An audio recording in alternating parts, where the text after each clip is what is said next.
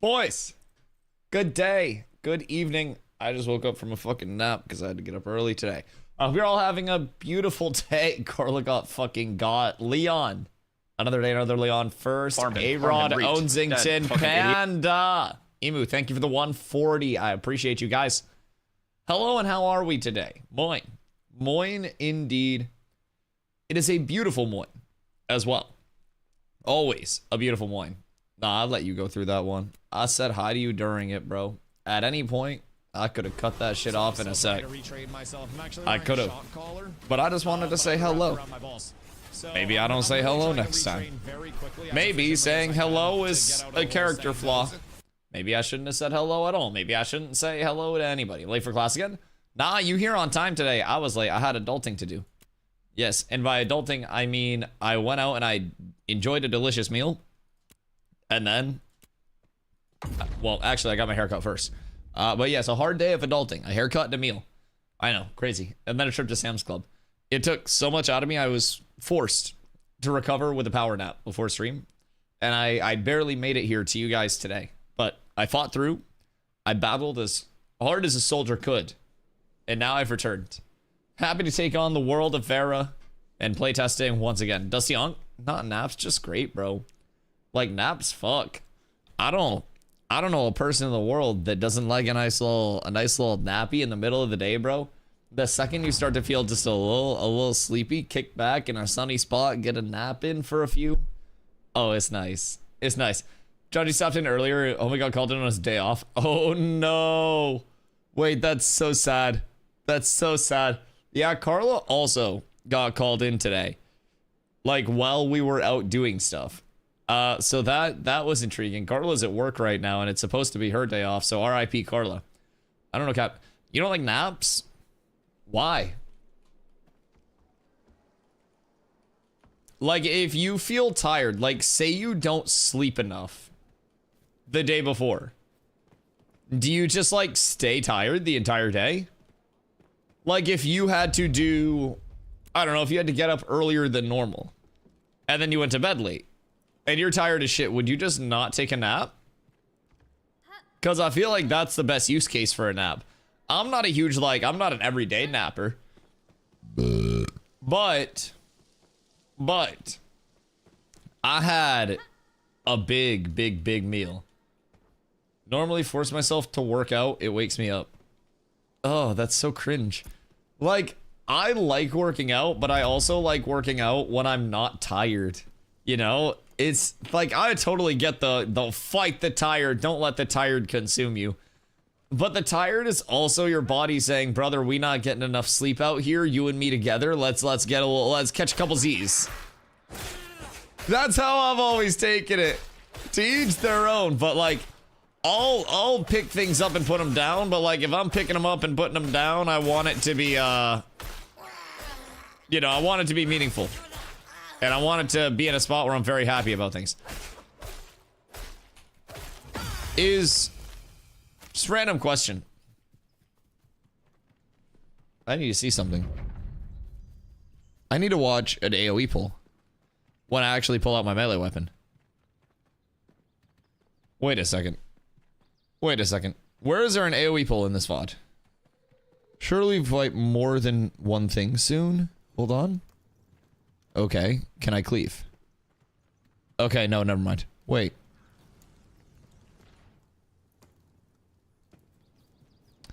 Compared to in-game cleave damage seems different right now. I need to see more like AoE pull. God damn it, there are no AoE pulls. There are no AoE pulls, it's all a fucking scam. That's tragic. Okay, I'll keep my eyes peeled for it. I feel like cleave damage has changed a little bit. Yo, Star Ensington, what up, dude? 1 to 7 days of sleep loss is recoverable. Weeks to months start causing long-term damage. Yeah, I wouldn't push yourself through being super tired. I mean, even just from the fact that, like, I don't know, when I'm tired, I'm less talkative. I'm less, like, enthusiastic. I feel like I can think less clearly. Like, I kind of got that head fog, you know what I mean? I don't like that feeling. So whenever I'm tired, like, obviously, like, if I'm super tired, I'm not gonna, like, fucking let my streak die and take a day off of stream. But like, I will absolutely pop a motherfucking nap. There were times when I was like, you know, still working and stuff, that I would use my break and I would just go take a nap. Cause like working in people facing positions, you gotta be peppy, you gotta be energetic a little bit. And if I'm disgruntled and disheveled and grumpy as shit, yikers. Yeah, it's not the greatest. Just got the approval email. I'm officially off work from December 11th to the 21st. Hey, yo, you got 10 days? Oh my goodness gracious. We gonna get you all set up in those 10 days, my boy. Yes, sir. Yes, sir. Oh, goodness gracious me. Oh my. Chat question. Questione. Are there boost NPCs up? Because they said the emphasis was first time user experience testing. I don't think there are boost NPCs up today, are there? But they have raid testing starting in, I want to say it starts in an hour and a half. So how they about to do boost NPCs without, or how are they going to do raid testing without boost NPCs is my question. I think we're going to get NPCs soon. Now, they could just say every one of you go fuck yourselves that aren't in the raid testing, and they could just spawn in the goddamn NPCs like way further away. And that'd be kind of rude, but like, you know, I'd understand it. Side note, a lot of people in Lionhold right now. Like, a lot of people. Game's still running stuttery as shit, but we should get the leatherworking station up first. December 11th right away. Get it out of the way. Yo. I'm gonna be real, not being able to craft medium armor for so long is such a bitch. Like, I'm gonna be completely fucking honest. If we have any sign that there is like a medium farmable set over the course of like our early prog into gearing, oh brother, I am going to be all over that shit. Just straight up, I'm gonna be crafting that as soon as I can. Not stressing the BTR as much with how hard I'm gonna hit it on the 11th.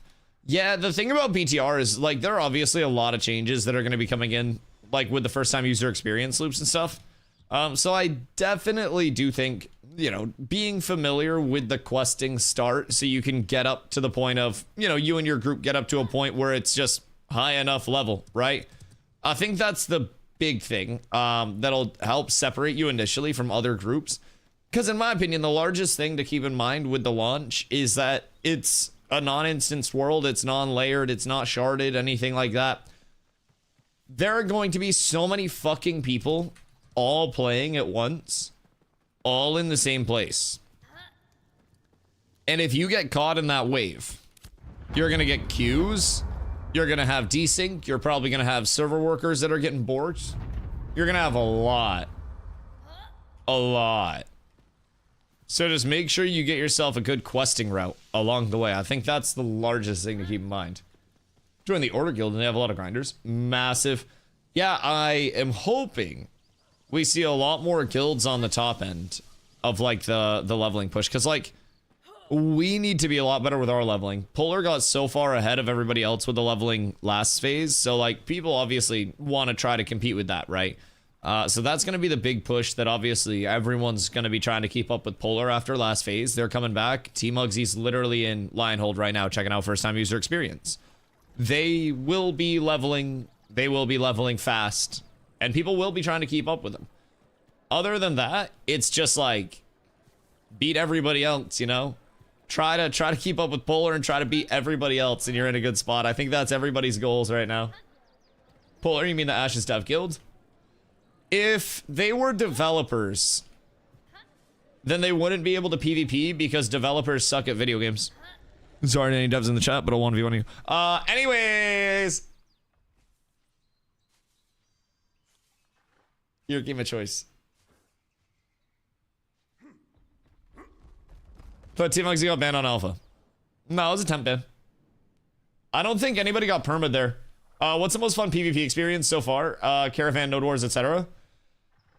For me, settlement sieges are like the most fun because I'm a big fan of like equitable numbers match PvP. My personal preference always skews towards that, like, you get your side, I get my side, and then we smash our sides together and hope somebody wins.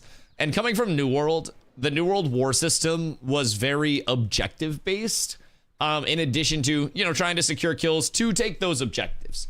So basically I come over and I see sieges bringing in multiple respawn points that can be contested over time, like, you know, time and time again. And then from there, I see one big flag in town that you've got to hold and cap for a long time. And then I see a lot of competition over those areas. I see two groups of people that should, in theory, have, you know, two groups of lads and lasses that are fully focused on PvP without anything popping up. The third parties and stuff, can't just say it's another unexpected group coming up. Can't really at this point in time say like numbers cope or anything like that. Like, sieges are just fun. Other than that, I will say for most people, I feel like the general player experience will probably skew towards caravans, especially with what I'm gathering about caravans with the new reworks, especially with like road buffs coming in, with some of the attachments they're bringing in for caravans. Caravans are actually going to have the potential to be something along the lines of like, oh shit, I'm getting chased. Now it's like a chase scene. From what we've gathered, a caravan on a road can outrun a player at running speed. And there are going to be more caravan improvements and like different types of augments you can put on your caravan as well to kind of scale it up and give it some boosts, some bonuses. So caravans are going to have a big potential to be very fun too. Depending on how expensive the caravans are, right? In terms of like how much money can actually fit on those bad boys. There will be many instances of competition over those caravans. We have, just as cats, had instances where like our caravan gets called out, people start attacking our caravan, we're defending it, they call in more, they start overwhelming us, another guild just happens to see that we're now overwhelmed, and then we see a bunch of people pull up behind us. And I mean, one time we were just randomly running a cat's caravan night and we genuinely ended up with, had to have been close to 250 people out there. Like, it was an ungodly amount of people. It was disgusting. So, personally, I think caravan stuff has the potential for, like, the average player to be very fun. The thing with caravans is you will also run into a spot in time, inevitably, where your caravan just gets got and you're like, well, can't do much about this 107. So you got to be expecting that loss a little bit. I think that's the big thing with caravans. You're definitely operating at an expected loss. Sieges are going to be so goddamn rare once the, you know, once the punishment system for them is actually in with the settlement deaths. That's not going to be something that people can just deck willy-nilly without having implications on the entire server. So sieges are great, but I came from Neural myself 5k hours into it. Yeah, RIP dog. We can pour one out. 7k plus myself, and that's not counting my fucking VOD review time outside of game and watching other people's VODs on stream and shit. Like, I feel that. I feel that. So the thing with Ashes is like, it's all open world. Really, other than settlement sieges, which are like pseudo instance, but that's still technically open world. It's just if you run into the siege area and you're not a participant, you just die. There's an atmospheric death that happens. So basically your character can't go into the siege area if you're not in the siege to stop people from just, you know, being civilians in the war zone. But Ashes is all open world. The thing with Ashes comparatively to like, you know, New World Wars and stuff like that, you have the open world like flagging system that can be flagged up anywhere. Like you can flag and deflag anywhere throughout the world, unlike New World where you have to be on the fast travels or in a town. There are no fast travels in Ashes. So basically if you have conflict with somebody, you're a lot more likely to, if you ran an hour or would have to run an hour to get to a different grind area and somebody comes up to take your grind area, you're a lot more likely to be like, all right guys, PvP time. And then from there, you can have instances where you flag up and the guild that you're fighting against doesn't want to. Guild versus guild war. Bam. Open world PvP enabled. Those two guilds just fight immediately. There are quite a few enablers of PvP in Ashes. And as more friction comes in over areas, like right now in the VOD, we're sitting here just farming Befallen Forge mobs for free. This is an endgame dungeon that is absolutely, undeniably going to be contested like mad. when these servers go live. If you are coming to Befallen Forge, if you're going to Carfin, if you're going to Steelbloom, you will have to be ready for PvP at any point, because you will probably find PvP anytime you go over there. Now, that's not to say there aren't other areas to grind, but it's very open world PvP based. Interesting thing about Ashes, when all the zones are fully implemented, the population should naturally want to spread out as soon as possible across the world, which I think is cool. Yes, but there will also be reasons for people to not just go to their desired area, you know? Some leveling routes will take people to specific areas outside of that. Some server development could dictate where players are going. So if servers start up, right, then everybody will naturally have their like leveling route. But what happens once a settlement levels and now you have something like an Oakenbane Keep that opens up, that's undeniably going to change up most people's leveling routes and grind routes. Then you have an Oakenbane Keep push if that's the first thing available, versus on a different server if everybody's gone out to to the Anvils and the first push is in the Anvils to get a T3 plus, then it's like we're going to see everybody's choices come in. But then we're also going to see like the pseudo guidance of, hey, your server has this in this place, balls in your court. It's kind of cool.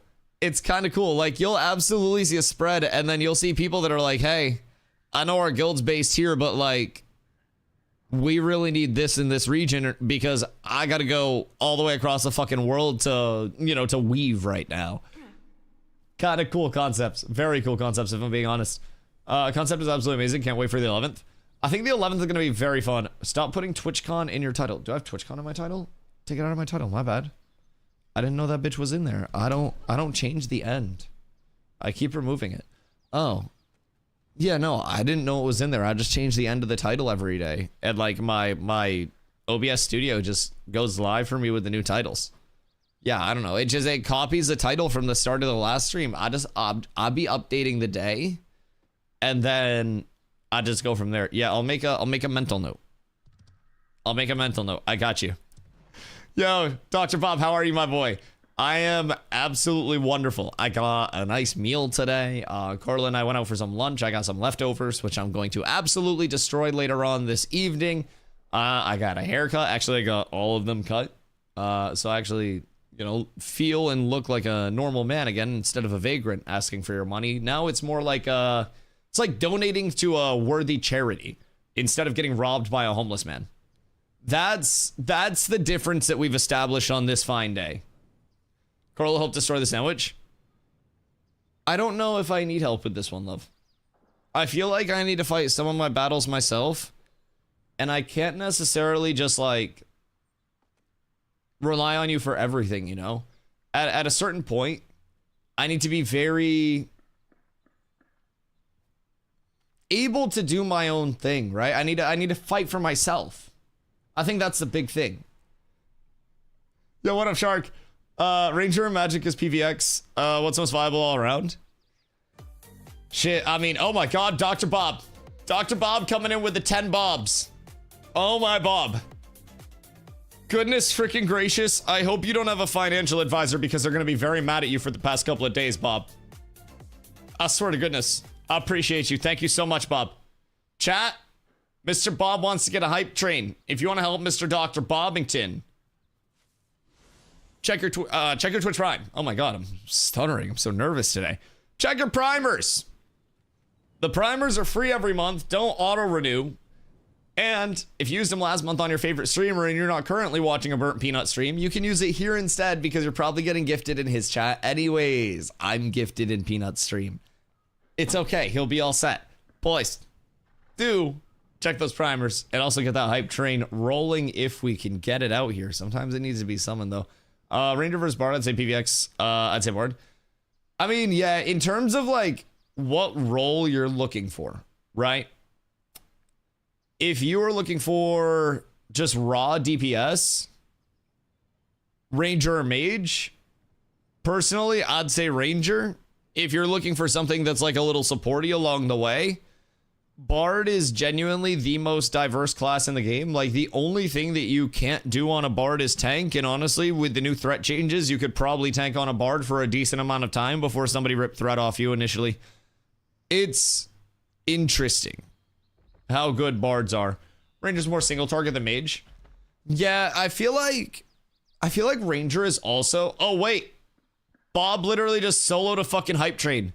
We said a hype train, and then a hype train started. Bob 07. Nobody wanted to help Bob this early. And Twitch said, I'll help Bob this early. Plus, we got a level 3 hype train. If you guys got biddy subs, anything like that, you get emotes that you only get during hype trains for supporting. And you help keep me here full time. Not having to, you know, go do other shit and then take away your Dusty time. And I'm as thankful for Dusty time as you are, chat, because you guys are the ones that make it possible, and I appreciate that. Ranger's more single. Yeah. Ranger has good AoE, but I also feel like Ranger AoE is just like scatterbursts into vines, and then it dies out. I feel like Mage has so much more. Bob is soloing this hype trade. Bob, I appreciate you. Thank you for the 100 bits as well, dude. Thank you.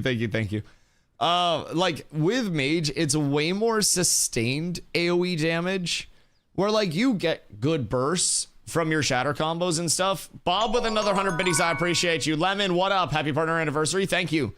I heard that you got in trouble yesterday during PvP testing for not being killable. I'm intrigued, because I put together the anti-cleric build, and I was legitimately one comboing clerics, like less than one combo. It was disgusting. It's just a matter of, like, you'll get every other flare off, but I can grab you out of your flares so your flares don't hit. It's just the divine power cast that I can't stop, so I need to burst through the divine power cast. But I was cooking yesterday. I had to change up some shit, though, I will say. I had to legitimately put together... Fucking cook. Ni hao, ni hao, ni hao, ni hao. Yo, ni hao, Beepel. How are you, my boy? I had to legitimately put together the anti-cleric build that was just meant to do dastardly things to clerics. It was entirely built around basically being a DPS. I dropped a whole shitload of my power, my HP scaling to just juice. And then I won.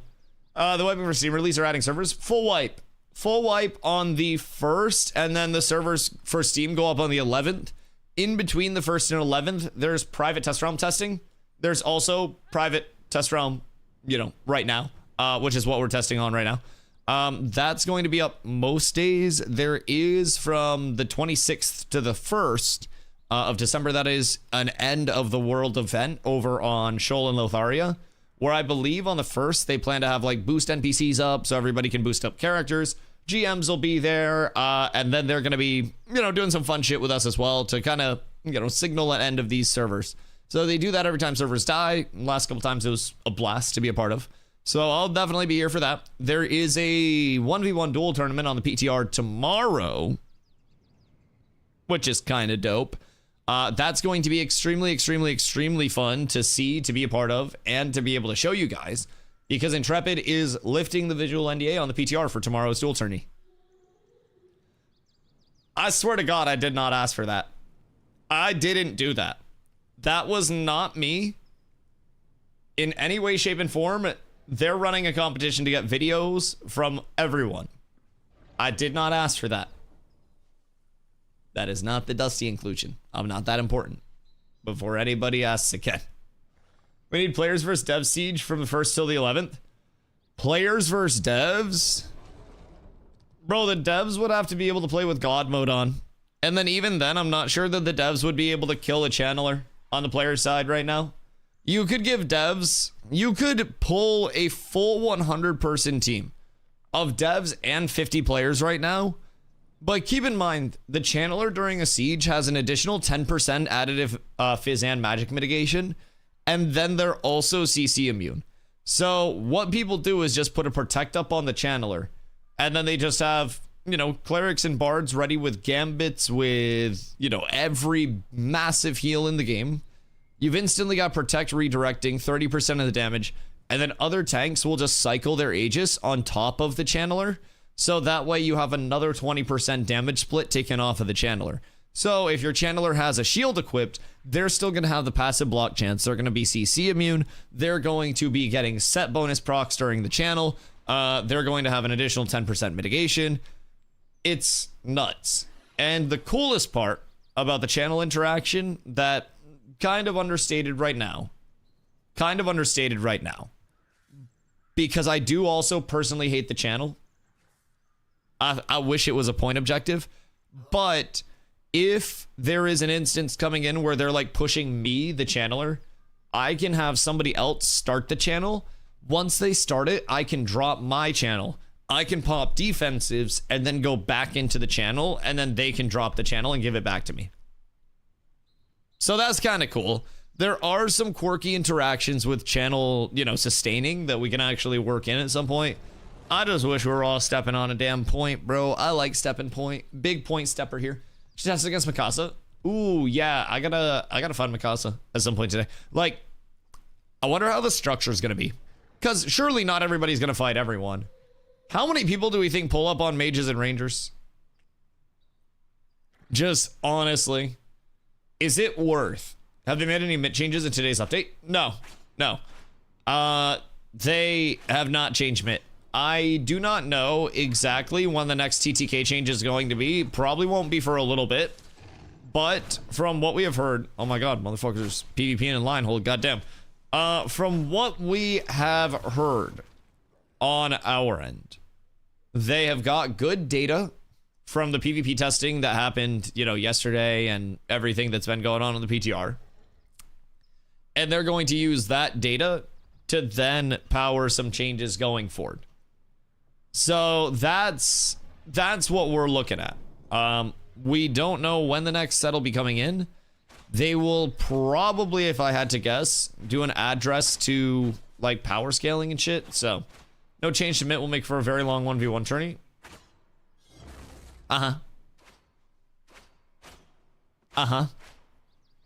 Yes, indeed. Hunter, what up, my boy? Thank you for the hydrate. Yes, it will. There will be a lot of matches that do go to whatever tiebreaker or sudden death scenario they have. 1,000%. A million jillion %. I would guarantee it. Then the question is, what does it come down to?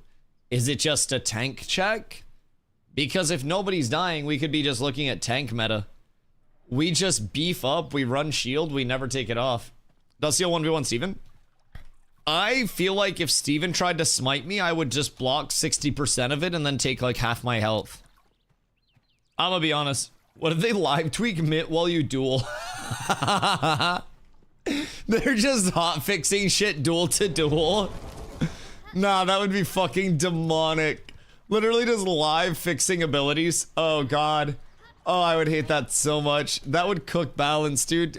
I'm kind of intrigued that they said it was like a dual tourney and not a team-based tourney. I know it's testing the /dual function, but like, I was kind of shocked. Now, what I'm wondering, because they're not doing prizes for like I'm sure they're doing prizes like for the winners.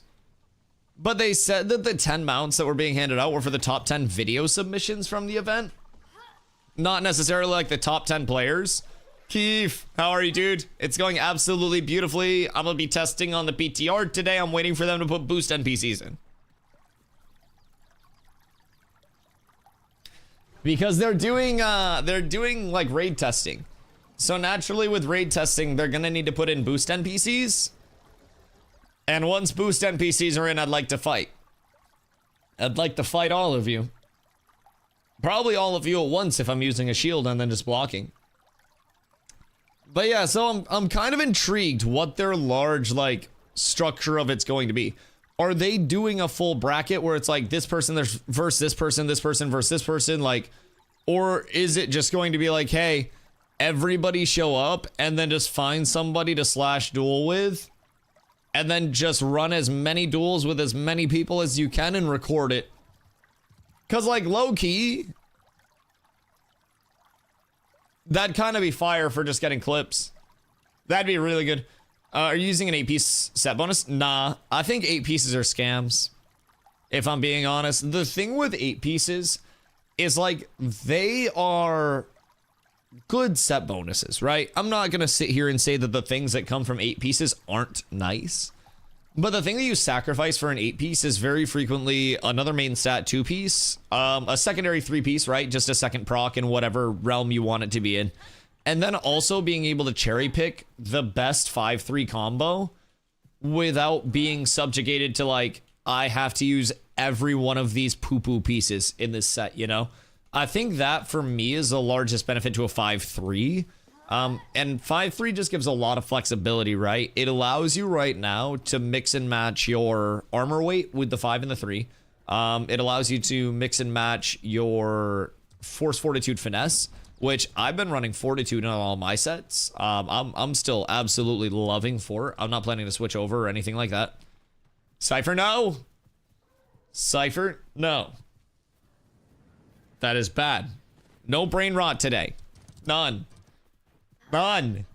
But yeah, so personally, I've been really liking the 5-3 comps, and the 5-3 comps can shift, I think, a lot depending on what I'm looking for. I could run a bulwark bonus with a barrier bonus, the mitigation and the additional block chance, if I wanted to run finesse instead of fortitude. But I don't want to run finesse instead of fortitude because fortitude is insane, right? So on my end, I'm personally still, that's also part of the reason why I wasn't too OD excited about Akadira on live. And I was holding out, excuse me, I was holding out to go like Blood Runner as my my 5-piece and then just complement with a 3-piece. So my plans on live were Blood Runner 5-piece, Torn Scout 3-piece. So it's just a little bit of like preference. And I think Tank has 1,000 different ways that we can gear. I don't really like Blood Runner for large scale, if that makes sense. Like, I like Blood Runner. I don't like Siphon.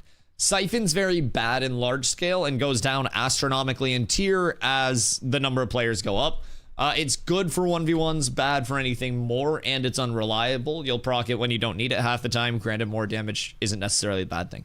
So if I could, ideally, I would love to put together a set as more sets come in that gives me either light or medium 5-piece, gives me fortitude, gives me barrier as the 5-piece, like the block rate, and then I get bulwark, the mitigation, as the 3-piece complement.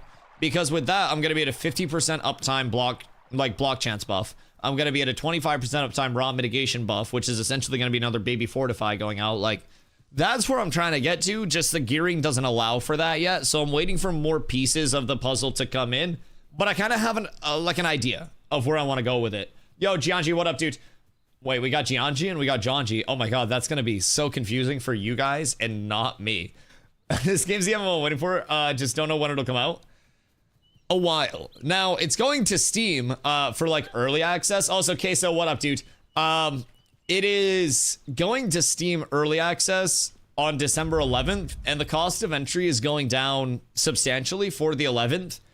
But that does not mean that Ashes is like launching on the 11th, nor will it be close to launching on the 11th, right? So I always try to remind people with this upcoming early access, it's still the same development cadence. It's still got just as much MMO left to come out.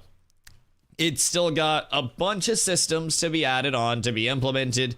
It's still got a lot of fixes for current systems. I have hiccups.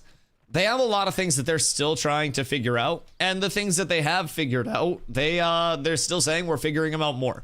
So with Ashes, I would expect everything to continue to change, everything to continue to improve overall. Some things you may like more or less than others, but at the end of the day, I think that there is at least some solace in the fact that with the Steam early access stuff, it's going to continue to go. That's why it's wild. It's going to early access. We don't even know what the game's gonna end up looking like. The thing about it going to early access is that that's just a tag thrown onto it. It's still Alpha 2 Phase 3. It's just a wipe of Alpha 2 Phase 3 that is being added over to Steam, which Steam makes any development titles say early access. So like it's in the Steam early access program for titles that are in alpha, that are in development. It's still going to go from Alpha 2 Phase 3 for the same amount of time into Beta 1, into Beta 2, into the launch. So it's essentially looking the same as it would be. It's not how it looks to the average person. My counter to that is that the average person, if they hear about Ashes in the first place, can still get it from the Ashes of Creation website and the Ashes launcher, which it still takes you to the Intrepid launcher all the same. If Asmongold talks about this, if Summit plays it, if Esfan plays it, if Pirate Software plays it, the average person is still going to see it, and whether it's through Steam or the Ashes store, could acquire it the same way.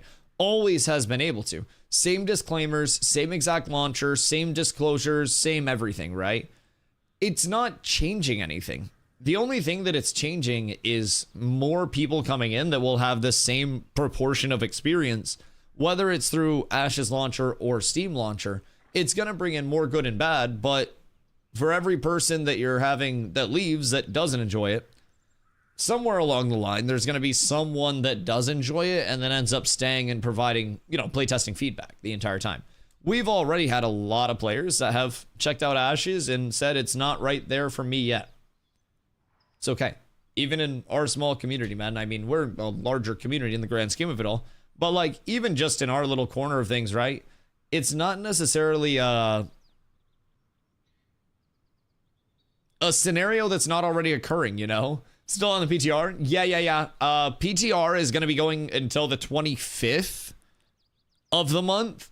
And then the 26th to the 1st, I'll be able to go back on live and actually get VODs.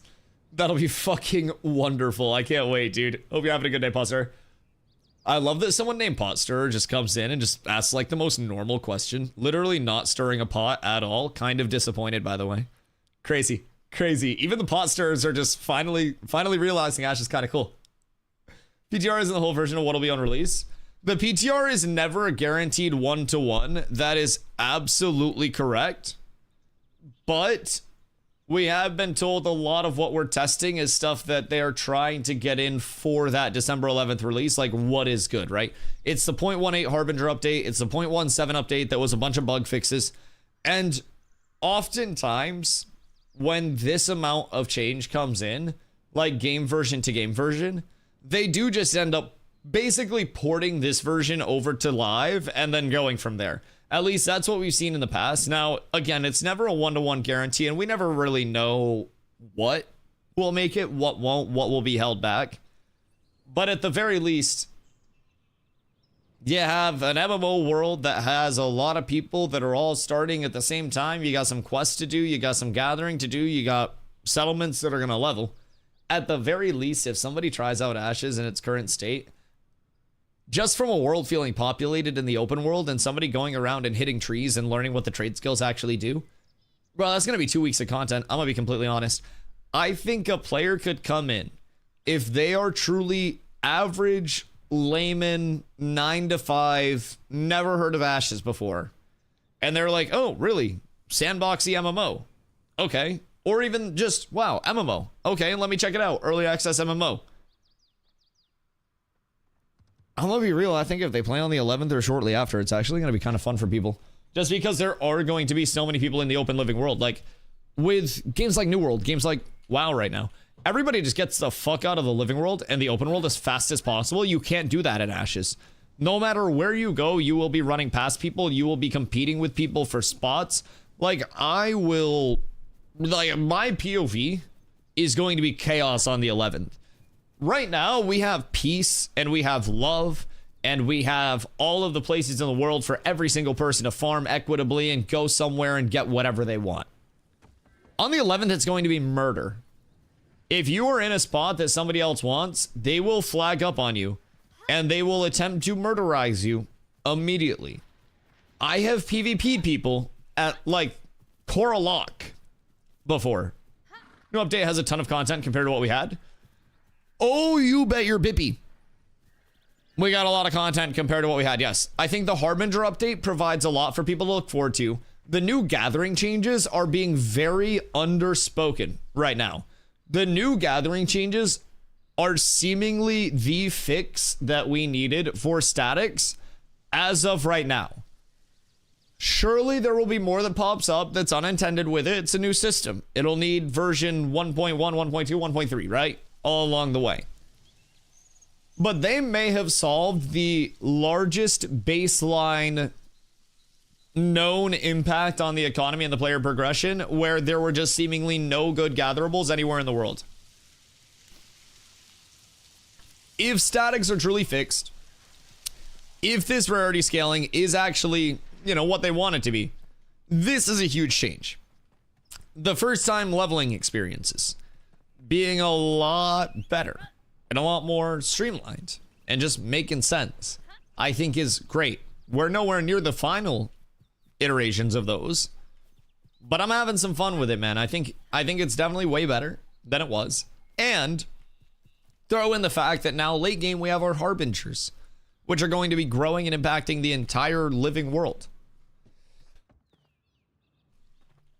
Those harbingers are going to have to be dealt with one way or the other, whether you want to succeed or whether you want to fail, or you want the server to fail. There will be people on both sides of that coin, man. 1,000%. Definitely seems like they're making systems easier to adjust. Well, it's also going to, like, continue to get easier for them to adjust it as they've done it. Made so many tunes I went line hold trying Samia's. Just also what? Samia's, you're going to be looking at all of your tables being like northwest side, if I remember correctly. Like in the tents in that northwest circle and around the tents in the northwest circle. I did a few Samia's loops. I actually started Samia's last freshie. Tarvo, thank you, my boy, and I appreciate you getting your party hat on for this fine occasion. Technically, it was yesterday, but Twitch said today is also my partner anniversary, so I'll take it. 2 birthdays, dude. I'm chilling. What you getting up to, my friend? We're testing and discussing everything that's coming in, hopefully, with the 11th update. And man, let me tell you, some people are excited, some people are scared. Some people are confused as fuck and have no idea what's going on, and they're just happy to be here looking at colors on the screen. And there's a lot of information to still spread, man. I'm recording a fucking... Well, I already recorded the YouTube video. We edited a YouTube video right now. Man, good day. Playing a bit of Arc Raiders. Waiting for a friend to play Gross. Gross. Maybe you'd care less about IRL stuff if you weren't playing League. Stupid, dumb Tarv. Good fucking god. Yo, what have I gotta... really want to play this game, but from what I've seen, the game's empty. I would say the game is far from empty, just in terms of like what you're seeing on screen right now. Keep in mind, usually when I'm commuting place to place, there are wilderness spawns, but all of these trees, all of the gatherables, other than like the foliage, like trees are interactable, rocks are interactable, there are flower patches that are interactable, flower patches along the way. For your herbalism, there are huntable beasts that spawn, but over a long time of playing Ashes, I have got very used to the routes that will basically like allow me to not run into mobs. So along the lake to my left and on the islands to my left, you're going to see a lot of mobs spawning there. If I go to my right up to the north, you're going to see a lot of mobs spawning there. So I'm kind of on this like this path, and typically always try to run on paths where I'm not going to run into a lot of mobs. But like earlier in this VOD, we were down in Befallen Forge, which is one of the like open world dungeons, and we were farming up mobs down here for a while because every dungeon, everything in Ashes is open world. So with that, like we're essentially going to places, spending our time in that place, getting what we need to, and then moving on to the next objective or staying there until we've completed it. You know what I mean? So there are definitely spots of it where you're like, oh yeah, there are way fewer things here. But that can also be great when a lot of points of interest in a lot of the more dense areas are like, oh shit, I can't get away from everything. That's the big difference maker. And like, definitely agree to that extent. But it's also, we have to consider too, comparatively to a lot of modern MMOs, you will have a lot of unpopulated space in modern MMOs too. It's just people don't go to those spaces because you can either AFK travel or you can fast travel, and you can really get around a lot of those less than desirable areas. In Ashes, those actually become more desirable areas if you're looking to maybe gather in those areas, so you don't have to fuck with mobs as heavily. So there are definitely some elements of Ashes where, you know, we got to keep in mind everything is in development still, but some parts of the world are so overwhelmed with mobs that you can't get away. See the anvils at the start of this phase when people were crying because they couldn't get away from fucking birds. And then you have areas where it's nice and peaceful and you can chop your trees and not get bothered. So I do like the balance of those things, and no matter where you are, you can always find PvP with it. So population, last thing I'll say before I move on a little bit, but population is also a very big thing, like player population. With like the time of Ashes and where we're at right now, there's not a huge player base, especially on the live servers where these VODs came from, because the live servers were pending doom. If you know, a lot of people are knowing the apocalypse is coming, might not be a lot of people outside during the pre-apocalypse time, you know what I mean? Yo, Forsaken, what up, dude? So basically, your player populace is going to be low. This is a grand dungeon, which is one of the like big endgame dungeon areas. And on launch of, you know, these new servers, the second people are coming down here and trying to farm this, you're going to see other groups. You're going to have to compete with those other groups over pulls, over mobs, over everything. So right now it's kind of like the calm before the storm.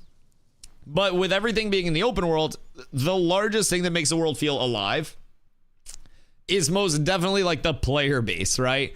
The players are sometimes most of the mobs that you'll run into in a lot of circumstances, but it'll only continue to get better. Yo, Hausern, I appreciate you, dude. Thank you so much. I think there would be way more people watching Ashes. Yo, Otter Jim, what up, dude?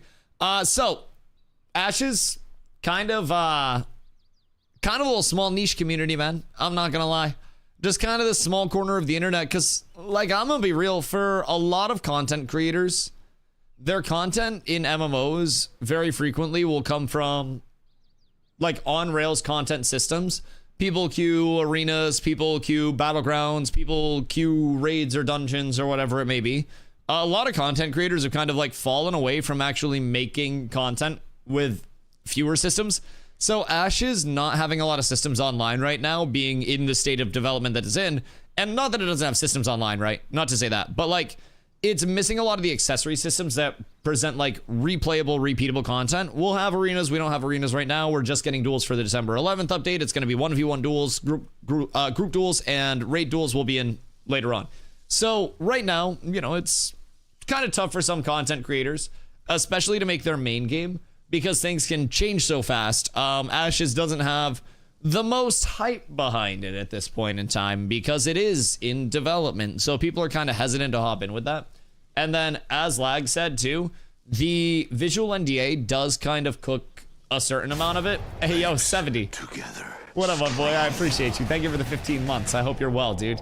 I hope the refugee camp has been wonderful. I hope you're finding a lot of good things to look forward to. Let me know when you're ready to come over here, buddy. December 11th, new server. I will save you. I just wish there were some actual endgame PvP goals. After reaching max level, no reason to gear up because there's nothing meaningful to fight over other than scrims. There's just nothing, and that doesn't keep Clint's playing. No, Milos, do you want to know what I always say with Ashes right now that is the largest issue that will start to be solved on the 11th with the Harbinger system coming in? It's like you get ready for a party, you get your fit on, you get your chains on, you're all iced out, you get your diamond grill in, you brush your grill, right? You pump up that air pocket in the dick part of your pants to make it look like you got a bulge. And you're like, all right, I'm ready to hit the town. Only problem is, you never got directions to the party, and also nobody's coming to pick you up. So you know there's a party somewhere. You know something is happening somewhere in the world. Someone's going to be running scrims. Someone's going to be PvPing. Someone's going to be fighting over something. But it's like, where? There's no guidance to that right now. And unless you happen to stumble upon the party and you're walking down the street all iced out and sad and mopey by yourself, and then you hear, then you're going to be like, oh shit, party. And then you're going to have something to do. But with Ashes right now, you get your gear, you get all dripped out, you get all iced out, and you're just like, okay, where's the party at? Where are my hoes? And then there are no hoes. You can't find your hose. Z, hello. Not a coincidence, I guess. Dev don't want to be lost and inflated. Correct. Correct. Absolutely. I think that it is Oh, listen, I didn't come in at that time. I'm just telling a story. I'm just telling a story. But yeah, I think that like the endgame systems, right? The repeatable content will come. Will get better. Will get way, way better. Z, you're an artist, right? Artiste. Yeah, Z makes shit. Z makes a lot of shit. Yes. Don't let Z earn you. Z makes a lot of shit. A lot of stuff. We have many artistes in the Ashes Com. I make shit with my hands. I cannot. Yeah, I don't do that very well. These hands are made for destruction. And I also jammed my left index finger. So the top knuckle of my left index finger is kind of like crampy now. It's kind of like, I don't know, when I bend it, it feels not as structurally enforced as it used to be on the top knuckle. It's like I could pop it off easier. The invasive thoughts are winning today. They're winning too much. Thinking to jump into it with the Steam launch, just try it out. I mean, Steam launch is going to be $42.50 from the 11th to the 25th. And at the very least, whether you end up, you know, making it to the end game and gearing up enough to even realize that there's not a lot to do, they'll probably add more stuff for you to do before you even get there as a new player. I'm gonna be real. Between learning the grinding systems, which mob grinding isn't a lot to learn, but learning where to grind, learning what's good to grind, learning what's not good to grind, learning where quests are worth doing, where they aren't worth doing, learning the gathering, refining, crafting route, getting your ass kicked over PvP, then learning how to PvP, learning builds, learning gear sets. There is still a lot that is like an MMO resemblant grind before an average player even says, oh man, I'm at the end game without a lot to do. And people will just kind of like hear that there's not a lot to do at endgame and then just be like, oh man, well, I guess I'm not even going to get to endgame in the first place. Only to realize more people at endgame does make it so there's more to do. You can run Guild vs. Guild Wars. You can run scrims, which are basically friendlies. You can run guild sieges, or settlement sieges quite easily right now. 10 gold a person per 100 people, 1,000 gold, GG, you got a siege.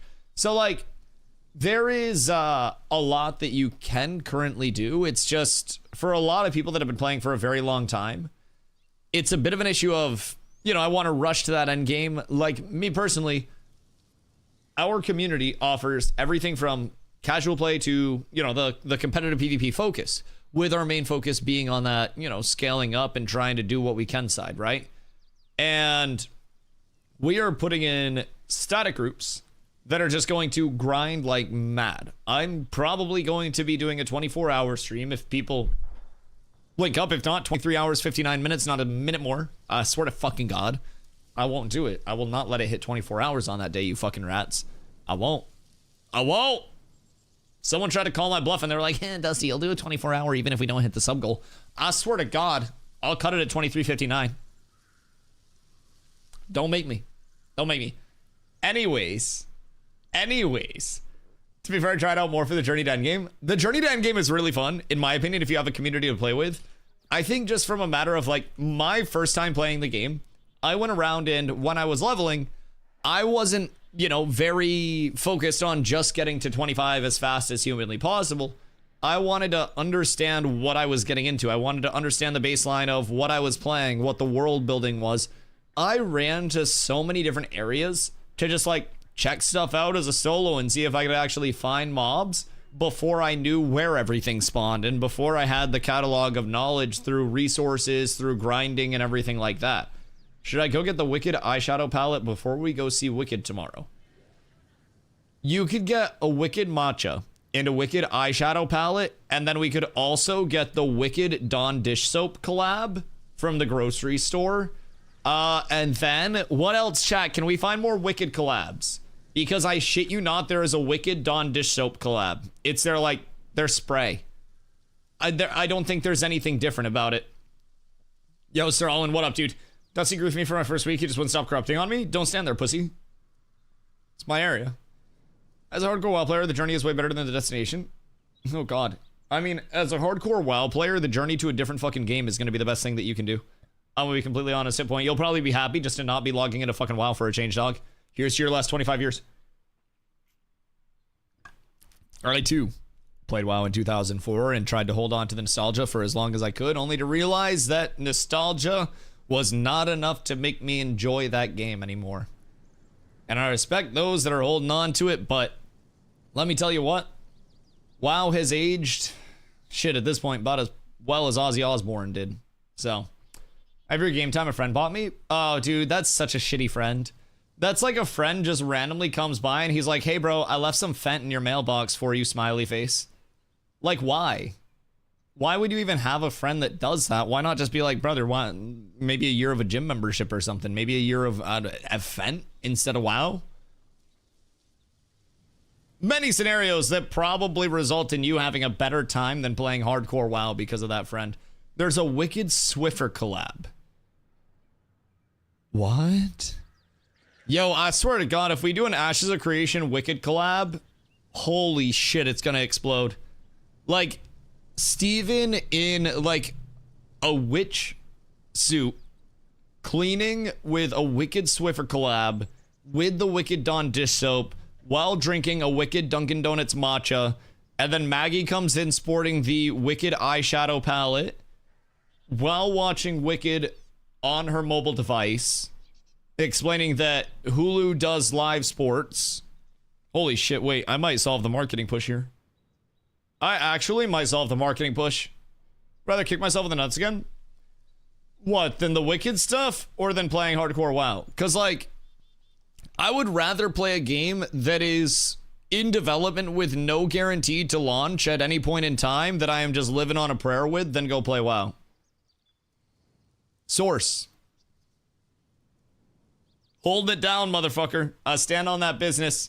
Every single day, I can't even show you my goddamn screen right now. I'd rather play a game that I gotta hide my fucking screen than go play hardcore WoW. Or that actually would have some type of action combat. Most footage I see is tab target combat from what I see. Yeah, so the base is absolutely gonna be a tab target base. More than anything else. There is, and this, I can't show you my fucking camera. Anyways. RIP the visual NDA. Dude, I'll be able to show you so many cool things tomorrow. I can't wait. You gonna stream tomorrow? I stream every day, brother. I've streamed 870. Is today 875 or something? Chat, how many days in a row have I streamed today? I just change the counter on a daily basis. I don't even pay attention. 875. Yeah. Every single day. Yeah, I'll be streaming tomorrow. If I don't go live, I am probably dead or somebody else is dead. Just for perspective. If my streak breaks, it is a monumental occasion where I am probably going to be in a lot of real life trauma and, like, be concerned. For the tourney? Oh, fuck yeah, I wouldn't miss it. I'm going to be competing in the tourney. I am also going to be casting and yapping about all of the matches that we're seeing in between. Now, I don't know what the structure of it's going to be. I don't know if it's like a fully structured... Did you break your streak? No. Why would I? No, it's at 875 now. Like 875. Yeah, no, that would have taken a long time to build back up. No, streak's still good. We have tremendous. Anyways, almost had a heart attack. Well, see, if I had a heart attack, I might have to break my streak. Yo, Sab, what up, dude? If I die, my last wish is that you would still stream in my honor. Bro, if I die, hit start streaming one last time and prop Plank up in the chair. I swear to God, if you ever see a stream start and you just hear crying in the background and then Plank is sitting in my chair, just know that I am fucking dead. Know that I have moved on to the afterlife and I am in a better place and I no longer have to beg people for Twitch Primes on a monthly basis. Can you dedicate tomorrow's stream to me? I could sell you tomorrow's stream.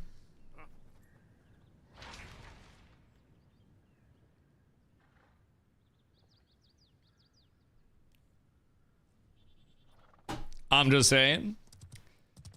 I could sell some advertising rights. I'm excited for tomorrow. I'm excited to be able to show my goddamn screen. I can't wait. Now, my question is, will they have a GM dedicated to rounding up the troops that try to jailbreak.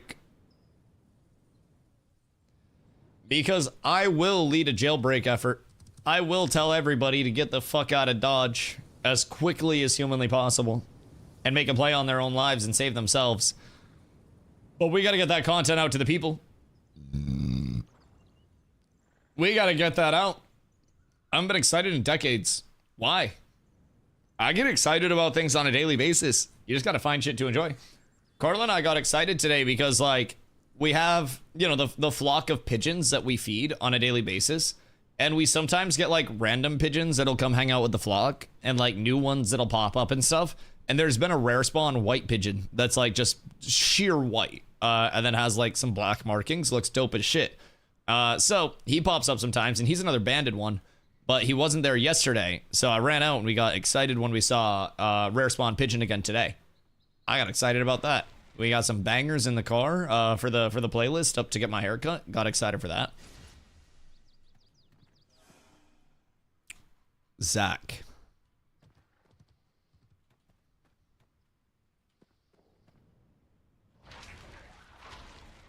I don't like the name Zach. Not that I dislike it. It's just so aggressive.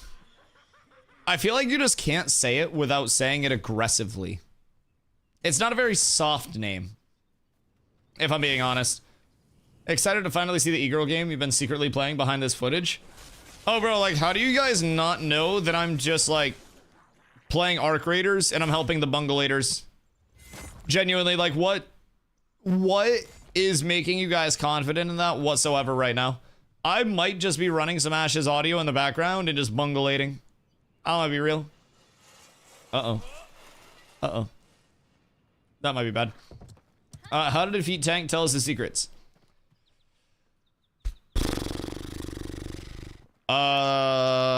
Don't die. And then also be able to out-trade a tank. I think Bard, really good rogues, other tanks, of course, mirror matches. I think most clerics are gonna still get rolled by a tank if the tank knows what they're doing. I'm gonna be real. Run zero Fizmit against tanks. Yeah, absolutely. Absolutely. Yeah, go light. Go light. Why don't you do a competition for a new stream starting page and best one is used? That just, unless I paid the winner. But that seems unethical. That just seems like streamers saying, hey, do work for me for free, and then I'm going to take your work and then use it for profit. But yeah, I mean, maybe if I paid somebody for it, like on the winner, I could do like different payouts and stuff. But the thing about that is like,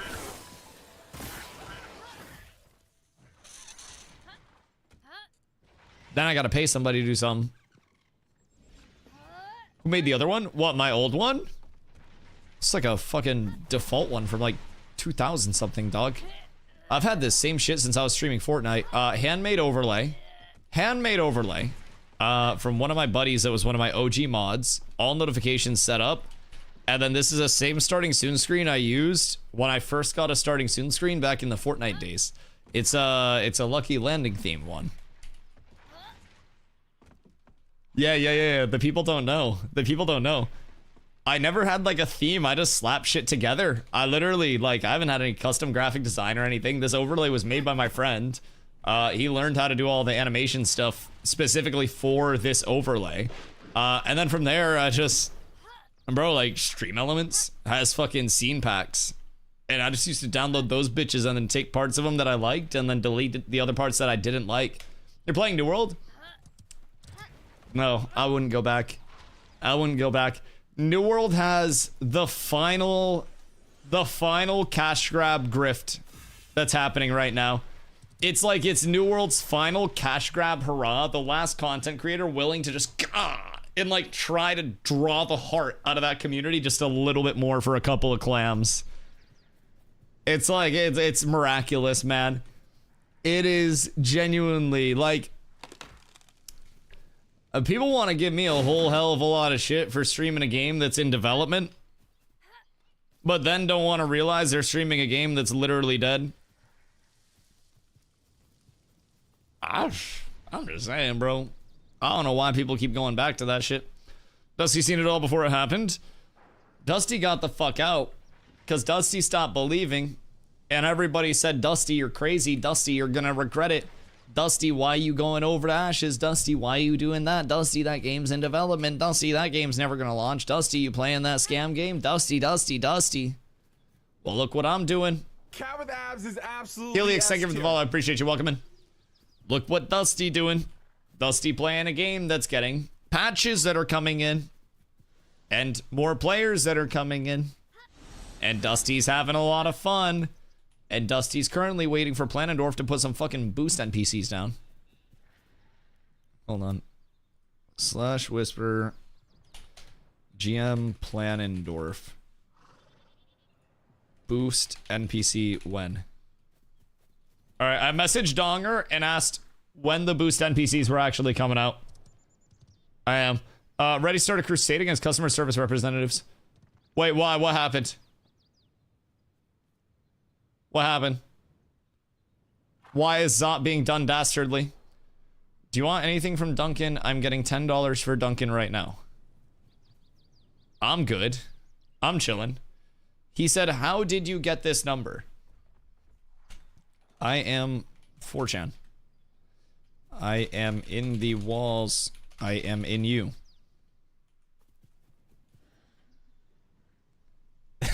I just got an ooh-woo from a fucking GM tagged Planendorf. God fucking damn it. I hit him with the I am 4chan, I am in the walls, I am in you, and I got an ooh-woo back. No donut? No, not this late. I don't know, like, donuts are good. Maybe, like, just a dozen random donuts? But also, like, donuts for breakfast aren't a good start to the day because they're all sugar, dude. I feel like that's the problem. I'm gonna take a screenshot of the world tree and starting area and trace over it in paint to make Dusty starting soon screen. Jesus fucking Christ. I mean, I could do an MS Paint starting soon screen.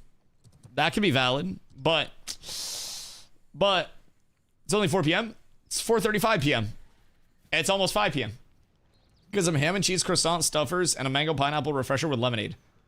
Ham and cheese croissant stuffers. I mean, ham and cheese croissants do fuck. Just as a classic. You know what? If you get me something, you get me something. I'm not gonna turn anything down. But I don't like need anything. I don't need anything. Dusty starting screen should be the Ashes graph. Well, I'd make another Ashes graph if they gave valid fucking dates.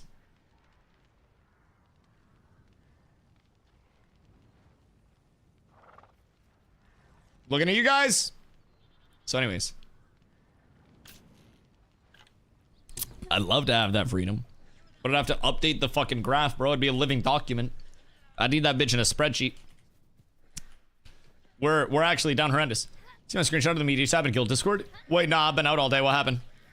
Wait, no, the date's the opposite of what you tell us? Well, yeah, because I tell you what Intrepid says. Yeah, fuck me, right? I'm like the greatest smokescreen in human history, dog. That's why they like me. They know that I'll just fucking take everything they say at face value and be like, oh yeah, Intrepid said this, so I believe them.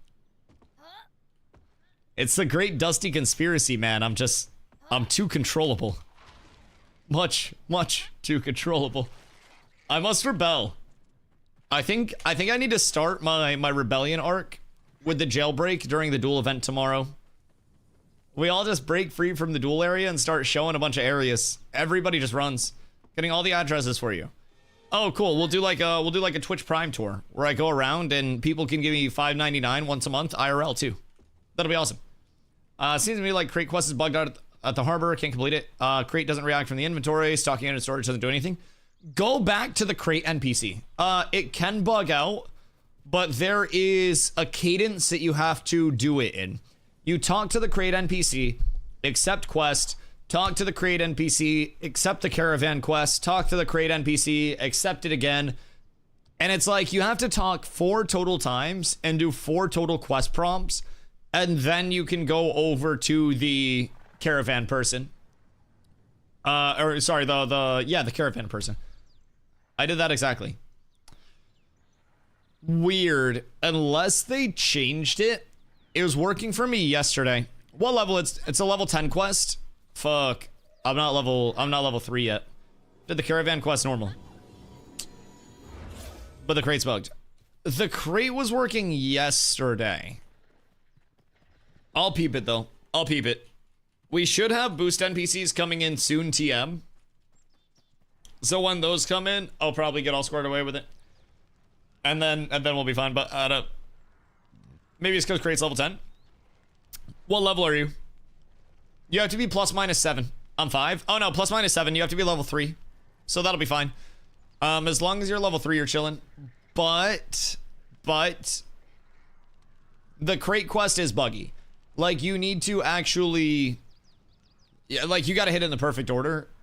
It could have always got more bugged today if they tried to change it and fucked it up, but I'll give it a look-see. Honestly, I might have time to get to level 3 just on my way over to the harbor, but I want to get my boost first and then get my gear, and then I'll go over and see if I can get it. I will be right back. I'm gonna take my coffee cup out, grab some water because I'm out of coffee now. I've exhausted that. And then I'm gonna try to harass Planendorf into spawning in some boost NPCs for us. Un momento, por favor. Chat, longer time.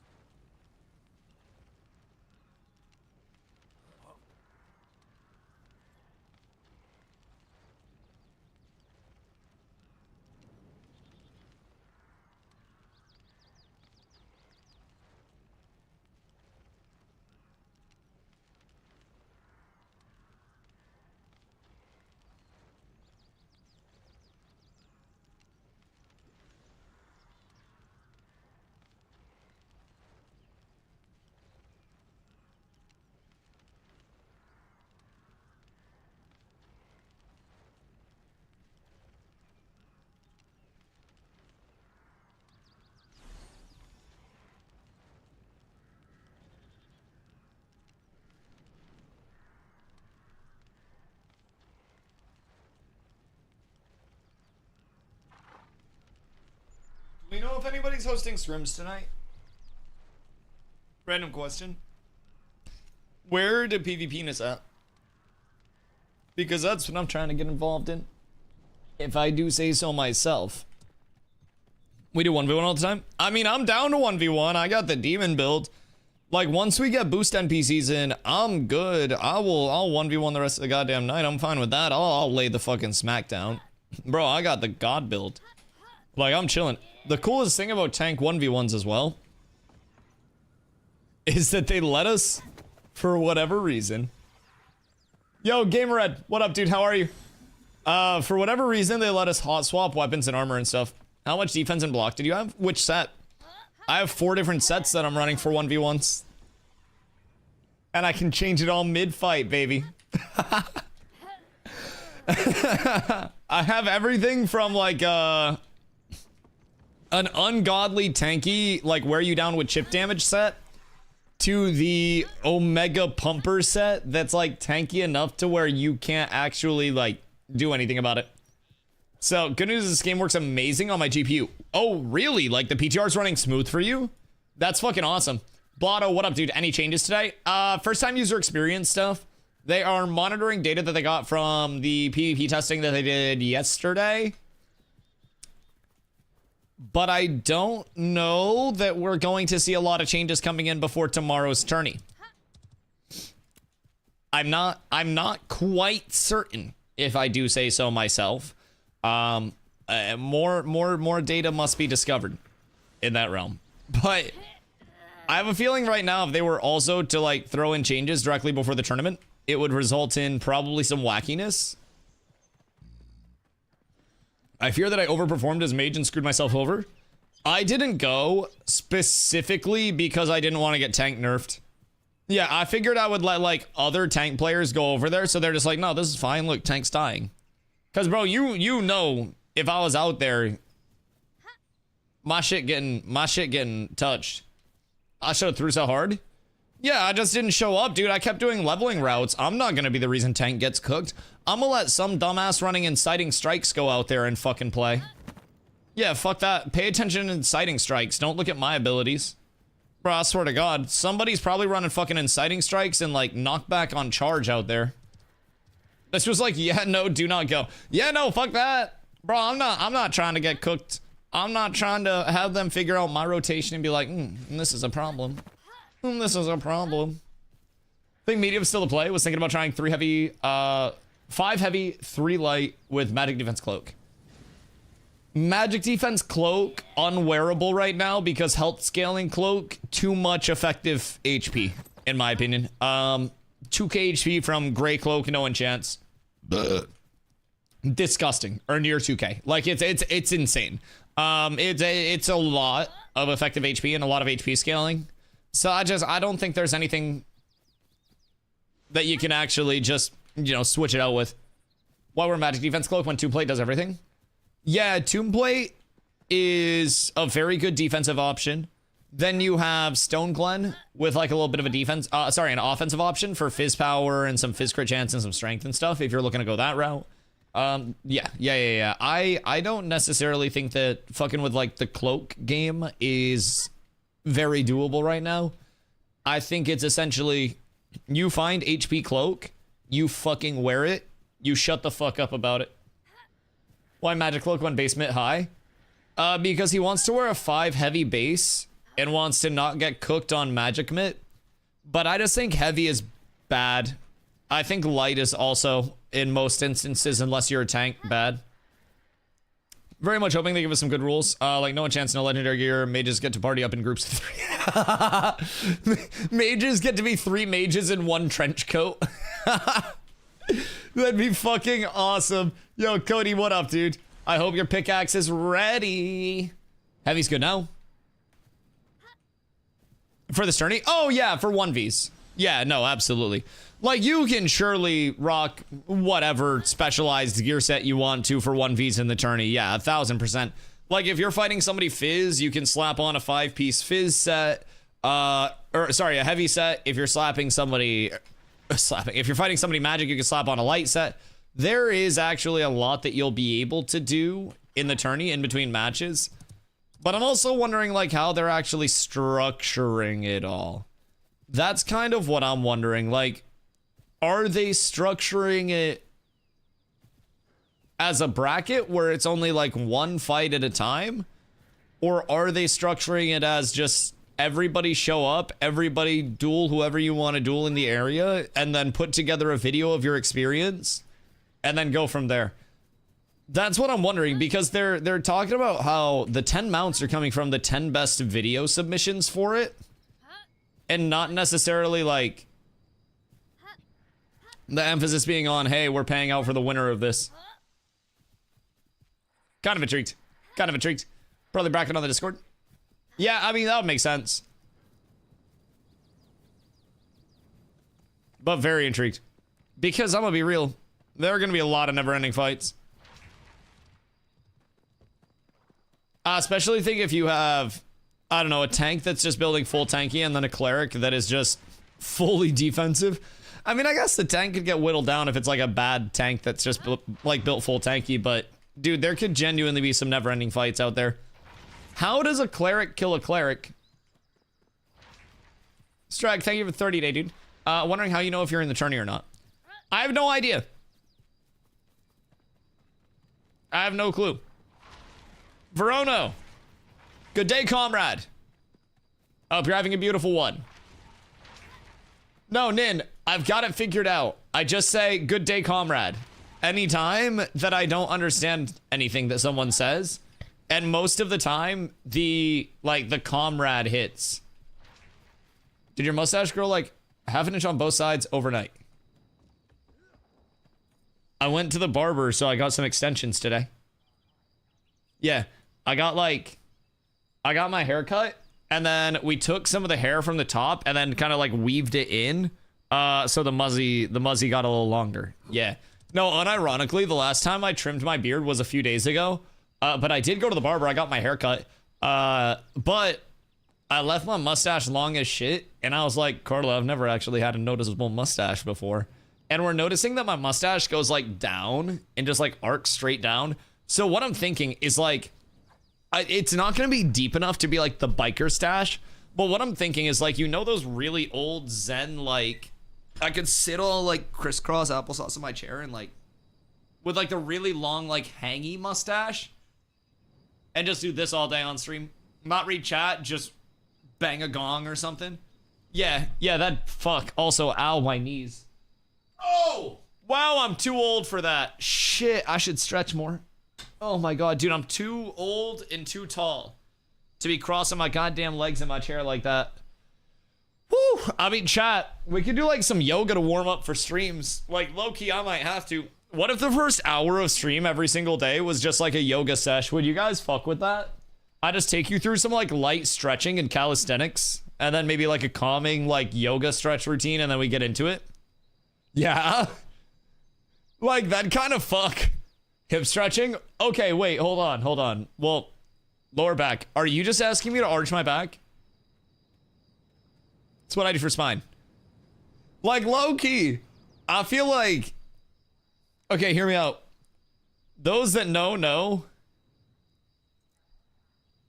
There's a church for sale in Maine. Reasonable price. Has an indoor basketball court. Buy the church. Use the basketball court for a warm-up routine every single stream. And we do like a full warm-up. Everybody does a run together. Everybody does a light jog. We get like high knees in. We get some hip openers. We get some hip closers. Talking to you in game? Oh, I'm sorry. I'm yapping. I'm waiting for Donger to come over here and spawn in some goddamn NPCs. My bad. Yo, okay, I hope you're having a good day. So yeah, maybe that's the goal. Maybe it's like buy church, 1 hour warm up. Yo, wait. If I bought the church and then used it for content, would I be able to write off the entire church as a tax deduction?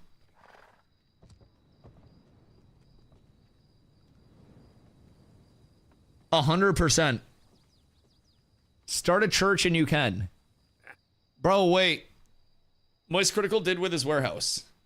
Wait, he just made a shitload of money and so he bought his warehouse, used it for content, and then did it as a tax deduction? My smart king.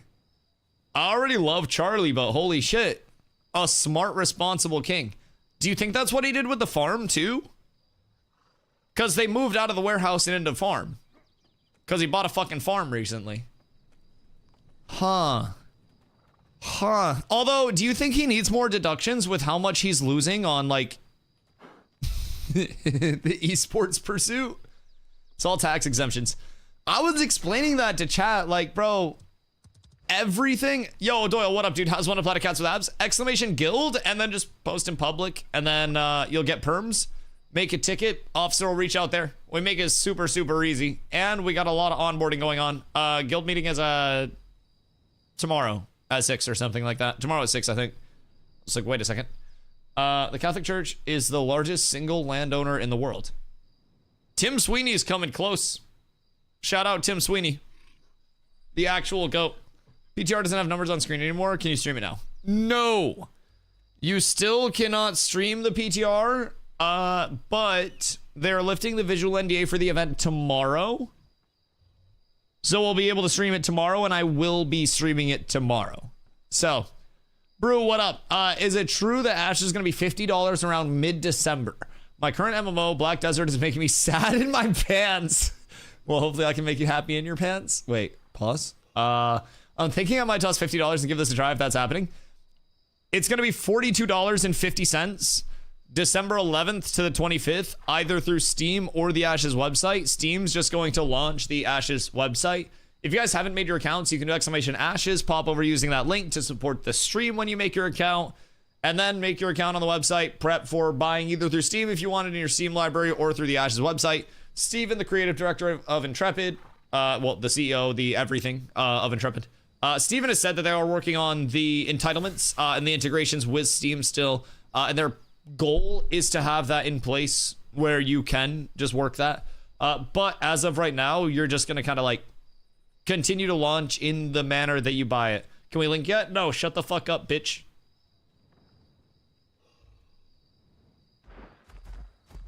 Sorry. I need to be professional. That's my bad. By the first Church of the Sandalord. Do you think I could convince Steven to move Intrepid to a church in the middle of Maine for 180,000? Cause like if they bought the church and then just used that as a new studio, it'd be way cooler. Maine would be way lower cost of living. Therefore, they would need way less money. Although they would have to convince developers to move across the country or just work remote. But like that would probably save them $180,000 in the first like paychecks that went out to people. I would assume California developers are like the most expensive developers. That's some prime real estate right there. Better playing BDO still. Listen. There are people that are playing New World still. We ain't got to shame the BDO players. At least they're playing something that might have a future. It's not the end of the world. Had a bad experience with the guild in the past. It kind of scared me away from joining guilds. Yeah, we try to prevent people from having bad experiences by being very upfront that this is absolutely a reverse funnel where it all just works back up to me.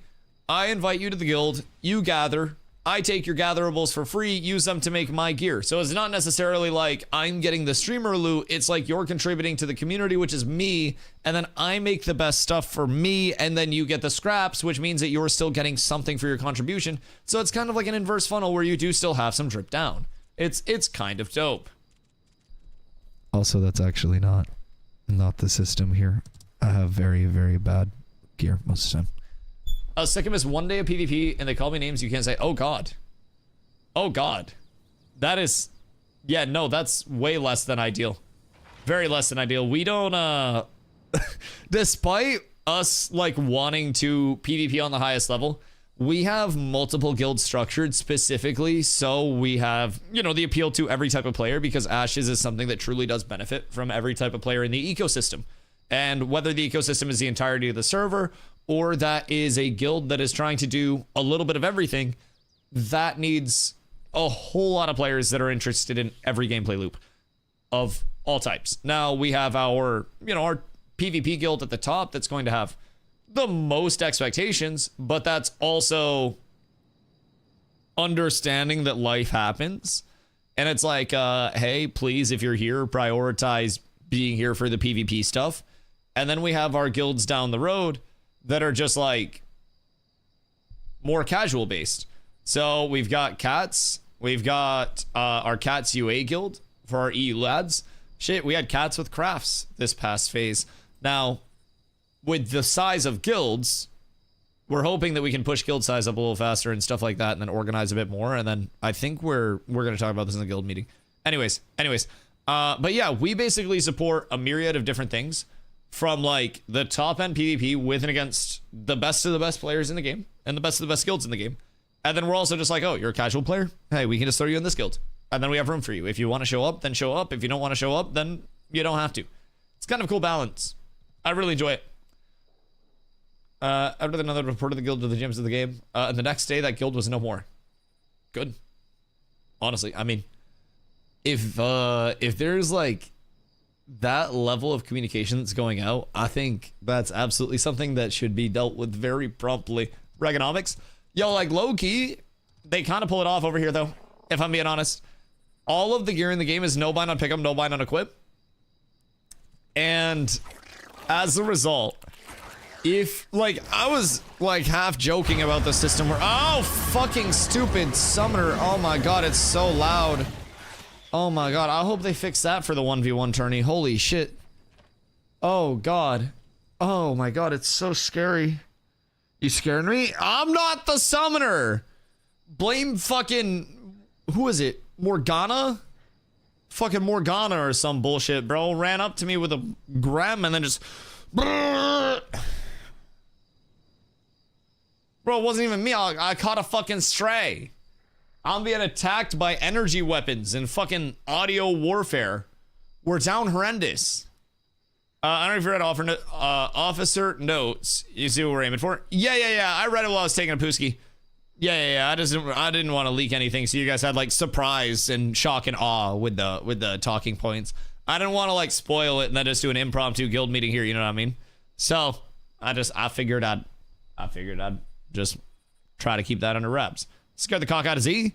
I mean, bro, blame Intrepid. I swear to God, just be happy that this is not happening with the absurd amount of base boost that we had previously, where you were in any echoey area and then it would actually reverb your ears through your ass. Does anyone know if we have a goddamn boost NPC up? Or are we not getting... They're up now. What? Where? Where's he? Oh, shit. Hold on. I'm probably in the wrong spot. I'm at Avon's End. But I think I'm in the wrong spot in Avon's End. Fuck. I ran over to Avon's End, but I've been sitting at the wrong spot. I'm so stupid. How long have they been up for? 100% of bars say I'm on the prowl for some stray dick. Stray dick is fucking crazy. Some lost, helpless peenar. Oh, what's the goal today for the PTR? Hear ye. On behalf of the community team. Oh, fucking Meps with a goddamn fucking book. Glorious PTR testers! We're starting raid testing with people who have signed up for this. Boost NPCs are set up in Avon's End, Briarmore Farms, Bonfire, and Hammer Rest.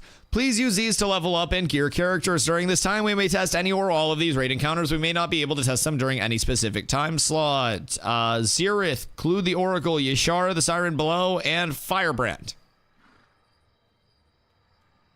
Firebrand? Bro, just kill off Firebrand. That bitch has been buggy for fucking 8 years now. Just fucking kill off Firebrand. What if I didn't sign up? 5 p.m. is people who RSVP'd and have a confirmed email.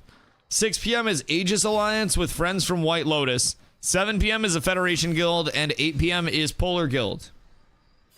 If we're short people for a raid in any of these time slots, we'll post a Discord into an in-game broadcast to let people know we have space. And then they have threads for it. No Cats Guild? I asked if people wanted to sign up. I asked if we wanted to try to get people together for it. I'm down to put up a sign up, whatever. I'm always here for it. Shit, I ain't going anywhere. Believe you me, I've been playing as much as I could. I have been here, some would say too much lately. Let's see, Blood Runner. I need a Dusk Hunter. I need a Wild March for my weapons. I need my heavy sets. And then I need... Oh, shit. What? Oh, God. Where did my necklace come from? I want to say Brine Tread for my necklace, right? Chat. I want to say Brine Tread. Brine something? Brine Tread! Brine Tread. Alright, cool. Hold on. Let's see. Destroy. If I got everything I need here, we're so up. Brine Tread is a Thistleborn necklace. Oh my god, we're so up. Thank you. I appreciate you guys. I might have actually just got only the 6 bags that I needed in terms of gearing. And that's such a nice feeling. And it really does take a community. And I appreciate all of your efforts. See, listen, you do. And I appreciate that, Z. We need more people like you here. And with that, people like me who have no fucking clue what's going on and just yap in one ear out the other and don't retain shit would be able to exist in a meaningful capacity. It's kind of like a, I don't know, it's like a babysitter role. Except I don't get in trouble as much. I just, there's so much information going in and out. There's so many talking points, like... Okay, no, never mind. I thought I destroyed my amulet, and then I was like, wait, I equipped it, we're good. What rings? I'm gonna try to convince a GM to poof me in a couple rings, I'm not gonna lie. But I don't think they will. Even though it's for testing purposes. I would really love to get my hands on 2 awesome, super pretty, legendary glittering spall rings. Ha ha ho ho. But those don't exist at the current point in time in the capacity that I need them to. So we're down horrendous there. But fortunately, the rest of my gearing's pretty straightforward. Tide Rot? There are a couple ring options. It just depends on what you're trying to build. Like, there's like a Tide Rot that is, I think the Tide Rot's like the straight defensive option. And then there's, fuck, what's the blue one? There's like a light blue one as well. I remember the thumbnails for them and not the names of them. Hold on, I'll get one in a second. Let me go here. Wave Tossed. Wave Tossed is strength, dex, fizz crit power, and max health. Leon.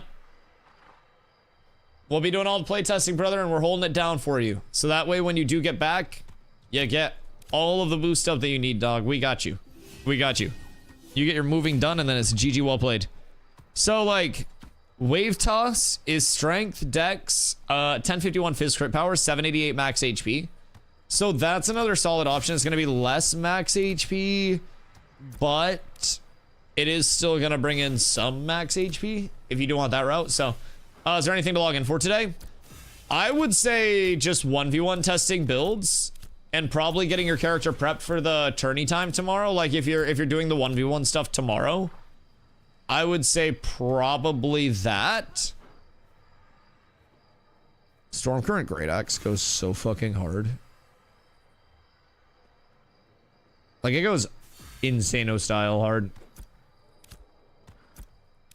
I don't know that I will always throw it on, but like I just want to enchant it to see the large number on it.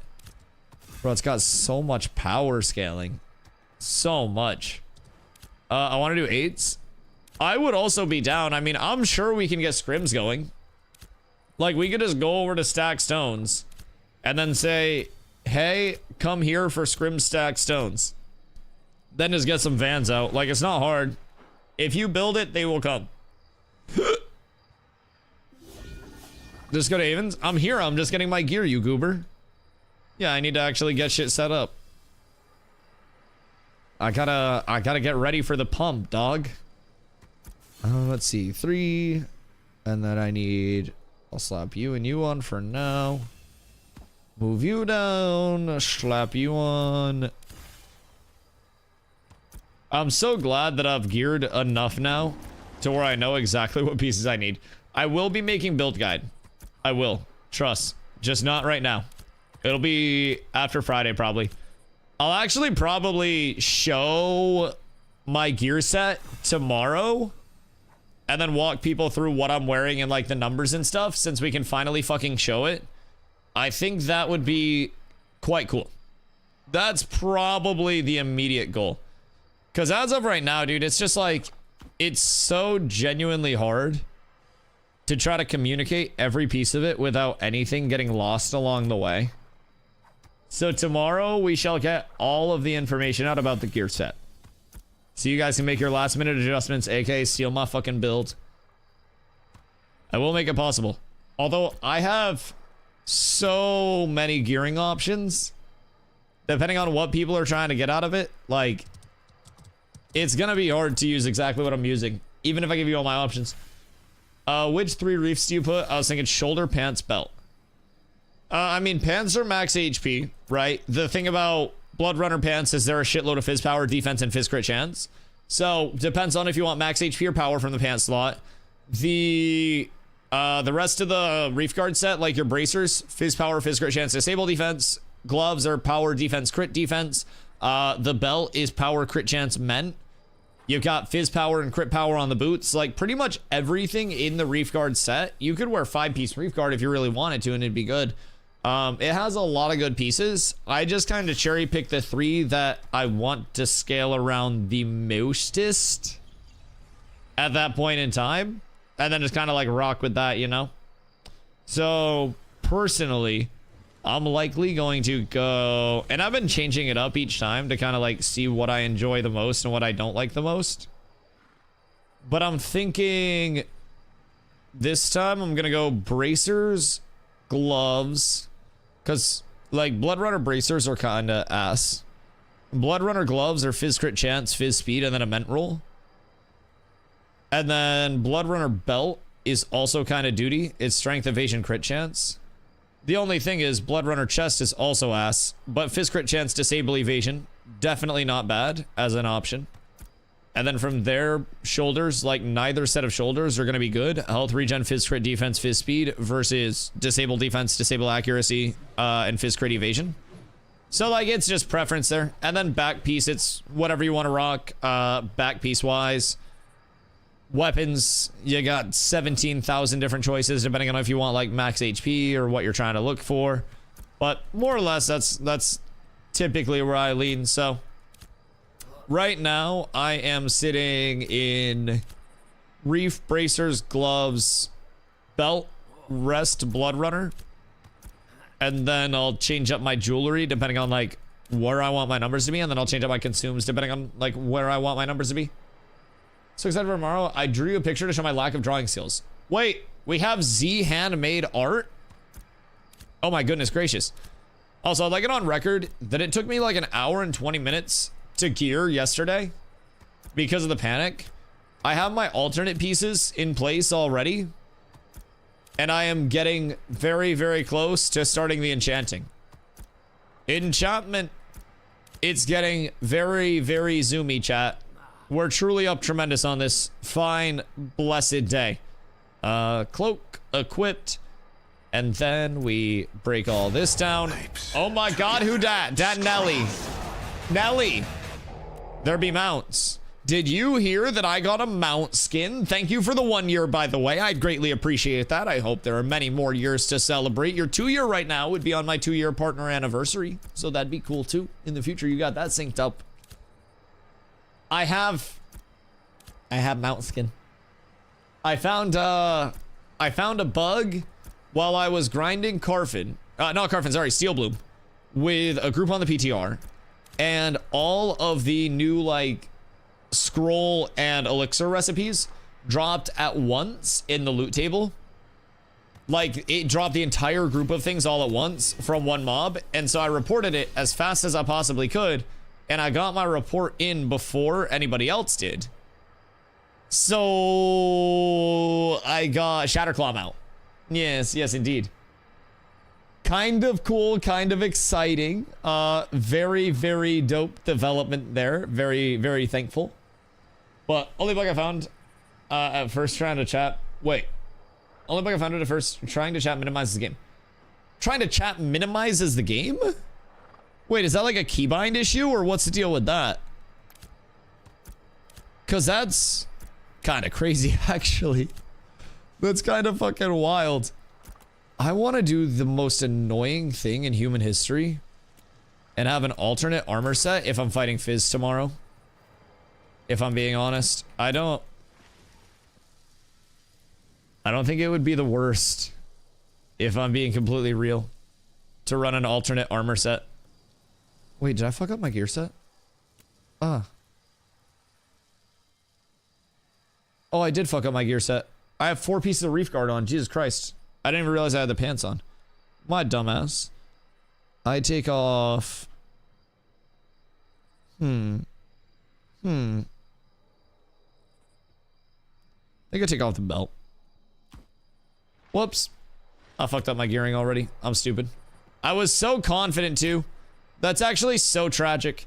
I was feeling myself. I thought I was flying through everything, dog. I thought I was pumping. I thought I was thumbing. Unfortunately, I was not. Unfortunately, I was the real clown all along. And that's just something I have to deal with. Have they added any new mounts? Oh god, new mounts? New entitlements have gone out. There have been some reworks to some mounts as well. God, right off the top of my head, there are so many mounts that exist now that people are just whipping around on that I genuinely, like, I do not... Oh, wait, this is the old bingo card. That was for the dev stream. That went to shit quick. But yeah, in terms of new mounts, like, people are whipping around on so many different mounts nowadays that I'm just like, I can't keep up with that shit if I'm being completely honest. So, I would assume there have been more new mounts that have gone out. I just don't know exactly which ones. I have not been keeping up to date with all of the wiki editions, if there have been any. But there have been a lot that are just like looking better now. I don't know. I just don't know if they've done a big wave. I'm trying to think. Chat, has anybody got new entitlements recently? Like new skins that you didn't previously have? No new huntables in the world yet. Hunting's still the same. Oh, mules. You hear about mules? My dumbass. Because, mules got added. Mules are now basically like, I want to say, I haven't tested it, but I want to say it's an evolution of the Bob system. Let me check animal husbandry. Processing, animal husbandry, beast of burden. Where are my mules? Is it the beast of burden rate? Or where are mules coming from in animal husbandry, chat? Because I have not made mules. I did not do that testing. I'm trying to find it. If I remember correctly, weren't those what the striders were supposed to be? Yeah, there are... How many types of mules right now? They're testing the mules. Is essentially all I know. Day striders and moon striders. Yeah, we're still seeing those as mounts, I think, at this point in time, because they have the bone strider as well. That's still the drop. But I want to say it's an extension of the beast of burden system. I haven't refined them though. I figured you would be on that as soon as the word went out. So I'm honestly kind of shocked that you can't tell me more about it. I was hoping you'd bail me out here. But yeah, it's very cool to see everything coming online in the way that it is. I might be cooking something devious.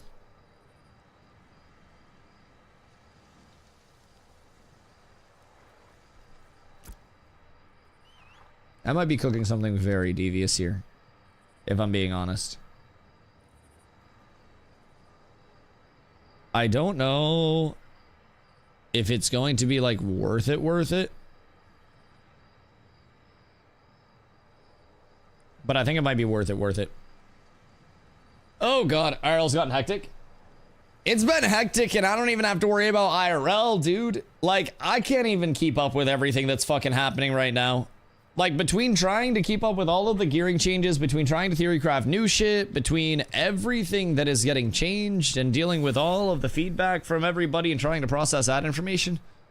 Holy shit, man. Like, my brain has been so racked lately with information that I'm literally like, I was talking in my sleep last night about Ash's stuff. What back to use? I run Stone Glen, but you can also run like Reef Guard if you want accuracy, disable power. You can run Tomb Plate if you want some more defensives. A few options there, but I'm running Stone Glen personally at this point in time. Anyways. I gotta get the gearing all squared away. I gotta get the enchanting started because I have like an hour of fucking enchanting to look forward to. Fucking sick. Love me some enchanting. Locking this in. Final answer for that Goober 5-piece. Then I need to buy one more Blood Runner set because I accidentally destroyed a piece of fucking Blood Runner gear that I needed. Well played, Dusto. Well played. And then I throw you on. Then I actually have a full gear set. That's great. I was like, why do my numbers look so fucking bad right now? And then I look at my gear set and I just don't have my Blood Runner set fully on. And that was very unfortunate. But yeah, as of right now, I'm 3 Reef Guard, 5 Blood Runner. But that's going to give you a medium 5-piece. If you're dueling against a Fizz, you may want to switch to a heavy 5-piece. If you want to maintain Fort and switch to a heavy 5 piece, you can drop 2 of your Blood Runner and go like 2 Stone Glen to just switch over to that 5 piece activation. Because like Stone Glen, you could immediately just switch out Blood Runner, let's see, Blood Runner Shoulders, and then Blood Runner, let's see, Shoulders Belt, maybe? I might have a demonic set that I'm cooking up. Unironically. I might have the weirdest set in human history for fighting against Fizz. But it might make me extremely annoying. I'm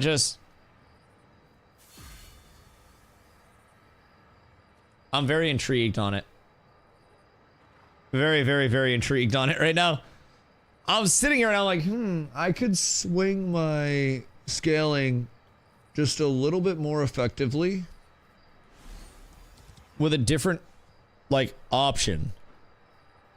But that would also opt me into, like, 5 piece heavy. And it would make everything feel really, really, really strange. But, like, I could scale a little bit more max HP if I really wanted to. I think I might try it. I think I might fuck with it.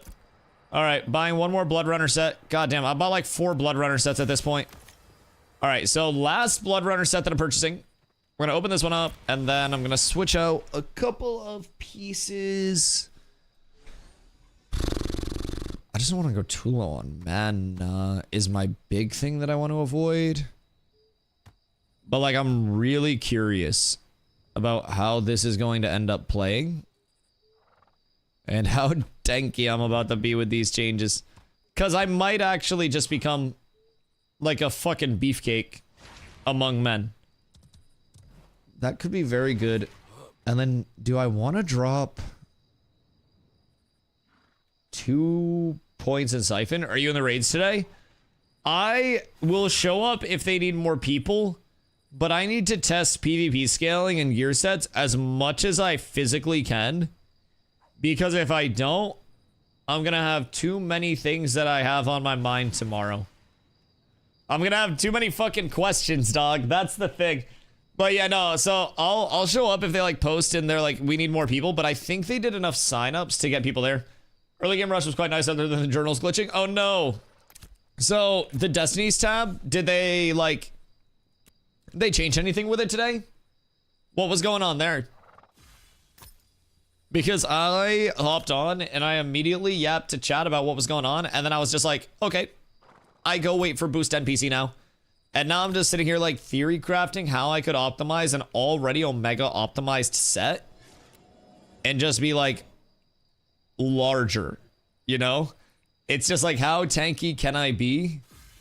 Tankier. How efficient can I be? Efficienter. Like I can just keep pumping and scaling as much as humanly possible. And I think I might have just had another unlock. But it's a very specific swap.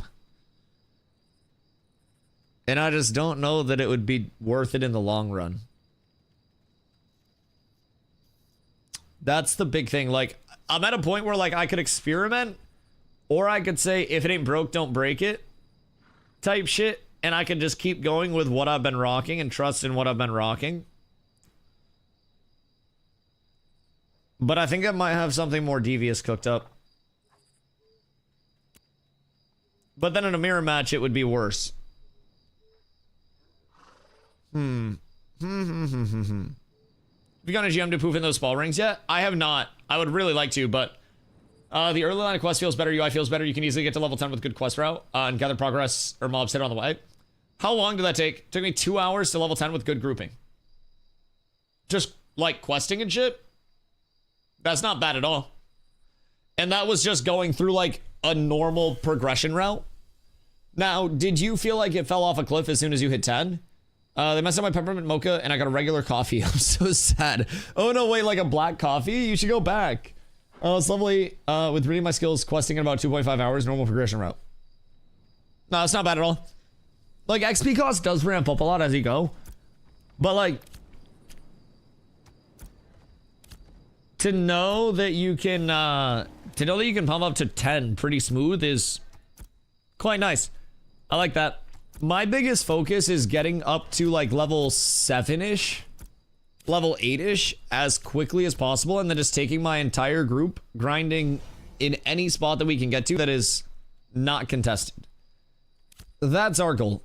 And I feel like mob grinding is just BIS because then you get the element of drops, you get the glint payouts, like you get everything if you're lucky. Or if you have terrible RNG, you're wondering why the fuck you're spending your time mob grinding and you're like, this is all dog shit, everything sucks. There are levels to it that must be remembered. But like my biggest goal is just to get the fuck out of Dodge and get as far away as I can from every other person that is anywhere near me. As quickly as possible. I don't want to stay. I don't want to fuck around and find out. I want to leave. Drug deals feel pretty balanced. With spawns, people pushing people out of spots, etc. I think all that's gonna be fine. Oh yeah, absolutely. You just want to be the first person to the spot. Because with an organic launch, right? The first person to get to level 10 grinds and then find level 10 pieces of gear. He who control the adept weapons control the world. Very, very, very easily. And very quickly. And I'm just trying to get my group into a spot where even if we're like level 8, 9, we're pushing up to mobs that are above level 10 within 3 levels of us, and we're just praying we see a fucking weapon drop, dude. If we get one singular weapon drop, it's so good. New Destiny chests also really help push DPS on mobs. Yeah, no, the Destiny chests are fucking great. And if they can get those like initial weapons in a good spot, you know, and by in a good spot, I mean having any attributes on them whatsoever, then I'm sure that that's also going to be a nice boon right off rip, depending on like what eye level those weapons actually are. If they're like eye level 9 shit, because there is a really good chest piece that comes from the Destinies early on. And it's very, very, very interesting. All right, I'm gonna see how I'm feeling if I enchant and duel with this, but I'm gonna grab so many golden enchanting kits that I don't really have to worry. I am hoping that they don't nuke our characters overnight. That would make me very, very, very sad. Very sad. It could always happen, and probably will happen, but have you seen the burn damage carryover after duel causing corruption? Oh no! Wait, so if you have dots on somebody and the duel ends in their low, it can just kill them? Do you find your Thistleborn? I did, thank you, very easily. Adam. Is this Arcane Adam? It's just a mage named Adam. I don't know.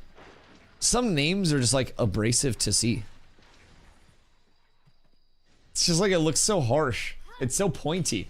Whoever to the Steam discussion page wasn't great, was not exaggerating. Didn't they say no enchants for the tourney? Did they say no enchants for the tourney? Hold on. Let me see. Where is their official post? We're hosting a 1v1 tournament to showcase a new feature, and with it a video submission contest. Complete the tournament, share your gameplay, and show your glory. Details and sign-ups.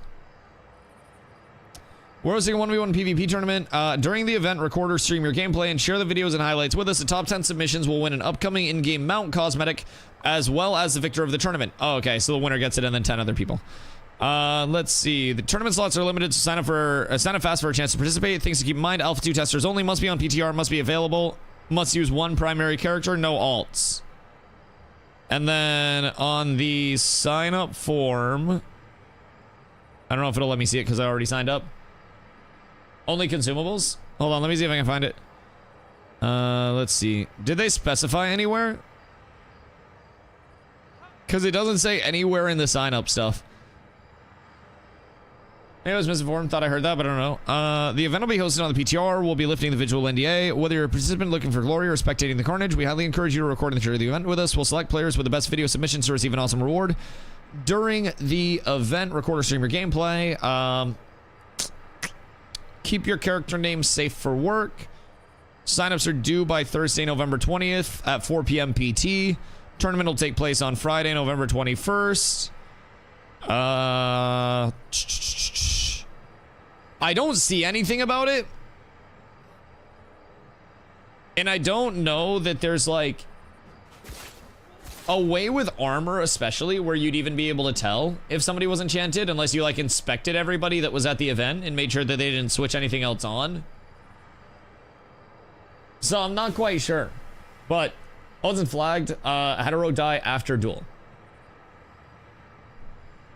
So the burn just carries over, right? Because the duel ends when they're like 1 HP and then the burn just ticks them and then you insta-corrupted without even flagging.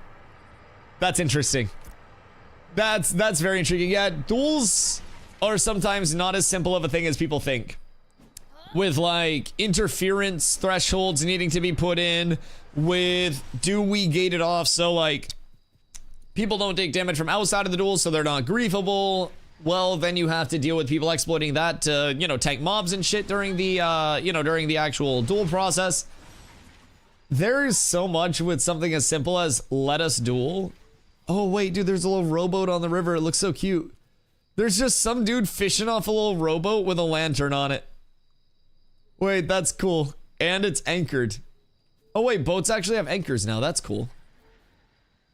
That's so cute. I wish I could show you guys. There's a little fucking rowboat, dude. It's like night, and the night, like, skybox is reflecting off the water, and then there's just some dude fishing off the back of his fucking rowboat vibing.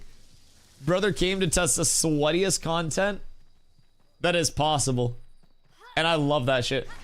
Health one of like 153 early on was big. Oh, yeah. That one was stoned between the health and the con, because keep in mind, each point of constitution is also going to give you 3 HP. So that scaling early, I had like 500-ish HP before putting that chest on, and then immediately jumped up to like 770. It was a disgusting jump up. It was very, very, very, very, very noticeable. Very, very, very, very, very immediately, if I'm being completely honest. All right, I need to enchant. And then I need to enchant my alternate stuff. Bro, I wish they would just give us one +20 scroll. I swear to God, my life would be so much better with one singular +20 scroll up in this bitch. I would be so happy about that. Like, we just get one click to rule them all. We did the math yesterday, and you were actually saving between not having a +20 scroll and having a +20 scroll. You would be saving with a dedicated +20 scroll, just one scroll +20, over 1,000 clicks with an entire gear set to +20. Now, granted, we're not going to be +20ing shit a lot, but like one scroll that just did all 20 levels of enchanting would be so fucking lit for PTR testing and would save so much time. It'd be so unbelievably good. I don't know what would need to happen for it, but if it can happen, blessings on blessings. Because that would unironically save me, like, I won't be able to PvP with trying to enchant my shit until like 6. And then I gotta run my ass over to stack stones, and then I gotta PvP. And that's after organizing and enchanting all of my alternate gear sets that I want to have, because I'm testing multiple different builds. So like if I have a certain matchup, I would end up switching a build to something maybe a little more block favored. If I have a certain matchup against other classes, I may want to switch to something a little more damagey. But yeah, it's an intriguing state of affairs right now. With the mitigation versus damage scaling, I do genuinely feel as though I can impact my build in a very meaningful way just by different enchants and shit existing. Or not different enchants, different pieces of gear. Where I switch out like a 3-piece, for example. I'm going to be trying to run a 3-piece for a little bit that I wasn't running before, because I'm going to change out my build a little bit to scale a little less around immediate block stuff and see how that is. Oh god, I see Godchi. Godchi's on a mage. Oh no. Oh no, poor Godchi. The disappointment is going to be so palpable. Chat, how long until Godchi crashes out because of the TTK? I give it probably like 5 fights. I have no idea what kind of code nonsense they're working with under the hood. Suspected make me cry if I saw it. Oh god, I don't even know what code is and it make me cry. So what's going on the Steam reviews page? Is it actually just all like tomfoolery and shenaniganism, or like, give me some perspective? I don't know if I want the perspective, but like,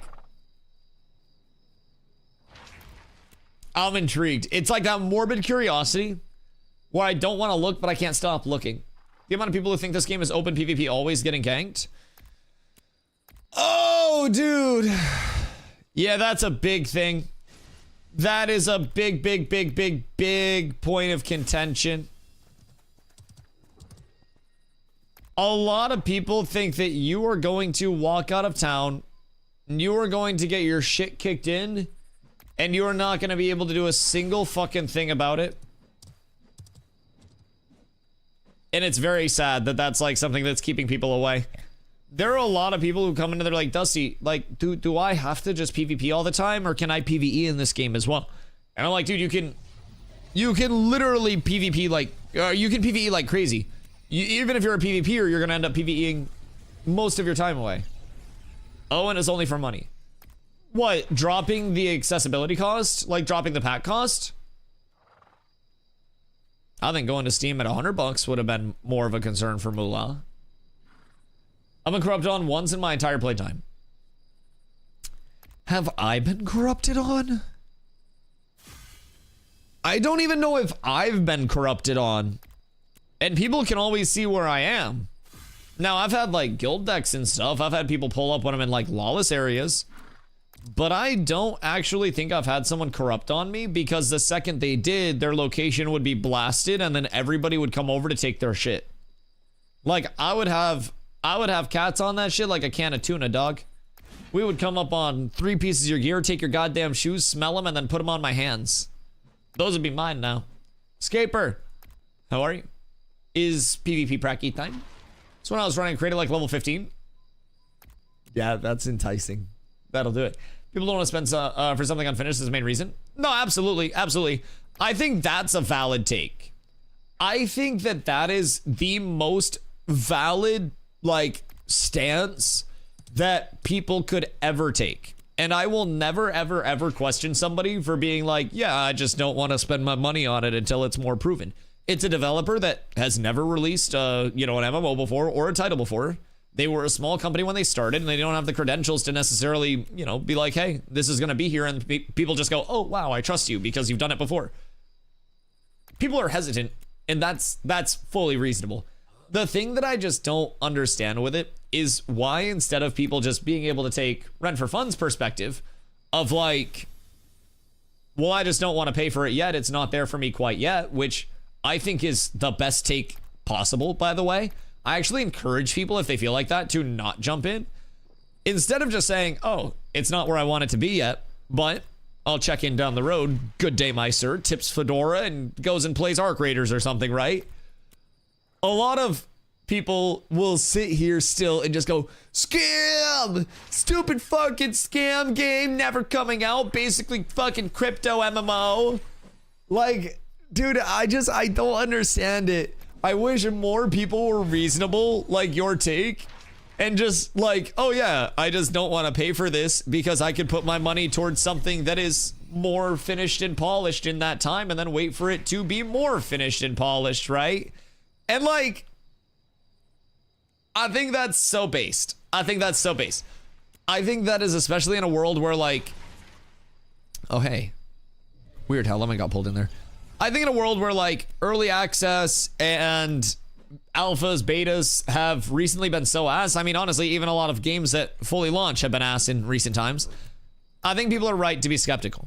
$50 still gets you like fucking Baldur's Gate 3 or some bullshit. Like you can play Ball Pit, you can play Mega Bonk, you can play Arc Raiders, play Battlefield, you can play Call of Duty. Just kidding. You're not playing Call of Duty. Nobody's playing Call of Duty. RIP Call of Duty.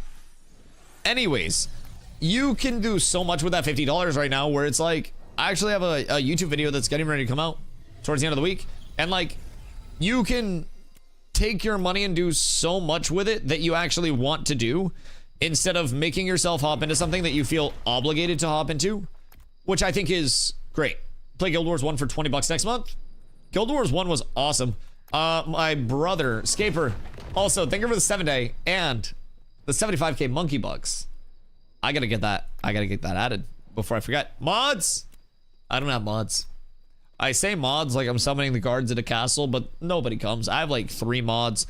Doss is probably smoking cigs inside right now, and if I asked him to add a command, I don't know if he'd know how. The rest of my mods are probably... You're here? Do you know how to add a command? I'm looking at shoes. Working hard, are you?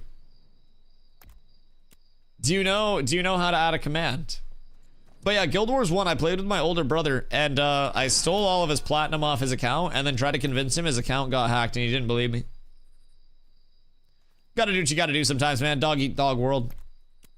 He should have 2F8'd his shit. And also, maybe not left his door open when he left that day. Yeah, I just went in and traded myself his shit. He wasn't too mad, but he was a little disappointed. He was just a little upsetty. What's this I read about a cash shop? What's a cash shop? The Transmog store is coming in for the early access launch, so they'll start rotating skins through like the entitlement system. So costume skins that go over your entire armor set, mount skins, they have flying mount, aquatic mount, ground mount skins, which flying mount skins are going to be something that honestly not many players should spend their money on, if I'm being completely real. Not many players are going to have flyers. At all. Add what command? Scaper got his 75k monkey bucks for the add a command. We must hit it. So many people are going to buy those flyer skins. The flyer skins might be a debate. Yep. Yep. The flyer skins might actually be a debate. I hope that they don't go too heavy into the flyer skins. That would be bad news bears. But like mount skins, character skins, I think that's all fine. I don't like, I understand the perspective of where people are like, well, the game's not out. Why are they focusing on putting out skins at this point in time? Well, skins already exist in the game. It's just from packs. So now if you don't have any skins from packs, you can get them in the in-game store. So like, it's already existed from before. Also, I played a whole hell of a lot of games where I bought skins. So I'm a little less argumentative about that side of things. I think if it helps support their monetization and it's a completely optional thing that gives people no benefit whatsoever, then it's like no harm done. If people want to get the skins and drip out, then awesome, and it helps support development. If people don't want to get the skins, then I hope people feel no obligation to whatsoever, although someone out there will always say, well, this is preying on me as a consumer because this completely optional skin isn't going to be guaranteed to come back.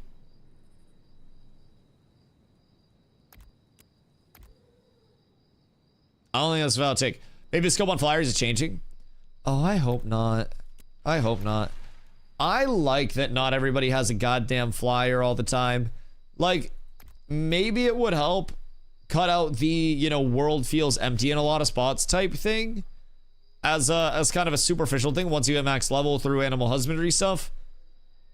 But I also feel like it would cut out so much of the player-to-player interaction. Like, you can get so much stumble upon just from being boots on ground, whether it's gathering something random that you didn't see before, whether it's stumbling upon somebody fighting a mob and you help them, or you settings check them and kill them. Like, there's so much that you kind of stumble upon on the ground in a populated server that I feel like would kind of suck to not have, you know? Don't mind it being an endgame feature. Yeah, I know it's commonplace. I feel like it would just kind of like, I don't know, rip down some of what Ash's fundamental is, with just everything being in that open world aspect, not having that necessarily like super safe auto travel.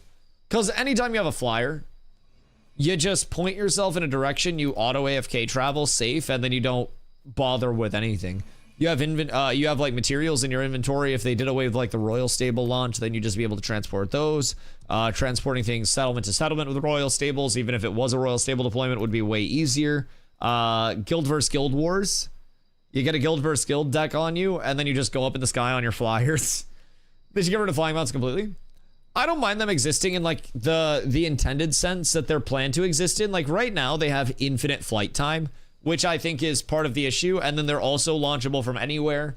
And then also Mayor's source was Mayor. Mayors can just buy an infinite amount of flyers and keep them in their inventory. So even if you kill one of the flyers, and then we just get another one. Like, we just have a shitload in our inventory. So, anytime somebody tries to, like, focus a mayoral flyer, you're going through 30k HP that you don't have to go through. It's a bit of an issue. Having infinite flyers is the only issue I care about. Yeah, I mean, infinite flyers, but also infinite fly time, I think, is kind of strong. The way they exist now doesn't feel great, TBH.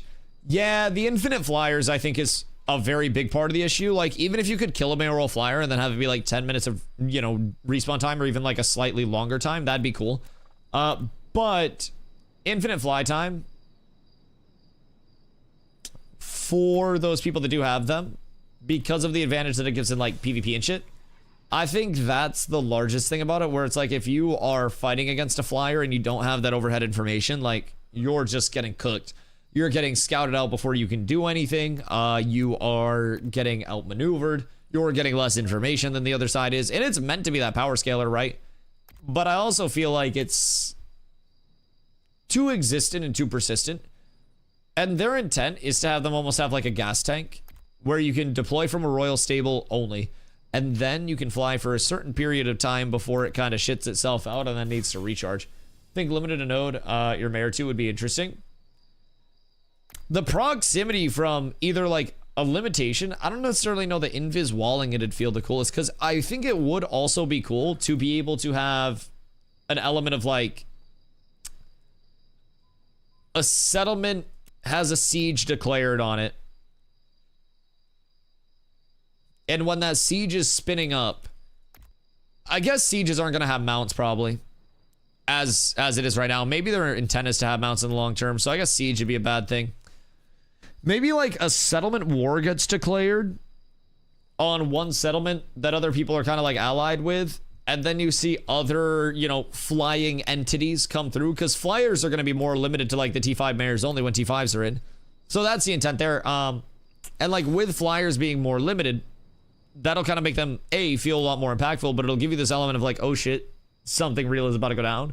So I do think too many places have flyers, towns only or something for now. They at one point were gonna limit it, I thought, but I think they pulled that back. One of the patch notes that they had said that it was limited to T4s, and then they pulled that back, I think because they figured nothing would hit T4 outside of the Riverlands settlements. So, yo, Torbane, what up, dude? This is raid testing. Oh, this is a VOD playing in the background right now while I'm over on the PTR. Raid testing is focused around the PvE side of things. Right now, I'm enchanting my gear, and then I will either fill a spot in raid testing if they need a spot filled, or if they don't need a spot filled over there, I'm just gonna go PvP and try to get more information. I still have builds that I'm trying to test, and like scaling that I'm trying to get all sorted, because there are genuinely, as a tank player, so many fucking options that we can rock. But the PTR is still visually NDA'd, at least until tomorrow with the event that's gonna pop up. So I try to not get myself Thanos snapped, at least not unnecessarily. When the time is right, though, maybe I will, but that time is not yet. The village can't have extra fast ground mounts or something. Can have extra fast ground mounts or something if those mayors want their own special mount. I think they're also intended to have mayoral abilities at a certain point in time. I saw the mayoral abilities. Seal Fighter, thank you for the follow. I appreciate you. I saw mayoral abilities used before, and they're like a very impactful ability. I thought maybe they were just in for like a demo type thing to see if they actually functioned. But like, I saw mayoral abilities used previously. I just don't know what their plans are for every mayor having them, because I was mayor like a while ago in phase 2.5, but I don't think it's changed through phase 3. Mayoral abilities did not exist in like our spell book or anything. I heard somebody say that if you have room on your ability bar when you become mayor, you get your mayoral abilities, but I don't think that's been confirmed either throughout phase 3. I don't think I've seen anybody that does have mayoral abilities. So as far as I know, they're out of the game. I can't confirm they're in the game right now, but those are supposed to be intended for every mayor. Flyers are supposed to be that more limited thing, and they're also supposed to have limitations on top of their limitations of acquisition. So like, I like flyers being that very strong multiplier of, you know, we see what you're doing before you do it. You know, we have that jump on you if you don't also have that flyer to match. But right now, you see everything all the time. How's gearing going? Good. Now it's the enchanting. Petition for a singular enchanting scroll that brings us to plus 20 for the love of God. Because we spend so much time enchanting I could have been dueling long ago if I had a singular plus 20 scroll, because keep in mind, I have alternate gear sets. Jewish killing the flyer felt good. Ha! It's untargetable. Like, it's not actually untargetable, but it makes no sense to target it. It's not reasonable. Had to do like 6 times enchanting all gear to 20? Yes, I did the math on it, because keep in mind, it's multiple clicks for enchant. It is, it's enchant, confirm, and then success. So it's 3 clicks per enchant. So if you're looking at a normal gear set, you're looking at, with a sword and board equipped and a ranged weapon equipped, 17 pieces. So you're doing 17 pieces times 20 times 3 clicks, which immediately gives you 1,020 total clicks with no alternate pieces whatsoever. And I have multiple alternate pieces, whereas if it was 1 click per 17 pieces, it would be 17 clicks.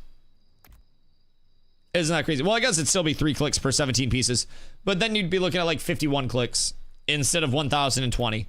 So you'd only be saving 970 clicks. So sorry, 969. Either way, my mouse and my index finger, which is currently cramping, would fucking thank the developers so much if over the course of enchanting an entire gear set to plus 20 on the PTR, I could save legitimately 969 clicks by just having a plus 20 enchanting scroll. I don't know how else I can quantify that data in a meaningful way, but like, you sit here and click your mouse 969 times while staring at a percentage-based timer that's meant to build suspense that actually serves no functional purpose other than building suspense. And you tell me how that feels, guys. Plus 20 enchanting scroll equals plus 1 hour of a tester's time. Oh god, yeah. No, absolutely. I've been enchanting my gear for the past 20 minutes, and I'm not even through my initial, like, gear set. And I still have alternate pieces. I have, like, 10 pieces of alternate gear that I have to enchant as well. Yep. Everything's fucked.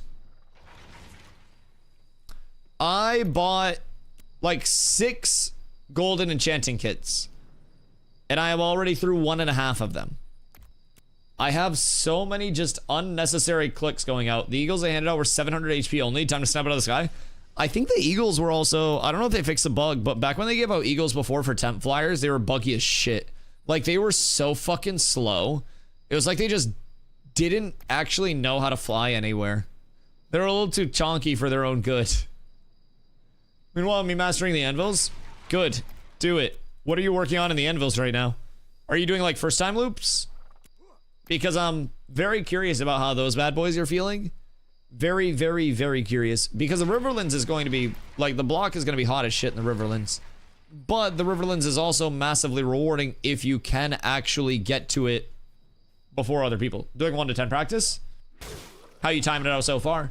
Does he get any specialized packs and IVs for his mouse fingers? Like the little individual finger IVs? No, bro, it's okay. I have a finger workout on the daily. I have these little tiny dumbbells. No, like, low-key, I might get some, like, little weighted vests for my fingies, so that way I don't get, like, arthritic and non-mechanical in my old age as I approach the horizon of 30 in the next year. I've got to start making these accommodations while I can still, you know, use my hands, because anytime at this point it could stop. So I gotta get little weighted sandbags, you know what I mean? It's like a backpack for a pigeon. Throw those bitches on my fingers while I'm playing. And then from there, I gotta do some curls anytime I die. Absolutely. That's gonna be something that can make a huge fucking difference. Kovacs with those finger weights on. Really, really good yesterday. Slow to climb altitude, but when they swoop down or descent, they zoom. That's nice. That's nice. Yeah, the dive bomb's always nice. And then they just get back on their mount and then fly away again. And the mount has 30k HP, and then everything is bad. I also have checked every single mob spawning spot in the anvils.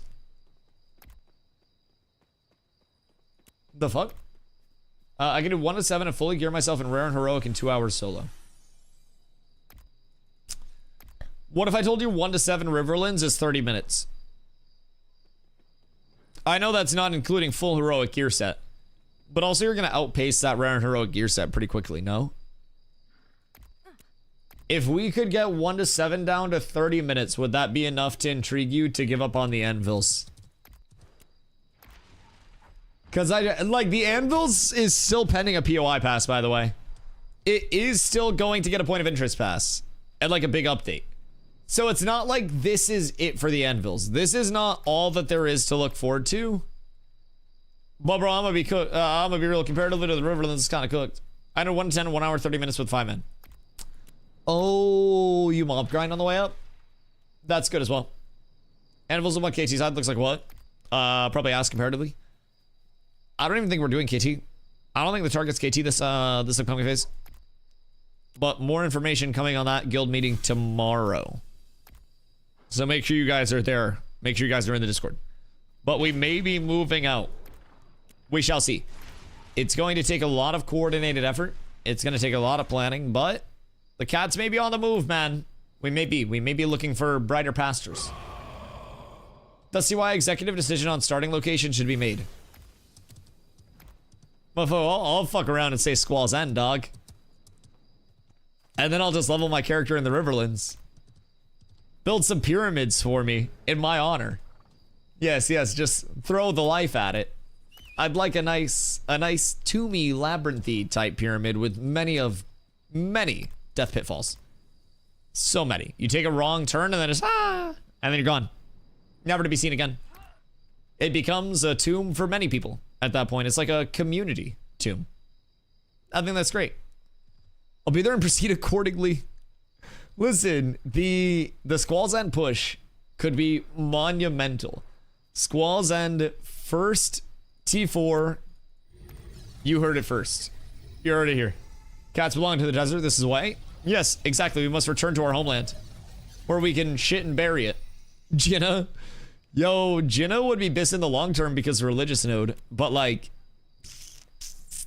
it's just such a hard sell. There's not shit out there, dog. We would actually have to like, I don't know, shovel sand and then put a pile of sand beside us to farm up XP because there's nothing other than sand out there. Like, if Narc wanted to have a valid take, he should have waited till Jinna was in and then just run around out there for a little bit, bro. Hakriba for the fish? Man, fuck Hakriba. Hakriba is occupied territory. It's east side of the desert or no side of the desert, bro. West side of the desert, just they don't operate the same way. It's like the OG3, they're kind of cliquish. They're kind of like old money-ish because they were here first in the desert, and like Jinna and Squall's End are just kind of like the rejects of it. I don't Hakriba over in the fucking Junie anyways, but like I don't fuck with Hakriba. I don't fuck with the west side of the desert. I don't fuck with anything west of the desert. I don't fuck with anything in that regard. I don't want it. If it's not east side, I'm not going there. I've got an entire war waged against the Jundark, the tropics, and it only goes more east. Build islands like they do in Dubai. We terraform a giant cock. Fuck a palm tree. Like, if Intrepid can have Cockrock Island, why can I not terraform Donger in the middle of the water? My vote's on Sunhaven. If it's Sunhaven, Emu has to be mayor. That's the rule. Zombie wouldn't be able to be mayor anymore and we'd be down one cleric. Emu, do you want to do Sunhaven again?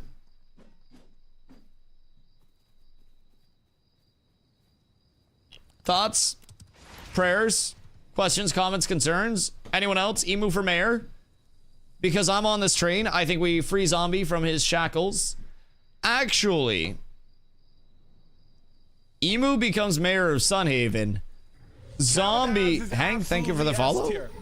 Been here for like 6 months, dog. Emu for mayor. Zombie for Emu's mayoral assistant, so Emu doesn't have to use the flyer for running around transporting mats. We have Zombie on the ground running around transporting mats since he got so familiar with it. And then we have Emu in the sky doing fun PvP stuff and farming up. Emu, you down? You just gotta sell that to Zom, and then we're gonna go. And I think he'll really be on board. It's right up his alley of enjoyment, if I do say so myself. I don't want to make assumptions on his behalf, but like, it really does seem like something that he would have a blast with. He'd be grateful for the opportunity. I think we can sell it to him. Don't need flying mount to fish. Yo, fishing is going to be so good. with these new changes. Like, fish rarity is huge. Anytime you're AFK, you should be fishing when you're leveling. Like, you gotta eat, fish. You gotta shit, fish. You gotta fish, fish. Fish. That's it. We can aim for KT again. We'll talk about it in the guild meeting tomorrow. Probably not. Unless plans change. It's kind of hard to say. Because the Anvils also hasn't had its full rework.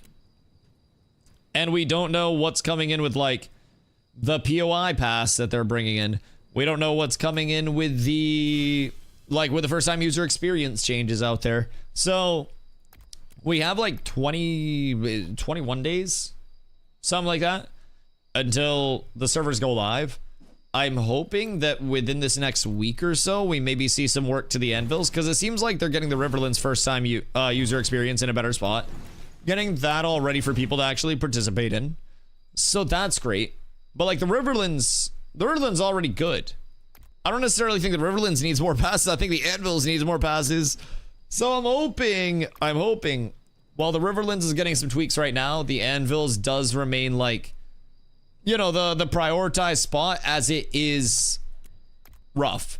And that's going to be a huge point of, I think, like, player fall off again. If they have a starting experience that is just completely cooked out there, and they're like, oh shit, I actually can't level my character. I have spent hours leveling to level 10, and now I'm realizing that I can't go past 10 out here smooth at all. Dusty, what do? And I'm just like, remaking the Riverlands, dog. That actually happened way more often than we wanted it to in the P3 launch. And the birds were bad out there. Anybody without gear and anybody that just got their first mounts fucking knows. KT was cool, but also a nightmare. I just think the Anvils was a nightmare, dog. The birds and the targeting mechanism, like where every mob immediately went to hit your mount instead of you first because the mount was lower level, was so fucking toxic. And I'm so thankful that they changed that shit where we actually get hit now. Like they made it so mobs C player, target player, smack player. And by golly gosh and gadzooks, I am so thankful my mount can actually survive. They also changed bird spawns out there multiple times, so they are working on the Anvils. We know that. Steven confirmed they have a POI team that's dedicated to the Anvils. Huge. Absolutely wonderful. Absolutely massive. And the first time user experience out there should hopefully be a prioritization. I say hopefully, we never really know. They could be cooking up anything right now. They could be completely neglecting the Anvils. I don't fucking know. Maybe they delete the Anvils. But PTR fighters, what earrings and rings do you use? I would assume everybody's going to be at slag earrings, Emu. I'm going to be completely real. I don't know what other people's thoughts are, but I think slag earrings are unequivocally the best earring in the game right now. Unless for whatever reason you just want to be ungodly squishy. Yo, Savino, thank you for the anniversary note. I appreciate you. I appreciate you. The little party hat's getting me through my fucking day. Have they said anything about the item drops such as steel bloom gear and such dropping more often to make POS more attractive to go to? They have tweaked item drops a few times. Prioritization has seemingly been on the 1 to 10 item drop progression.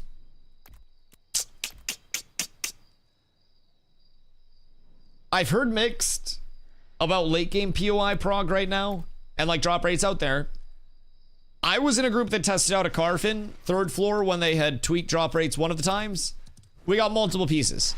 We did not get multiple like Carfin pieces, like Carfin name pieces, but we did get multiple drops. So as far as I can tell, the item level 26, 29 drops, those are still rare.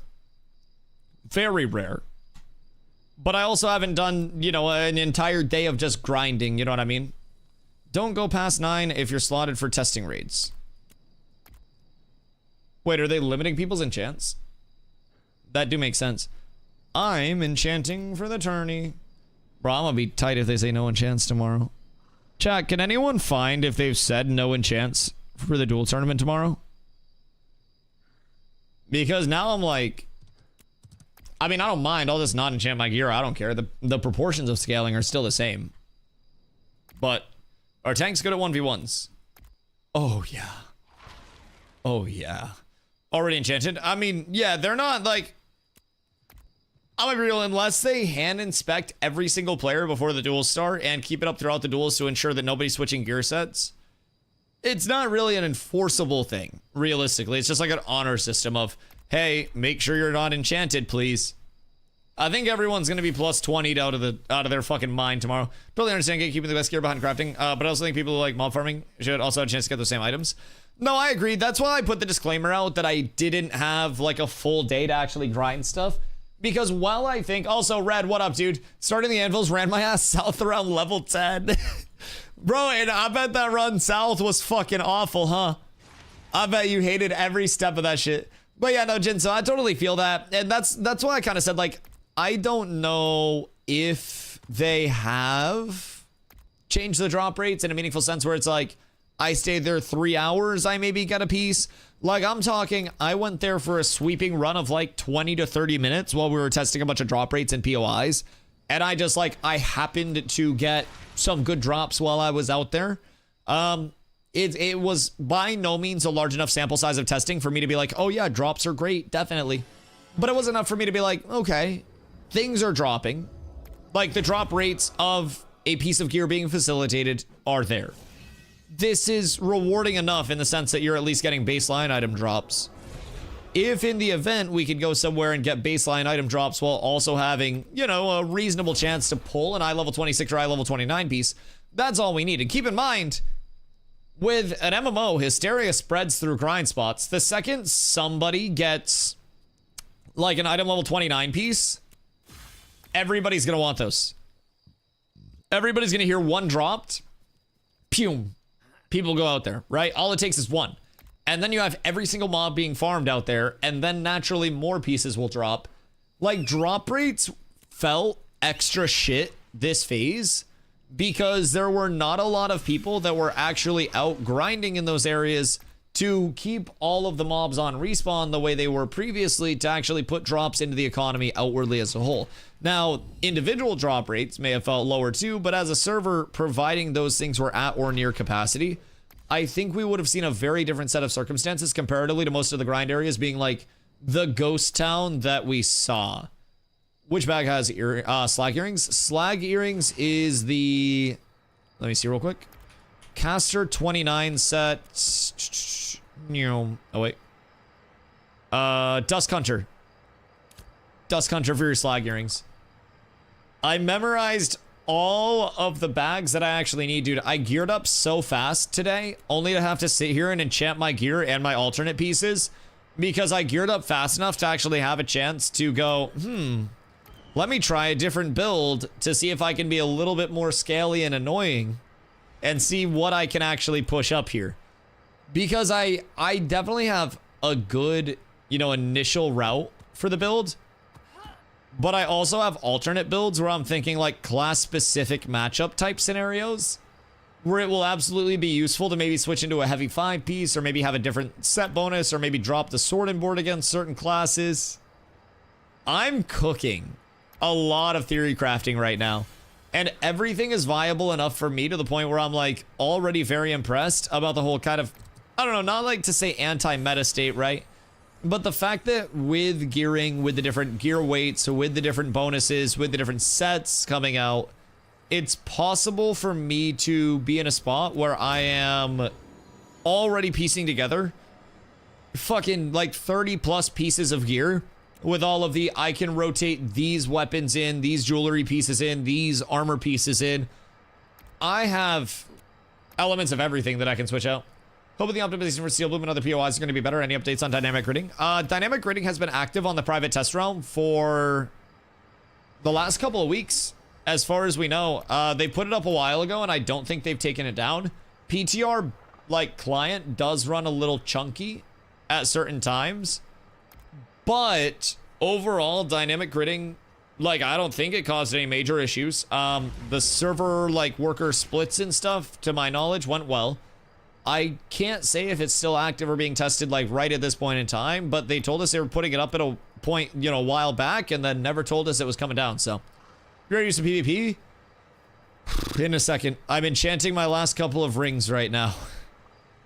At least for my base set. And then I might have to change stuff up more depending on how my scaling's looking. Ha ha ho ho. My number scaling has got to go. Like, I am so obsessive over trying to find what the most optimal feel is. Was really happy with the resources available. There's still Lego stuff in a town up there. 0 chances of me going back to get that, even without a wipe. Yeah, fuck that shit. Fuck that shit. The grind wasn't bad, but like, initially, keep in mind, the Raven spawns were way worse. It was their first attempt at like wilderness population and the way that they did it out in the Anvils. So it was like, it was a brand new population tech that they used. And essentially we got things from an overwhelming amount of birds fucking everywhere. Literally fucking everywhere. To the cool little things like packs of humanoids guarding packs of, you know, beast mobs out and about in the wilderness. Those things were really cool to see the variance between. And it was also very funny to see the community just go, everything's bad. It's all cooked. We're fucked. It's burning down. As everybody just got pecked away at by burbs in the Anvils.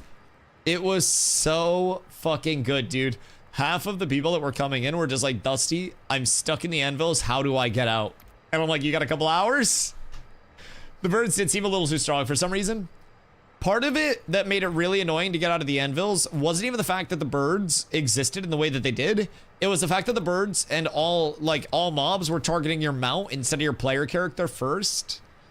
And because mounts have a level tied to them, like a player character, the level differential scaling, where like mobs hit harder and take less damage from you, depending on your level difference, applied to your mount interaction with the mobs. So what was happening is people would be running through these densely populated areas, and then you'd aggro a shitload of birds, and then they'd kill your mount, and then you wouldn't be able to run to a spot where you could reset and get the aggro off, and then you just get pecked away at by a jillion birds. There were so many mobs. I thought it was fucking dope.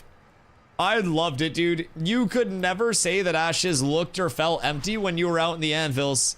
I swear to God, that was peak gaming experience. Absolute peak. Dude, you had mob density out the fucking wazoo, no matter how you wanted to look at it. I'm so close. My last ring is plus 15 right now. At least for the starting set. But I also might put on other very scaly rings for the power scaling set, depending on like where I'm looking. I have a couple of options that I could work in. I do, and I just gotta see like what my HP's looking like with the new changes and shit. Waiting by the river? I shall be there. I shall be there. I'm getting very close, and I don't think I'll need to switch in too much, but I'm getting close. Like the Anvils. Yeah. The Anvils is beautiful, but it needs more. It needs more. I think that is the most telling story of Anvil's Prague right now. It's beautiful. I want it to be this awesome, enjoyable place, but it needs more. I think that's most people's consensus about it right now. All right, so let's see. With the scaling that I'm sitting at here, I feel like my power shouldn't be lower. Oh, wait. All right, I gotta enchant a couple alternate pieces real quick to peep scaling. I promise it won't be long. It won't be long. Although I do still have like 100+ enchants left to do. I'm not even gonna lie. I literally have 100+ enchants left to do if I want to get all of my alternate pieces in. It's kind of disgusting. And I'm very unhappy with the state of affairs. Real quick though, well, okay, I have a baseline set up that I can numbers check with. I do have that. Let me... Fuck, I just have rings and a bow that I want to alternate real quick. Hold on. I'll pop consumes. And I'll see where I'm looking with my consumes. And then we'll go from there. That'll be my determining factor. I got you. This will be quick. And then I'll give you a duel. And then I'll go smoke and I'll do the rest of my enchanting. Because I definitely am going to need a smoke before all of this enchanting shit's done. It is, toxic. Very toxic. Jonj!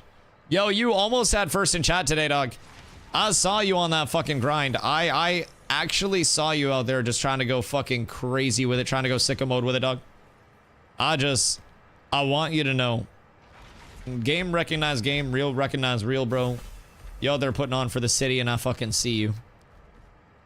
Oh, we're having a good day, John. What you getting up to, Doc? You got called in, right? Carla also got called in, so you guys are like sad gang together today. It's absolutely fucking tragic out there. Hey, yo, Thog. What up, my dog? Thank you for the 7 months. I have yet to find single hot gamers here, lol. Well, you're looking in the wrong place. What are the best PvP classes right now? Depends on like what size and type of PvP you're doing, and honestly like what you're looking for.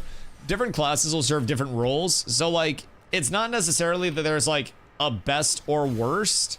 It's more just like what you're looking to do. Some things obviously excel at certain things and then do worse at other things. But in terms of like an immediate best or worst, I think it just really breaks down to player preference. Like, I play a tank because I really love what tank can do, both in terms of like aggro play, in terms of playing a little bit more safe and defensive and supporty in groups. Like, I really enjoy the tank splits. You going DPS or defense stack first? I'm gonna be real right now. I'm cooking up some shit that might be a little stinky. I don't know that I like it, if I'm being real. I put on a Stone Glen 3-piece instead of my Reef Guard 3-piece and switched out a few pieces to try to optimize that. And I'm trying to figure out like where I want to end up, you know, power versus HP wise. And I think a couple more enchants and we'll be up. Play duo mostly. What are the best classes for fighting outnumbered? Shit, praying. Yo, John. Thank you for the gifty, my boy. I appreciate you. You're an absolute legend. Boys, we got the hype train on the tracks about to take off. My fucking god. But yeah, so in terms of fighting outnumbered, like praying to whatever deity you actually worship and hoping for the best, I would recommend starting there. Other than that, maybe like Bard X, like Bard Rogue would have a lot of like fight and pick potential if you wanted to go down that route. There are definitely some duos that could scale up really well. Like Bard Rogue, I think could probably be the immediate like open world pick, prod, and play duo if I had to put one out there. I think Cleric is kind of susceptible to getting, you know, just held down and fucked. Bard Summoner, not enough damage to kill. The thing with fighting outnumbered is you need to be able to like just gangbuster down one target with enough CC to actually like make that happen. So with Bard Rogue, you have the advantage of like, are we talking duo or full class? Like duo player. In terms of like interactions, Bard Rogue is like, I can Diddy Dart. I can have my Bard, like if I'm Rogue, I Diddy Dart 1 or 2 people. I have my Bard drop a Marionette. Bard holds Mez Dance. And then we pump. Are dual classes even a thing yet? Nah, secondaries aren't in yet. So people were about to get all theory crafty on you. Tank Cleric or 2 Bard? I don't think Tank Cleric has the long-term sustain that would be needed. 2 Bard might just be it. Double Bard is also unironically really strong if you do just want to double down on one class. Like, you've got a lot of sustain, you've got a lot of pretty much everything at that point. Sustain damage, like, you fucking name it. You've got a whole shitload of it. So, Tank Cleric can make a... I mean, yeah, but the thing with Tank Cleric, actually, with the new changes, you probably aren't running out of mana on a Cleric that quickly. So... we'll see. Summoner Cleric might be insane. I don't know if that kills people, though. I just think in small scale, Bard is better than Cleric. I would personally say. That's where I lean on it. I think Bard in like 1s, 2s, 3s is just a better Cleric. Tank Cleric? The thing with Tank as your primary damage facilitator, like Tank Cleric compared to Tank Bard, like Bard is just so much single target damage. It's unironically one of the best single target damage in the game. And like Bard still offers healing. Bard has Gambit to play off of the HP pools. It's got shields to play with tank shields. It's got a lot that actually synergizes really well. Genuinely, I think Bard is the root of all success, but I'm also really enjoyable, or like really large Bard enjoyer. Despite being a tank, I recognize that I can't play the game without good Bards in place. So without that, I'm kind of cooked. There's this vote? Yeah, of course, dude, of course. If you have any questions, please feel free to let us know. Right now, we're testing over on the private test realm, so it's visually NDA'd. I'll be able to show screen tomorrow because they are lifting the NDA for a little duel tournament, so you'll get to see some really good PvP tomorrow. But, as of right now, you're watching a VOD from a couple of days ago for the visual side of it, of course. I'm me. But just can't show the visual side of things, but you can ask literally anything you're wondering about. Yo, Coco, what up, dog? Hope you're having a good day. Flanker, my boy, how are you? Are you excited for the upcoming tourney? Actually, you're a Ranger player. You're not excited for shit 1v1s, huh? Like a 1v1 tourney was essentially me saying, hey, Flanker, we're all gonna go run a couple miles, and then we're gonna talk about how fun it was. Yeah, that seems actually quite awful. No, I'm chilling. Are you doing the tourney, or are you just like gonna watch and see what's up? Can you play Bard with melee weapons? Yeah, every class has a melee and a ranged weapon equipped at all times.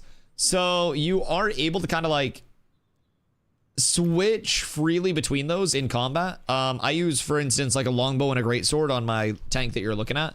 I have a few different gearing options over on the PTR build right now that I'm also looking at along the way, so I can see how those are feeling. But different weapons have different like weapon combos. Which can lead to different status effects going out on enemies. Yo, Illiver, thank you for the follow. I appreciate you. Different status effects going out on enemies, different buffs going out on yourself and your teammates. Longbow has like a different range to it. So Dreadwake shortbow has some nice health on it. Yeah, but it's a shortbow, no wound. No wound, no use. Wound is king, wound is god, wound is everything. If no wound, I do not use. I'm gonna be completely real with you, completely upfront. That's all I'm worried about. I simply want to be able to put wounds out on people, make sure that they are wound capped, and then go in and absolutely rail them in one combo. Real quick, hold on, my ring is almost enchanted. It's almost done. And then I will be able to test with the numbers that I want. I'm sorry, I'm so close. I'm so very close. Wound is king of debuffs. Yeah, it's just so good. It is unbelievably, ungodly strong. And I will never take any other answers on it. Will secondary archetypes be available in early access? Yeah, eventually everything will be available in early access. So basically like the slate of the remainder of development, we're in Alpha 2 Phase 3. After this, we'll have 2 betas. Before we go to Beta 1 or Beta 2, the goal from Intrepid is to have everything be near feature complete, which we're very far from that point right now. So I think the early access period is probably going to last like 2.5 to 3 years, if I had to guess from this point in time, unless development just starts like taking off to the moon, or scope of the game changes, which I don't predict the second one, but my predictions also kind of suck sometimes. So I would think that we're going to be in early access a long time. Again, their goal is to have, you know, the entire playable map in, functional, you know, in the state that they want it to be, all secondaries in, archetype ranks to the abilities too, because right now it's just like, I select or deselect an ability, and then we're good to go. There are a lot of things that are going to change and continue to bring in more customizability to the, you know, the class structure, and that'll all be in through early access. I think totally a fair way to balance game items is just remove wounds from longbow. Either that or give every other weapon the ability to apply wounds. Yeah, I mean, to a certain extent, like, without wound cap, it's not worth doing much. I'm gonna be honest. Like, wound is near imperative, if not completely necessary. It's just a night and day difference on things. All right, let's see. What is my power looking like? I actually don't like this. Like, this setup comparatively to what I was rocking previously, I don't think I like this one as much. My numbers aren't as high as they were before. Okay, hold on. Let me just yos back over here real quick. Oh no? What? Is this a rerun? Are you a rerun? Visually, yes. Dustily, no. Is wound a heal debuff? Yeah, wound is a heal debuff. It is 5% anti-heal per stack, up to a max of 10 stacks, and then through your weapon ability tree, you can make all of your weapon debuffs last longer. So stacking up wound on targets, like especially kill targets, is very imperative. All right, fuck it. I'll run one real quick. I'll run one real quick, but this is not the... Oh, wait, I don't have my fucking skills. God damn it. Hold on, I gotta do my skills real quick, and then I'm good. Charge not working. Wait, Blotto, what do you mean charge not working? Like, it's actually not working, or what? Because that would be less than ideal for me, a charge user and enjoyer, if I'm being honest. What am I missing? Supernatural grit. Slam. You.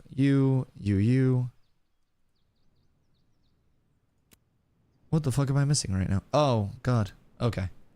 I was missing one of my passives. Am I asking if the servers are down? No, I know. I was just giving shit. Yeah, live servers are down, but the PTR is up right now. So we are testing everything that we can get our hands on over on the PTR, which is honestly a lot. It's like the entire upcoming build, basically. So there has been a lot to constantly be looking at on this end of things, which I am very, very, very happy about and very excited for. Because, like, from my standpoint, it's just getting more information all the time, no matter what we have to do for it. And, like, I'm just really grateful to be able to get my hands on all this. My show's grayed out. Fix it crossing a server worker border. Weird, you bug reported that, right? I'm assuming you did, because you're a smart lad. And you surely would not think about not bug reporting. Let's see. Because you could get a nice Mountington if things are getting funked. Sorry, I'm doing my weapon trees right now. I'm trying to blast my weapon trees up in my stamp tree and stuff. We go here and then here. Weapon tree 1 done. And I still have more enchanting to do after the fact. Bro, a plus 20 scroll, by the way, and I would have been dueling, actually, like, a year ago.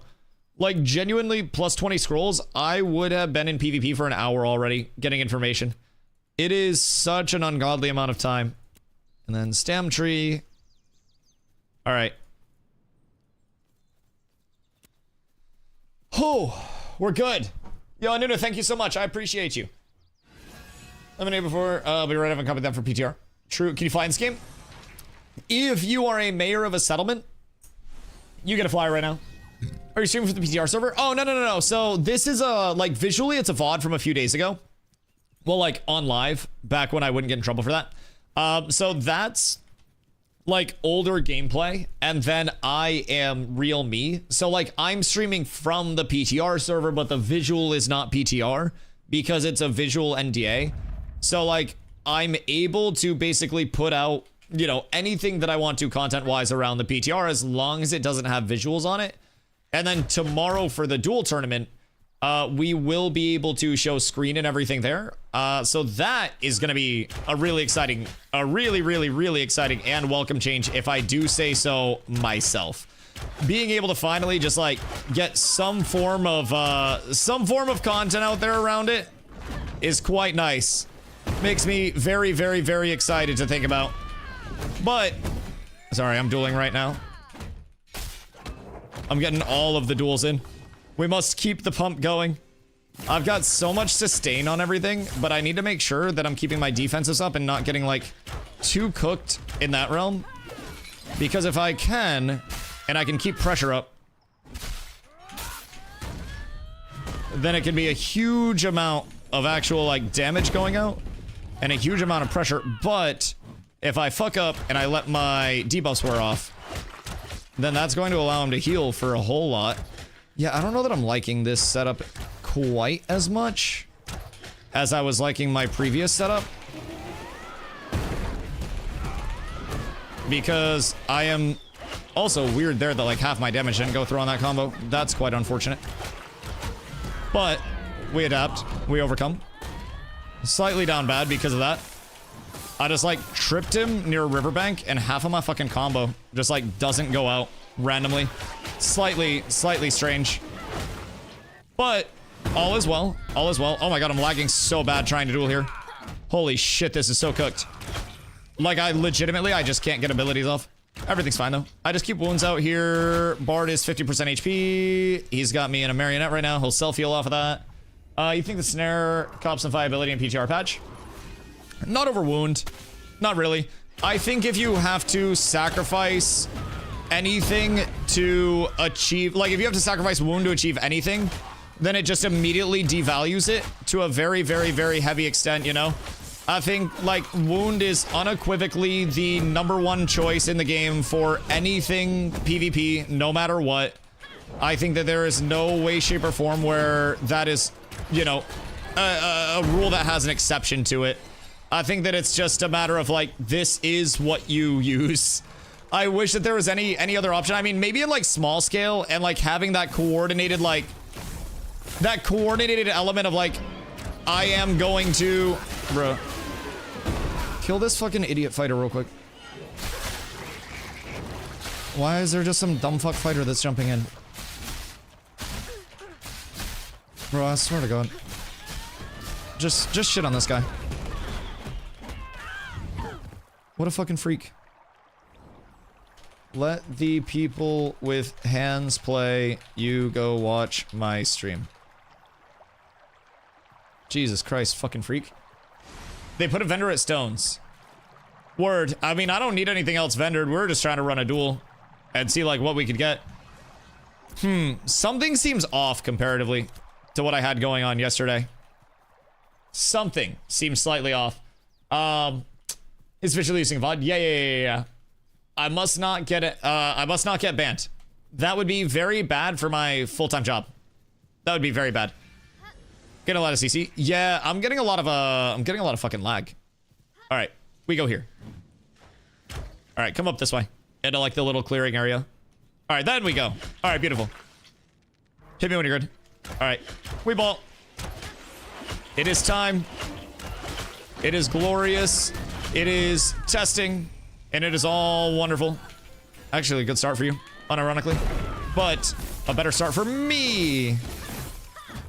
I am thankful on this fine day for all of the damage that I can put out through combos which empower me.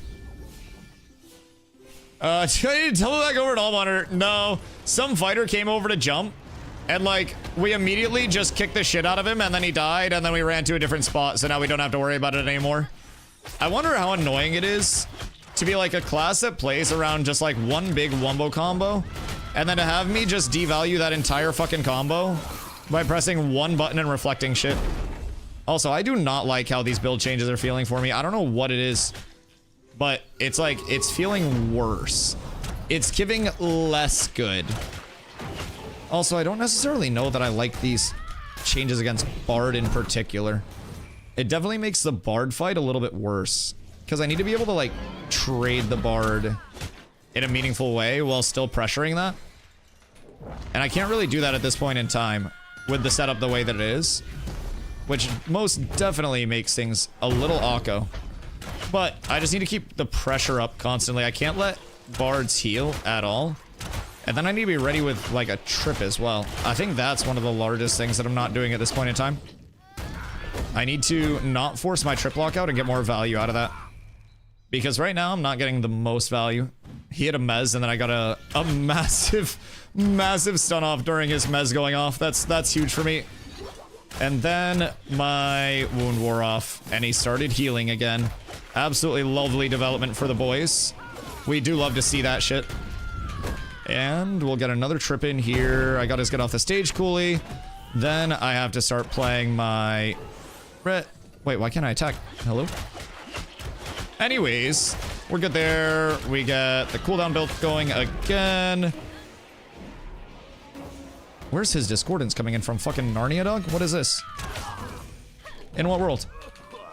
Anyways, more damage going out. Okay, hold on. Juan Restrepo, Mr. Abusey. Good day. I love and appreciate you. I hope you're having a beautiful fucking day. What are you getting up to? You beautiful, beautiful man. Fubo! Hello, friend! I'm dueling on the PTR, not that you can fucking see it! Because Intrepid Studios hates content creators. Always trying to hold us down. Never let a content creator thrive. Never trying to let us do fun shit. Like leak NDA'd content. Man, I don't understand why either. Seems a little fucked up. Seems a little rude, if you ask me. But oh, that marionette cancel was just like the game changer there. Oi. All right, I like that a lot. Very, very, very happy about that. He got his Mary back, but it's on PTR. You can't tell because the code's being gone. Bro, I wish I could stream that shit. I genuinely wish. That would be a fucking beautiful day for a Dusty like me. Also, I think, unironically, even with the amount of healing that the bard just pumped out, it's still just a moot point because I'm 100% on both of my resources. Like, I don't lose health or mana at this point in time. I just have to keep wound up, and then I immediately just win. I keep longbow chase out, I keep wound up, and I can just sit at distance and then wait for an opportunity to get a grab in. And then I can pump everything that I need to right now. This is enjoyable. I like this very, very, very mucho. Very mucho. Oh god, there's a summoner near me somewhere! I don't know where they're at, but somewhere, TM, there is a summoner nearby. You can always hear them coming from a mile away. GG's, brother. Yeah, that lasted a little bit. I don't think I like the new changes. I don't. I made some changes to the gear set, and I'm not sold on them. The summoner abilities are loud. Yeah, that one in particular is very loud. That one in particular is very loud. Can't do anything. That's the goal. Yes. Yes, indeedly. I'm trying to see... What I switched was trying to figure out... Or trying to switch in the self-heal from Rally and see if that healed at all. But I'm not convinced that I'm seeing enough meaningful healing from Rally. Give my best, just no damage. Yeah, I can literally tank a full combo and then just heal it off. I mean, I think that's the biggest thing. On top of, like, trying to not let you get your combos off. Siphon's still only healing for 61. That fucking sucks. Siphon healing still borked. Let's see. Is there a Rally? Rally heals for 1,178. I'm not sold on Rally. I'm not sold on Rally at all, if I'm being completely honest. Give you wound, how you heal? I have a lot of healing. I have a lot of healing. Yo, Fasaki, what up, dude? No more wipes on the game? Yes, wipes on the game. There will indeed be future wipes. I would not plan around no wipes. I would not try to hype yourself up for that. There will definitely be wipes. There will be blood. There's, I don't think, like, any reasonable way to avoid that with how much there is left to deploy, you know what I mean? It's just a matter of, like, there's so much fucking game left. And over the course of it, I think it's natural that there will be some janky things that come in that maybe need a little bit of extra attention. But, you know, ideally, maybe not. Maybe not. But we shall see. Let's see. Do I want to go you? And then I need my belt. And then we're 5 Blood Runner, 3 Reef Guard. Okay, perfect. Now I need to enchant my Reef Guard stuff. Because the Reef Guard, I think, felt better. Which means I also need to enchant my ring. Or not my ring, my sword and board. And then I need to enchant my neck. Fuck, I have 6 more enchants to do. Oh my god, dude. I would actually... not actually pay so much money for a fucking plus 20 enchanting scroll. I'd pay so much. This is so sad. So, Rosinis, in terms of, like, my damage output, how did it feel? Was it scary? The thing about Bard that limits me is I can't keep you in range long enough to actually get my axe combo off. If I get an axe combo, oh my god, how about just removing enchanting from the vendor? Yes, something. Like, give me liberty or give me death, but this is right in between. Because this is like, enchanting exists, so I'm going to do it. I have Peen, therefore I will use it. Right? If you give me enchanting, I'm gonna enchant my shit. I'm not gonna not enchant. It's just scaling left on the table. If you delete the enchanting, I'm cool with that. I'd prefer that. No enchanting, no obligation to enchant. No crack, no crackheads. But you're supplying the crack to the streets, but it's only the low-grade crack. I need the good stuff. I need it. Please consider. Also, Fupo, simple math. Simple math for you. Over the course, 3 clicks of enchanting an entire gear set with a sword and shield on, which is 17 pieces of gear, you were clicking approximately 1,020 times. The analytical data, over the course of an entire 17-piece gear set with clicks saved from a plus 20 enchanting scroll coming in for PTR testing, would save 969 clicks per playtester, not to mention 19 enchanting bars, which would then save every playtester an average of about an hour enchanting with every plus 20 set of gear that they rock. Thank you for coming to my TED Talk. So you need 5 extra clicks per enchant level. Oh, captchas! Oh, wait, like the ones that are like, select all the boxes that have this in it, but there's something that's right on the border of the 2 boxes. And then you have to solve that. Can we go one more? Yeah, let me pee, fill up my water, and then enchant 2 more pieces, and then I want to see if it feels different for you. Hold on, 1 sec. I'll be right back. Capture plus more clicks? Oh god. You have to do like a human benchmark test before you can actually enchant. Fubo, we're cooking.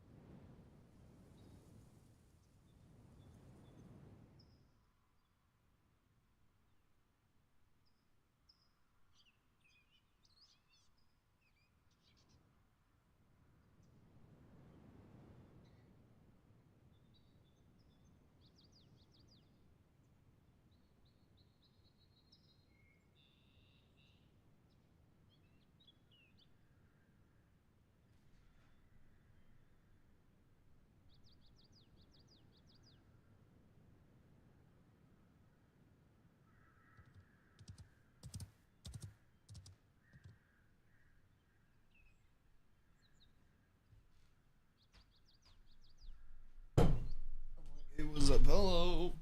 Hot dog. Thank you, brother. I appreciate you. Much love to you. I hope you're having a beautiful fucking day. I am enchanting gear today. I know that sounds riveting. It's because it is riveting. It's absolutely the best gameplay loop in human history. With the lack of anyone doing any numbers to you, the tech might be full DPS slant. It depends on class matchup. If you are fighting against something like a rogue, you want to mitigate the amount of damage that they're doing to you to win the trades, because rogue has less HP sustain. Against something that is more defensive minded and more HP sustain, you want to go offensive to drive your pressure on them. So like rogue, fighter, ranger, mage, I play defensive setup, and then against cleric, bard, summoner, I play offensive. If you're fighting against tank, you're cooked. Yeah, rogue or tank winning 1v1 tourney. I think I can cook tanks. I think I can cook rogues. Also, Gachi, thank you, my boy. Yeah, you know what's not winning it? Mage. I said, I saw you on Mage, and I go, chat, how long until Gotchi comes in crashing out about how bad Mage is? I don't think it's terrible, but I don't think it's got the pop that it once had, you know what I mean? I think that's the bad part about it. Mage is down bad in the 1v1s? Yes. Yes, it is. And I think, like, bro, I'm gonna be real as a tank. I'm just gonna, anytime there's a class that does a lot of damage, I'm just gonna go full defensive. And then I'm just going to, like, win the damage trades. I will just sit toe to toe.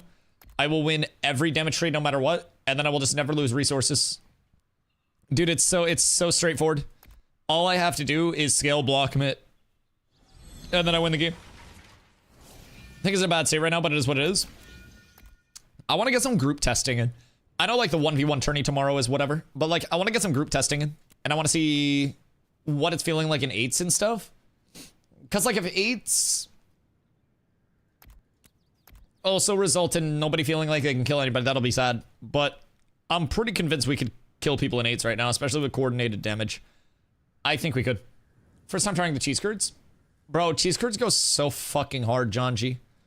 I should not go into a rant about cheese curds, but oh my god, cheese curds are so good. Doing the 1v1 tournament as a mage. By the way, I'm playing a victim class.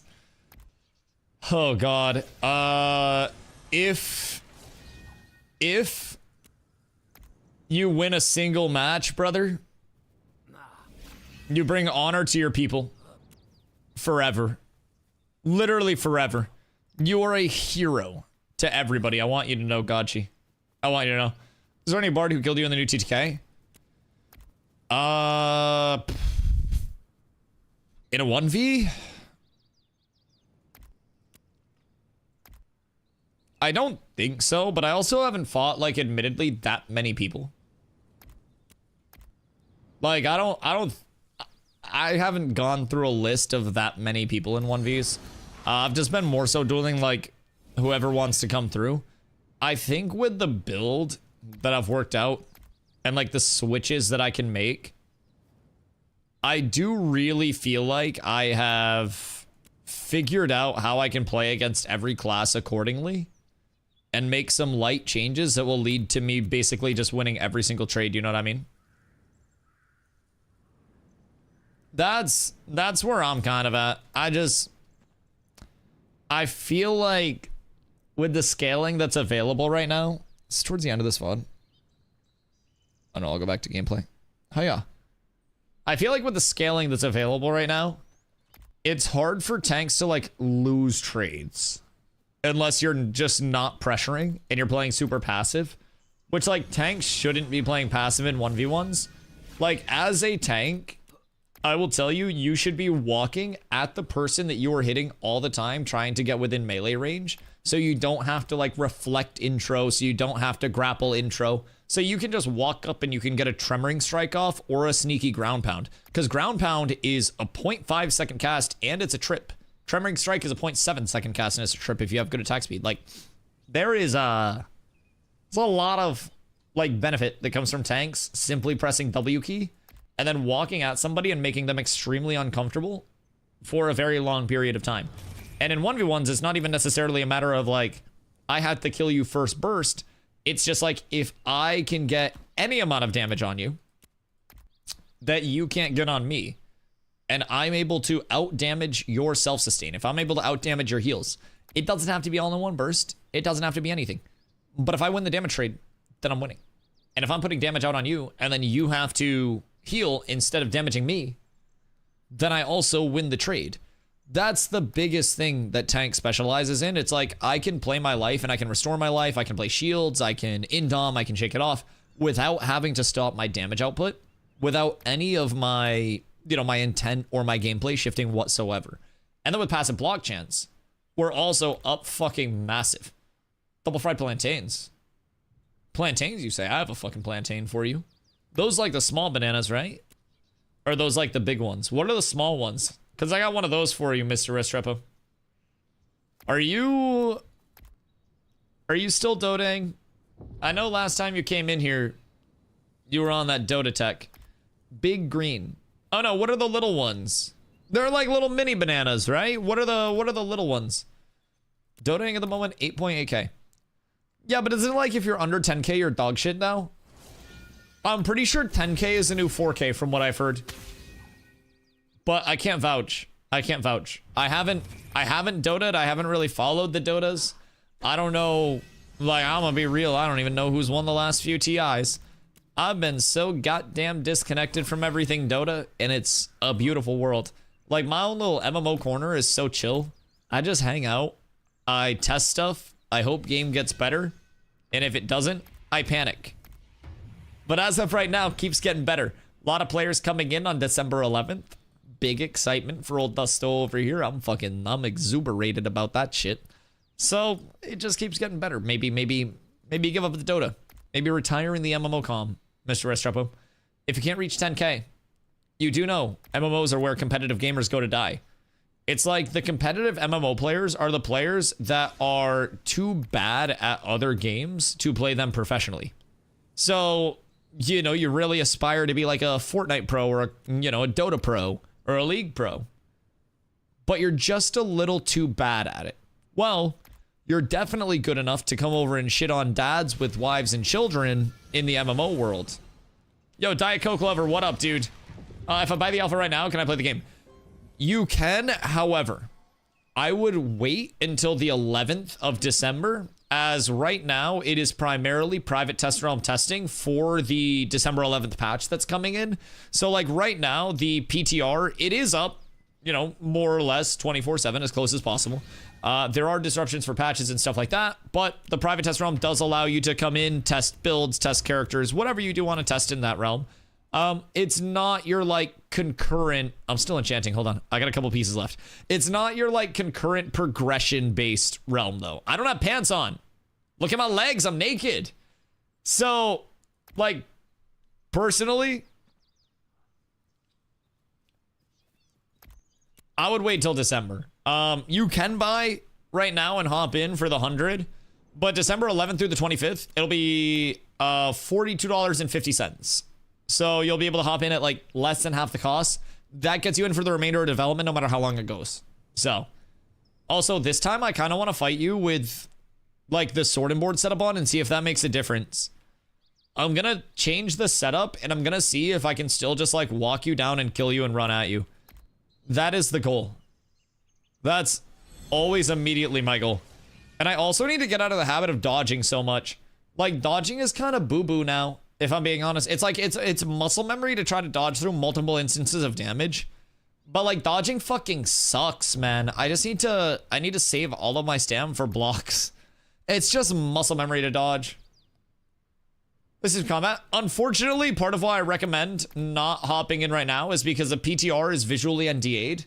So like, you can't show the visual side of things. You're seeing in terms of the visuals a VOD from the other day. What happens next in the VOD? I'm pretty sure we're getting ready for a siege defense. So I'll see where that is. Let me peep. Swing the VOD to some fights. I can, but oh yeah, we have a siege coming up. Oh yeah. It's getting ready for a siege right now. Big Dusty. There you go. There you go. Dodging some more mass skill? Not anymore. Dodging's fucked. You don't even dodge in mass skill. Like dodging used to be really good for 1Vs because it was great movement and separation and also dodge multiple instances of damage. But like it just isn't worth it anymore. Like you don't cover enough distance. You don't. Thank you. Yeah, of course, dude. I appreciate you. Like you don't dodge multiple instances of damage. You don't cover distance. You dodge multiple instances of damage if you're entirely maxed out on that dodge tree. But like, meh, if I'm being completely honest. So I don't know. I dodge to cancel spell, block. I'm pretty sure you can block to cancel cast, right? I don't have cast bars. I don't have a single fucking cast bar on this class. I don't like spells, dude. I bonk, I slash, and I hack. That's about it. I need a Planendorf to poof me in a couple rings for testing this build, by the way. That's the Omega test. I need all bring back move tech. I still think movement tech exists. I'm gonna be completely honest. Like you have the immediate differentiator on tanks of like, do you know to sprint before you charge? Because charge is a movement multiplier where it just increases your character velocity by X%. for, you know, a set amount of time? Or are you charging at default move speed? Are you looking at intercepts as movement, or are you self-intercepting without movement and group-based stuff? Like, we still got some good movement. I'm gonna be honest. We can carry over a lot. And also, sprinting's nuts. Like, if you're not sprinting, you're playing wrong. I'm gonna be real. Sprinting is so fucking good. It gives you the disable mitigation, like the disable evasion. So you're less likely to get disabled. Like, we're just missing out. I'll be completely honest. Especially if you're not, like, there's so much tech with the combat still. There really is.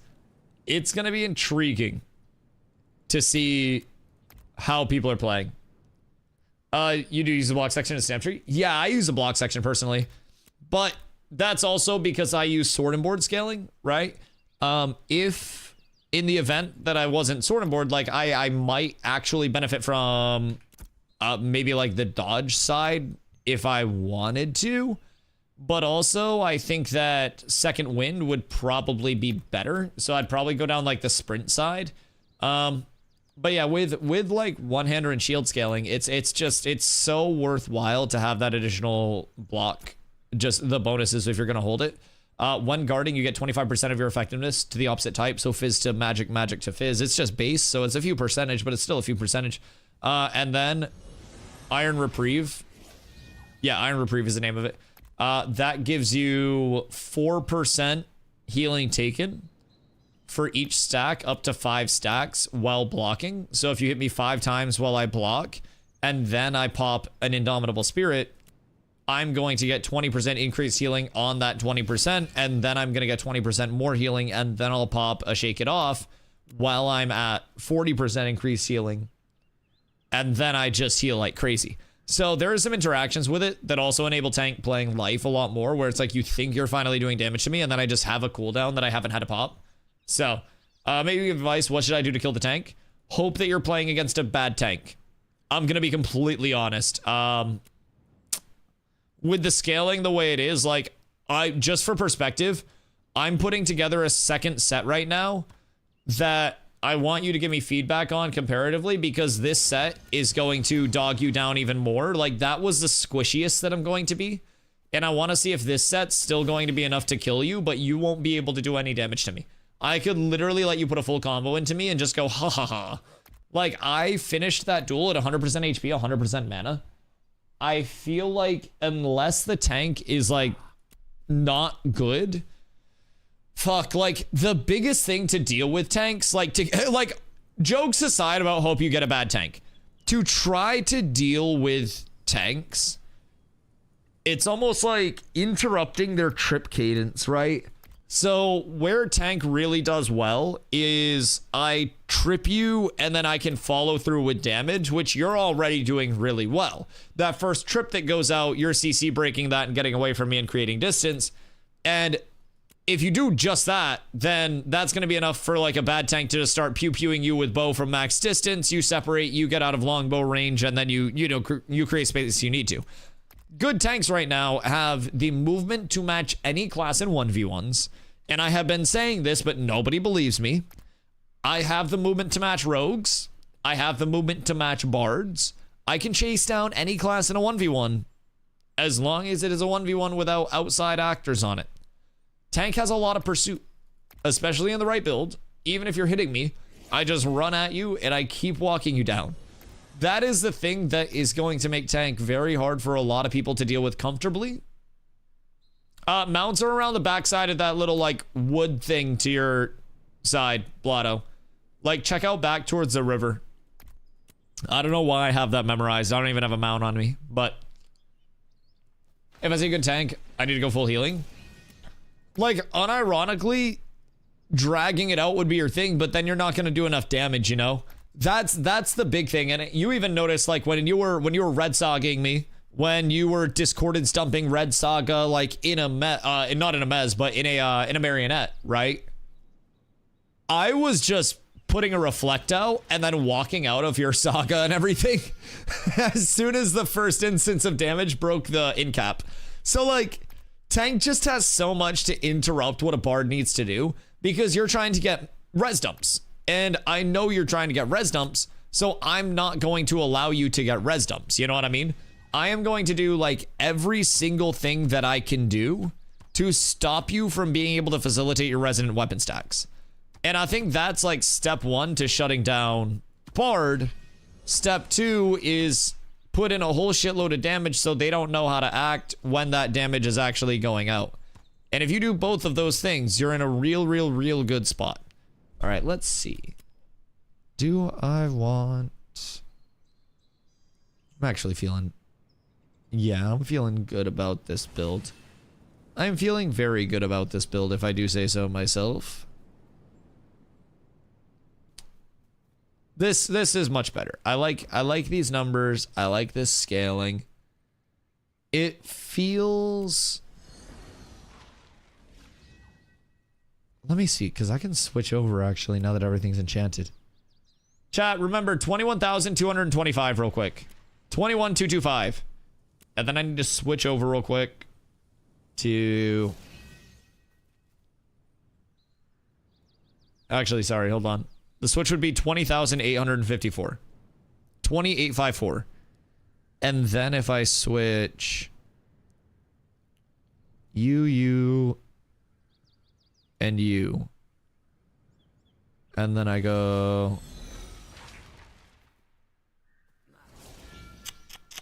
What do I need to put on here? Gloves. Gloves. 21,780. But I would lose barrier. Which barrier does go hard. And then the other side is 22,151. So like 900 HP difference to go up 1 power, and I lose barrier for a rally. I don't think worth. I don't think worth. Oh god damn it, did I not enchant my blood runner pieces that I need? Hurry! My life is so hard. God fucking damn it. Everything sucks. I still have my shoulders to enchant, bro. What else do I have to enchant? Plus 20, plus 20, plus 20, plus 20, plus 20. Good. Alright, I'm just gonna do the shoulders after. I'm gonna do my shoulders in a sec, bro. I don't have another enchanting road in me at this point in time. Holy shit. Who's got tips on fixing fucked knees? Bro, just stretch your hamstrings. Most of your problems are probably because you're lazy and you haven't stretched your hamstrings. If I'm keeping it a Buckington with you. I would lean towards that side of things, Chief. All right, let's see. 24, 336, 408 power, 210. This is giving more health regen. Yeah. Yeah, let's give this a shot. I think this will be extremely quirky. All right. I'm ready when you are. All right. We got another Dusty versus Bard duel coming out here. The last one lasted a good amount of time. And we shall see how this one goes. The Chilling Lament comes out on his side. I'm going to try to get some moon stacks up as we look to longbow trade here. Mr. Walk him down is indeed going to walk him down. I'm going to get a grapple into an early trip. Gonna try to get some damage through, but I get a nice little frame drop there. Discordance is gonna come out at my back. I'm gonna kite the Discordance around a little bit. Gonna reflect on this. Reflect is gonna go out. That's gonna get a nice trip on me. Gonna get a nice shield slam at a ground pound there. A little bit of damage. Pop some defensives here. He's got a little bit of that damage going out. Starting to add up, but nothing too crazy. And I just have to be able to keep my pressure up and hopefully get this damage out in a meaningful way. But I did drop a lot of power, so I might not be, like, pressuring him the same with this build right now as I was beforehand. Especially since he is Bard, and I am just, you know, I am tank. That might be a big part of it, but I need to make sure that I'm, like, maintaining my damage as much as humanly possible. And I also need to make sure that I'm getting my fucking wounds up. Because if I'm not getting wounds up, then I'm down bad. I'm very down bad. We're all at. I want to watch a game. Go to Avon's End and then cross the river to the west. And then we are there. Bro, I just took no damage. That is actually, like, disappointing on your behalf. I'm so sorry that I just did that to you. That's like... I feel bad. Just to be a buck. Although, I think Bard might be able to sustain through, like, the tanky tank build. I think that might be a part of the problem. I think I might need to, with Bard's healing, actually go damage stack against them. Because, like, oh my god, why is there a summoner in the vicinity? Fuck! Jesus Christ, dog. Like, are we serious right now? I don't think that's all necessary, man. Like, I have some damage, but against Bards, it's hard to get entire combos off on them, which makes it slightly unfortunate. First tester submit and reproduce a reproducible dupe that we have not already documented will be rewarded with a special in-game entitlement in the future. Oh, wait. So they're like bounty hunting for a dupe? Super mysterious McDupington with fries? That's quite interesting. I wonder what it's related to. Is it like server worker borders, or what's the facilitator of that dupe? Is where I'm very curious. Because, like, do I start DDoSing myself to win stuff? I mean, it wouldn't be a bad idea. If you have the tools and you have the measures, then it may not be bad. Cause, like, I'm gonna be real. I got a mount. I'm kind of chilling. I'm happy as a clam. You know what I mean? I got nothing to complain about. I'm extremely happy. Snake? Why is this Vanish coming out? What are the goddamn beef Hellington is going on? Yep, that's gonna hurt you. Good day, sir. Alright, we got the full combo going off for once. No! My wound stack! Oh, never mind, it's back. Okay, I got 2 procs, we're good. As long as I get my 2 procs up, we're so set. Come here. Get the hell over here. I cannot let you get mana. Yeah, I just feel like I might need to switch on the two-hander for a little bit more power scale against a Bard, which I'm fine with. That solves a lot of my problems. We'll switch and we'll see how that's feeling. Thankfully, I can switch mid-combat, which makes me really happy. Makes it very easy for me to keep the flow going. I don't even have to change anything. So now, I've got my two-hander on, and I have switched my amulet out. And I am immediately looking to... Oh, wait. I didn't do my weapon tree on my axe. Not that that's going to be a big game changer, but... Just realized that, which is slightly unfortunate. Only slightly, but... Hello, sir. Happy to help you. Get all situated today. My name's Dusty. I'll be taking care of you. Be getting you all served with some fat walls, some wounds to stack up and enjoy. We've got a fine selection of debuffs and annoyance coming out here, and I'm actually gonna break that. I took the bait. Well played. I took the bait. I know what I did. I did it fully wrong. I took the bait on the fucking marionette cast. I'm a filthy casual and I should be treated as such. It's my own fucking doing, dog. It really is. And I'm ashamed to be the way that I am. Do you think we can pop? I mean, we can absolutely pop consumes. How are they gonna stop us from popping consumes? Right? Like, they physically can't tell if someone's popping a consume or not. So, I mean... Maybe we get some consumey woomies going? Maybe have some fun up in here with them? Maybe some big power potions? Mayhaps. Boom. Alright, I got a big trip off that. That's actually huge. That's such a nice trade. I'm so glad I snuck out of that just in time. I got a big in cap to deal with now. But I have the Bard down at 50% HP, 50% mana. He's got all of his CCs down right now. He's got not a lot to live for, not a lot to look up to. He's got some mana going out. I gotta not allow him to get all that going off on his saga. Interrupt that with a nice reflect.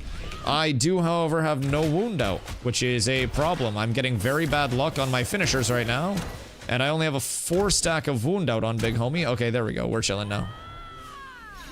Now I have the wound. Now I have all that I need. All is beautiful. All is well. Bro, Discordance is so weird. It's just a shitload of music notes floating around everywhere. Can't really do jack shit about it either. It's an intriguing ability. I've used Discordance against as many bards as it's worked for, though, I will say. Hiya. Oh, I tripped a marionette. Oh, that's so good for the boys. The Mez Dance comes out, but he's at 25% HP. He's got 75% mana. I am out of my in-cap, and I am trying to get some form of wound up on him. And I have fortunately been able to do that successfully. He's got his nimble out, but I just got a big trip right at the end of his nimble. Yeah, I think at this point, if it were to go sudden death, it would probably be pretty tank favored too. Because I'm just kind of like running him down. Kind of just walking at him. Oh! Wait! Who'd you just slaughter? Oh no! Wait, my duel mate just got corruption baited. Oh, wait. I think it was a mount. Hold on. I'll kill you. You're good. It's just me and Steez over here. Oh no, that's so sad. But yeah, like, I think against Bard, I need to put out a little bit more damage. I don't think Bard can do enough damage to me to actually, like, be a threat, right? I can't interact with your ashes. Oh, word. Okay, cool. We good. All right. So anyways, that duel's fixed. That's all done for now. I have your slag earring and I have your helmet. What did he drop? Nothing. He didn't drop anything, beef. Avert your eyes. Avert your eyes. Nothing was dropped on this fine day. Okay, Kyria's to look for exploits include around server worker boundaries, when under lag, or by killing your client while you are looting both in PvP and PvE using crates, cargo, or caravans, moving items into or out of storage, both personal and guild, processing and crafting and gathering or obtaining other rewards. So essentially killing your client while you're in an interact with something is facilitating a dupe. Is kind of like what I'm gathering there. Because that's not a small thing by any means. Like that's a very largely reproducible thing. Nin, it's time to dupe again. Nin loves duping. Nin's been duping this entire phase just to try to make sure that Cats has more of what we actually need. And like, we're all so thankful for Nin's commitment. Risking the entire account, oh my god, it's actual fucking hero shit, if I'm being completely real, man. It is just, wow. Fucking inspirational. Genuinely. Fupo, do you know, just quick question off the top, is there anything against enchanting or against using consumables for the duels tomorrow? Like, are enchants and consumes full good to go? Because I went through the entire sign up and I couldn't find a single thing that said that they were not. Okay, perfect. Thank you, Fupo. I appreciate you. How much health do you have? Depends on the set. I have like 5 fucking rotational sets right now. I am currently dueling at... Hold on, let me get my food back up. I am dueling at... God fucking damn it. Someone jumped on me while I'm trying to eat fucking food, you rats. God. Piece of shit. Maybe I shouldn't have been eating there. Stop hitting me with shit! Oh my fucking god. Bro, they're just like running over to where I'm at to interrupt my nice fucking spaghetti meal. Jesus Christ. I hate people. Anything about that? Will we give it tomorrow? Okay, fine. Fine. Are they gonna wipe? They're probably gonna wipe. Okay. I am currently sitting at 22,903 HP. I am sitting at... This is with the sword and board on. 417 fizz power, 106.3 fizz speed, 53.9 fizz crit chance, 221.5 fizz crit power. Oh wait, I have the wrong neck on. There we go. Let's see. Do I? Yes, I do. I'm sitting at... With the neck update, sorry, 23,274. Defensive wise, with grit up, I am 70.4% fizz defense, 53.6 magic defense. With grit and fort up, I am 76.4 and 62.9. If I were to switch my rings out for more defensive, I go 77.6 and 65. So the rings sacrifice like 10 power and 10% crit power for a little bit of health regen. Now on the health regen side, I am currently sitting at a cool calm collected 55.2, but if I do switch in a couple different rings, I go up to 90.8, which does effectively double my health regen, but I don't necessarily know that I need that.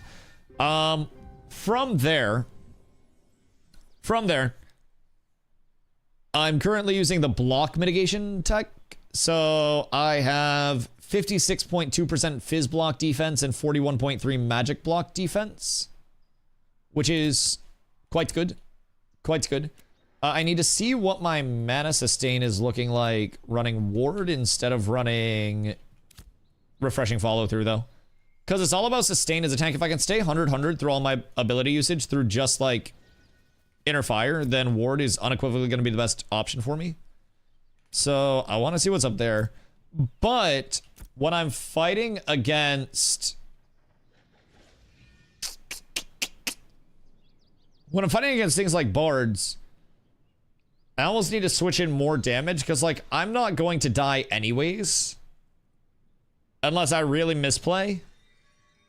So I kind of have to switch in more damage. So that's like the tankier end of things. That's if I'm fighting like a rogue or if I'm fighting a fighter, ranger mage, rogue fighter ranger mage. If I'm fighting a bard, cleric, or probably summoner, I will go more of the offensive build. Maybe summoner, I would also go the defensive just so I don't have to deal with pet damage.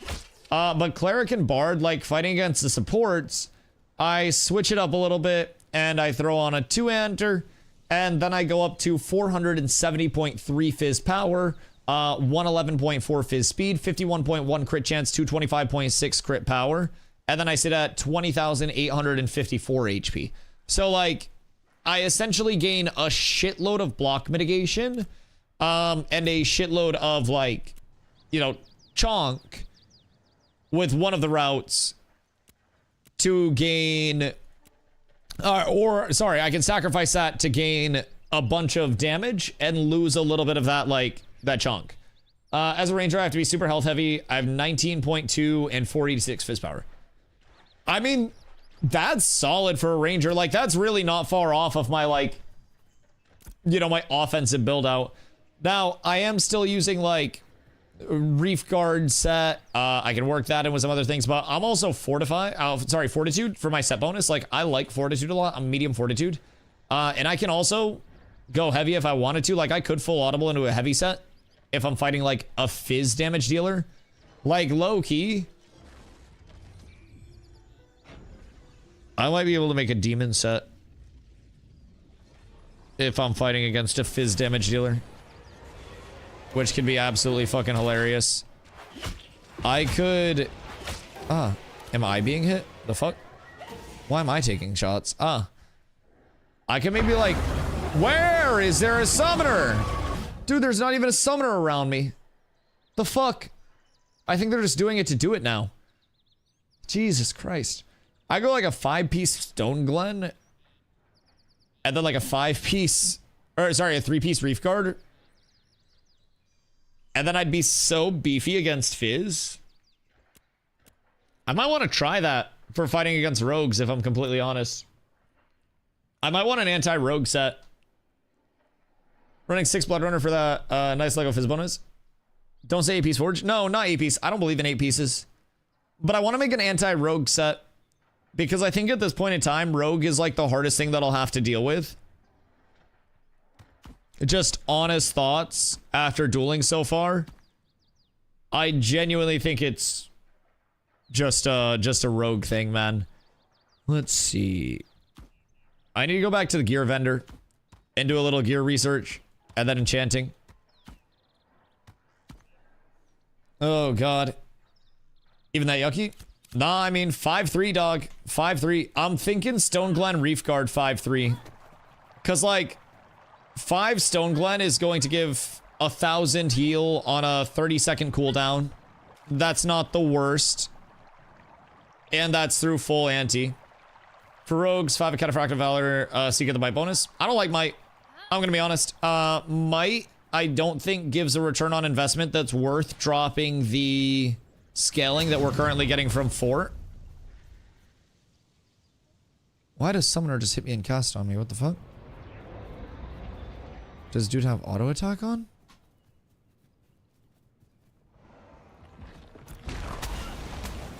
Okay. Okay. Yep, not smart. All right, welcome to the Thunderdome, brother. Appreciate you coming through. My name is Dusty, happy to help. Let me know if you have any questions. I will be here. I will continue to be here. He is down 25% of his HP. He is down his fucking phase out of the entire world in Volt. And then, very soon, he will be out a lot more than that. We trip. We quad slam during the trip. We get another trip. We get a grapple into the trip. And we slam again. He's trying to like extract Vessel off of his tank summon. Unfortunately for him, I'm just literally cleaving the shit out of his tank summon.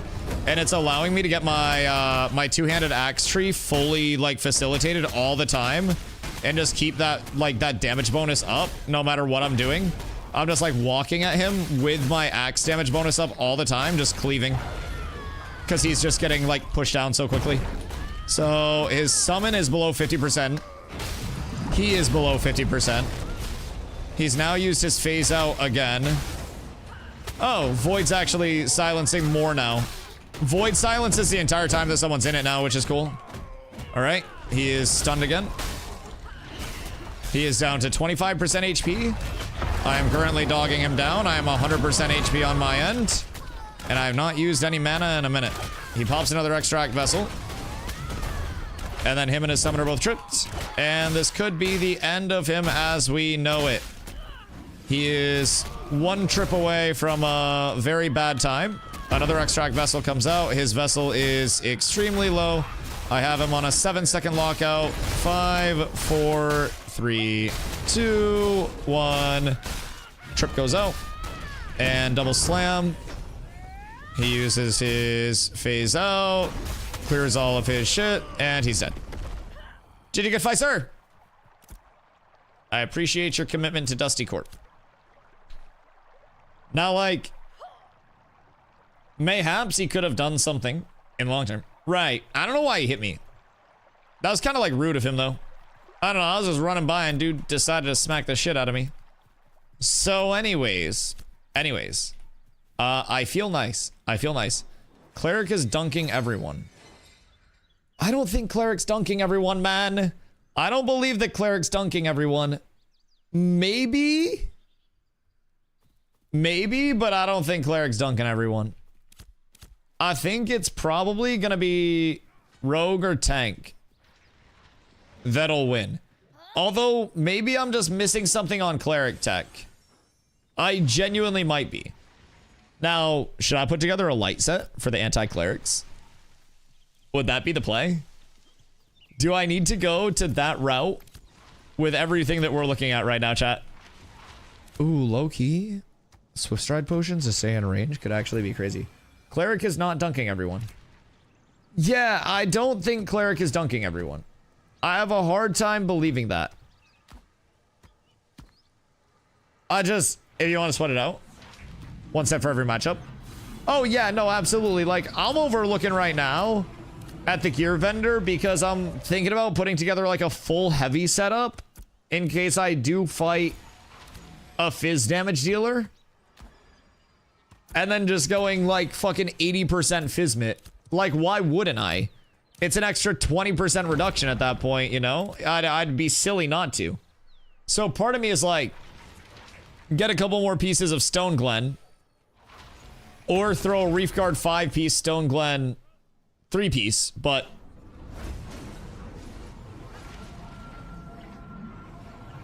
Like everyone that doesn't tank, maybe but confirm they ain't dunking tank. Yeah, no, that's also probably valid. Oh, wait, I might be on some demon tech. I might be on demon tech. Unironically.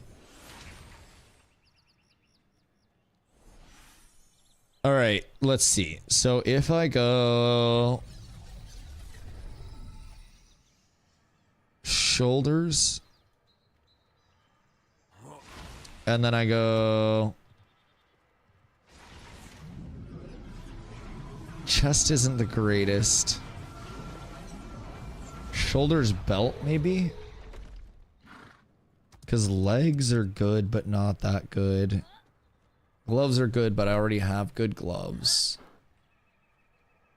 Bracers. Another 1,000 or so max HP. Would kind of be sick. Let's see. What's this looking like? 21,899 versus 22,455. And power goes up. Okay. That's worthwhile. Can't wait to hear it's all greens for the tourney. I mean, so the thing about it is even if it's all greens, the scaling is all the same, you know what I mean?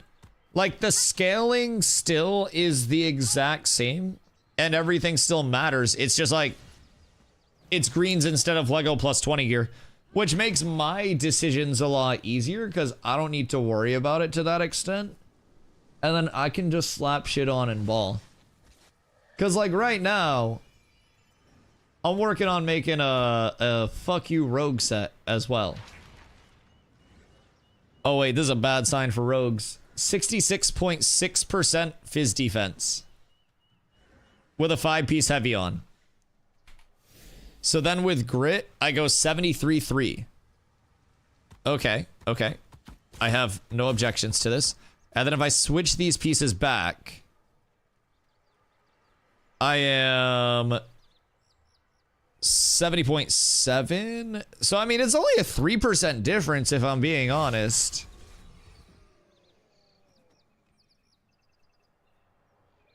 It's really not that much of a fucking difference. 66.6 versus 63.4. And then I lose 8% magic mitt. Oh, dude, it's so bad. What are they releasing dual class system? Probably through 2026. Steven has mentioned, I think it's planned to start coming in the milestone patch after this one, which would be probably the first few months of 2026 if I had to guess.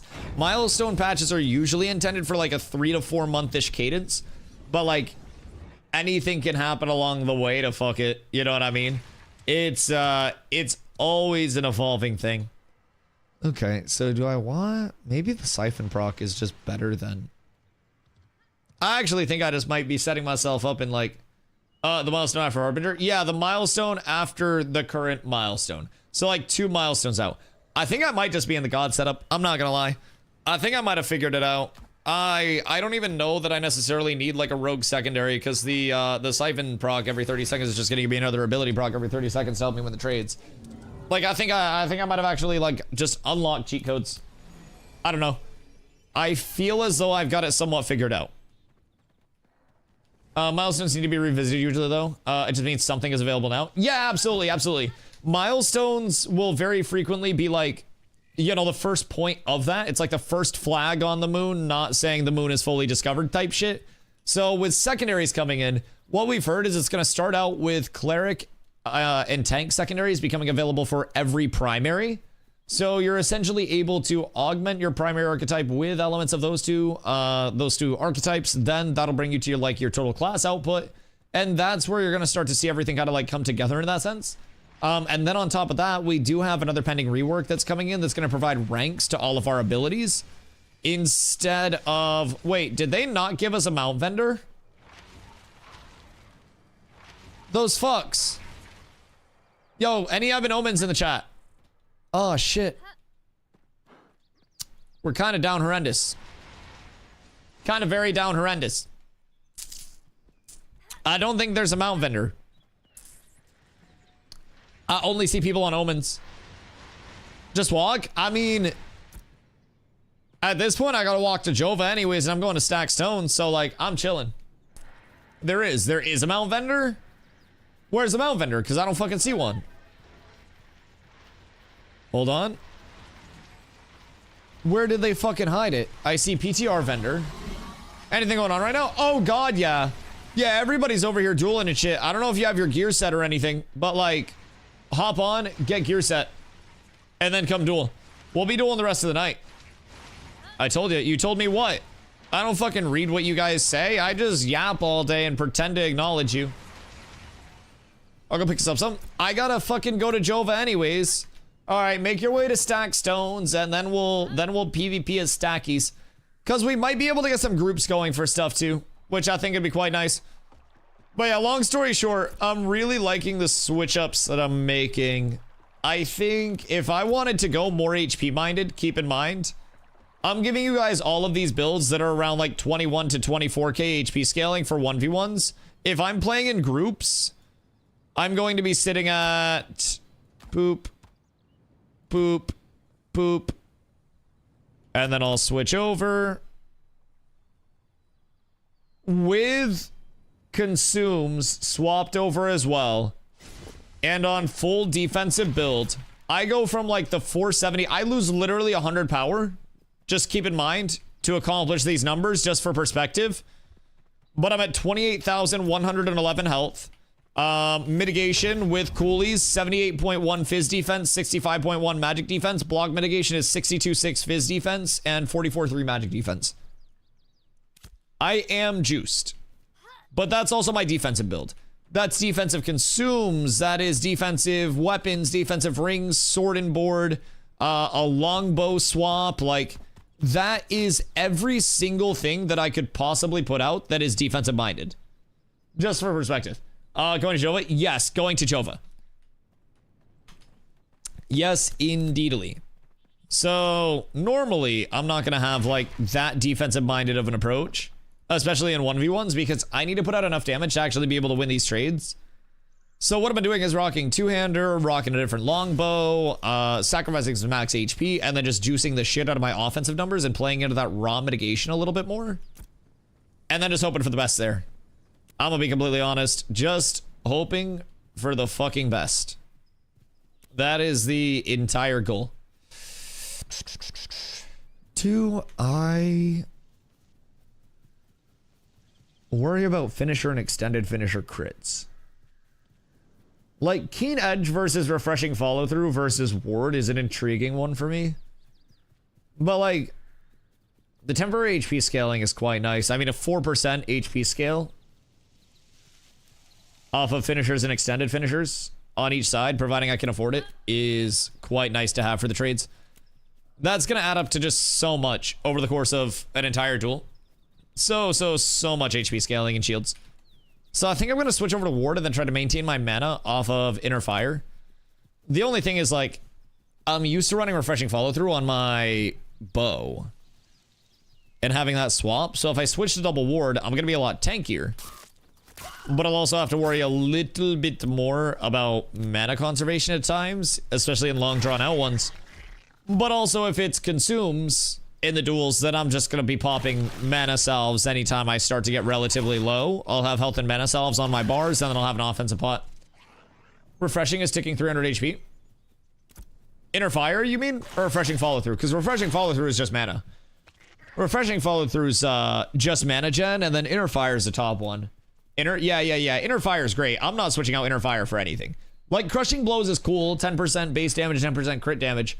But like, rhythmic, that's chance of deadly extended finisher or deadly finisher. So that's great for putting out like status effects, getting all those procs. That's awesome. You're always going to keep wounds up if you have rhythmic up. But like, inner fire is such good sustain.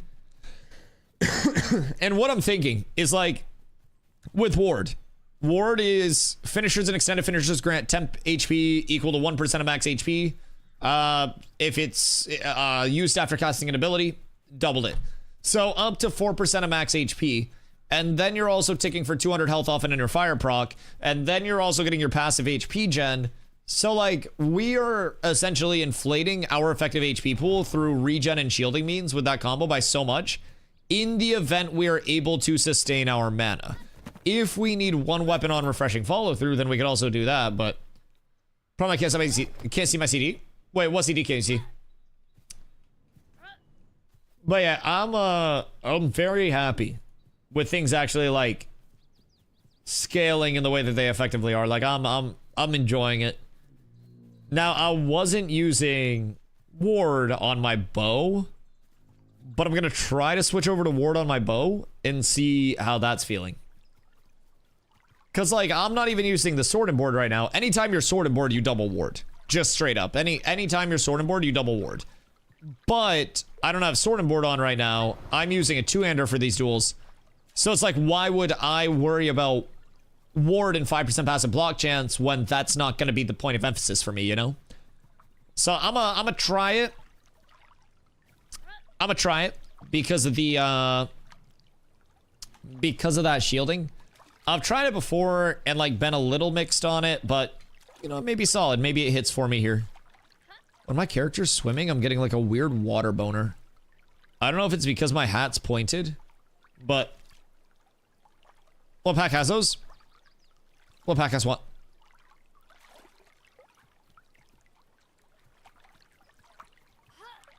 All proprietary. What are you looking for? The sword and board, the two-hander, what you trying to find? Because I have, I'm gonna be real, 4, 5, 8. I have 13 pieces of gear in my inventory that I've been cycling in and out for build min maxing. And I have my equipped pieces of gear. I have 29 pieces of gear that I'm testing simultaneously. Just for perspective, I have 29 pieces of plus 20 gear in my inventory and in my shit. Actually, 28. One's a cape. I'm not using a cape. 28 pieces of gear that I am cycling in and out right now. Like, fuck me, man. This is excessive. Although, what I'm thinking is cape-wise. I could drop 7 power for 3% disable power and a little disable accuracy. But like 3% disable power is just the duration increased by 3%, so that's not that crazy. And I'd also lose some crit chance. Yeah, I think Stone Glen's just bis. The tank shit's like 6 bags. Yeah. Yup. 6 if you do it efficiently and don't have alternates. Where are slack earrings?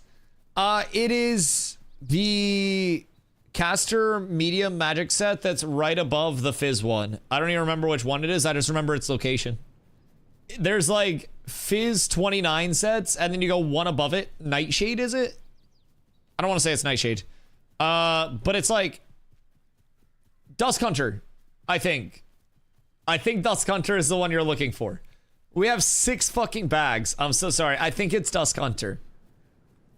Dusk Hunter, final answer. I'm gonna lock that in. If I'm wrong, I owe you a sub next month or something.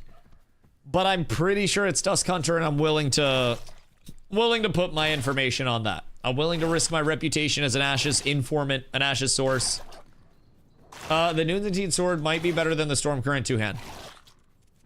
Link me the Dunes sword. The thing that I don't like about the sword is the tree comparatively. But I mean, mayhaps. Is a sword tree? I don't have it on me to double check. But if the sword tree is what I think it is, then it's worse than the axe tree. But shoot me a link real quick, so I can actually look at it. Oh wait, I can just look in the crafting tree. Duh.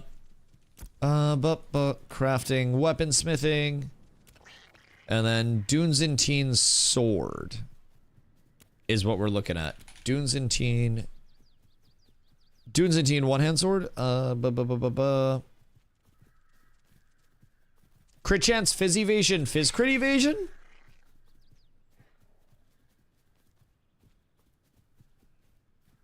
What you mean? It's in global. Oh, that's greatsword.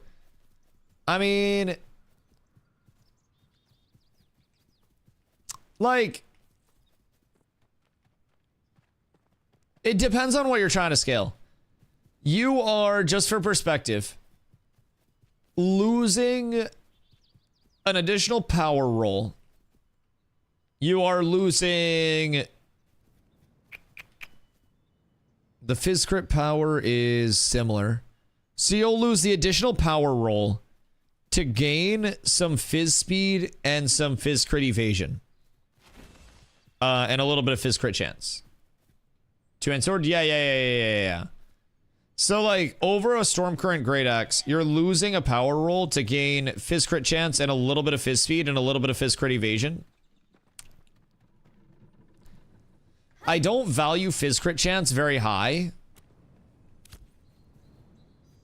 Simply because of the fact that, like, I haven't even put emphasis in fizz crit chance.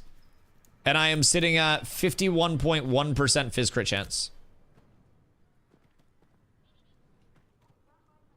I have so much scaling. So much scaling. I don't necessarily think fizz crit chance is a real stat to worry about right now, if I'm being honest. And like Stormcurrent already has some on it, so it's not the end of the world. So I wouldn't like prioritize it. I just think that additional power scaler is so huge. While it is, you know, less noticeable, but I haven't done the swap to see how much final CC percent different it is. The percent CC scaling is not that much, if I'm being honest, because it's a percentage of duration, and like when it's a percentage of 3 seconds, then we're not gonna see a ton from it. You know what I mean? I think that's the biggest thing. And then when looking at the trees, like the actual like weapon trees, seeing the discrepancy there is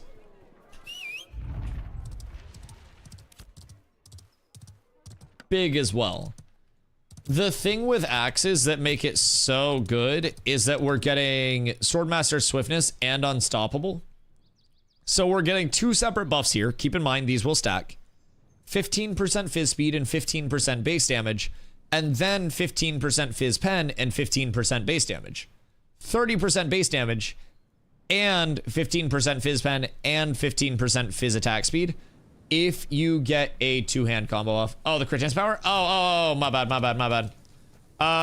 It's not a lot for an extra like 400-ish. Hold on. Let me find a crit chance scaler that I have on. 315 fizz crit chance and another 328 dex, 2 per. So this is going to be like 1,000 fizz crit chance. 1,000 fizz crit chance is like 4%. So you'd be looking at, actually I could have just bullshitted, like 2 to 3%. Roughly the same, funny enough. Still technically right, streamer's always right, cameraman never dies. And I have a mount now.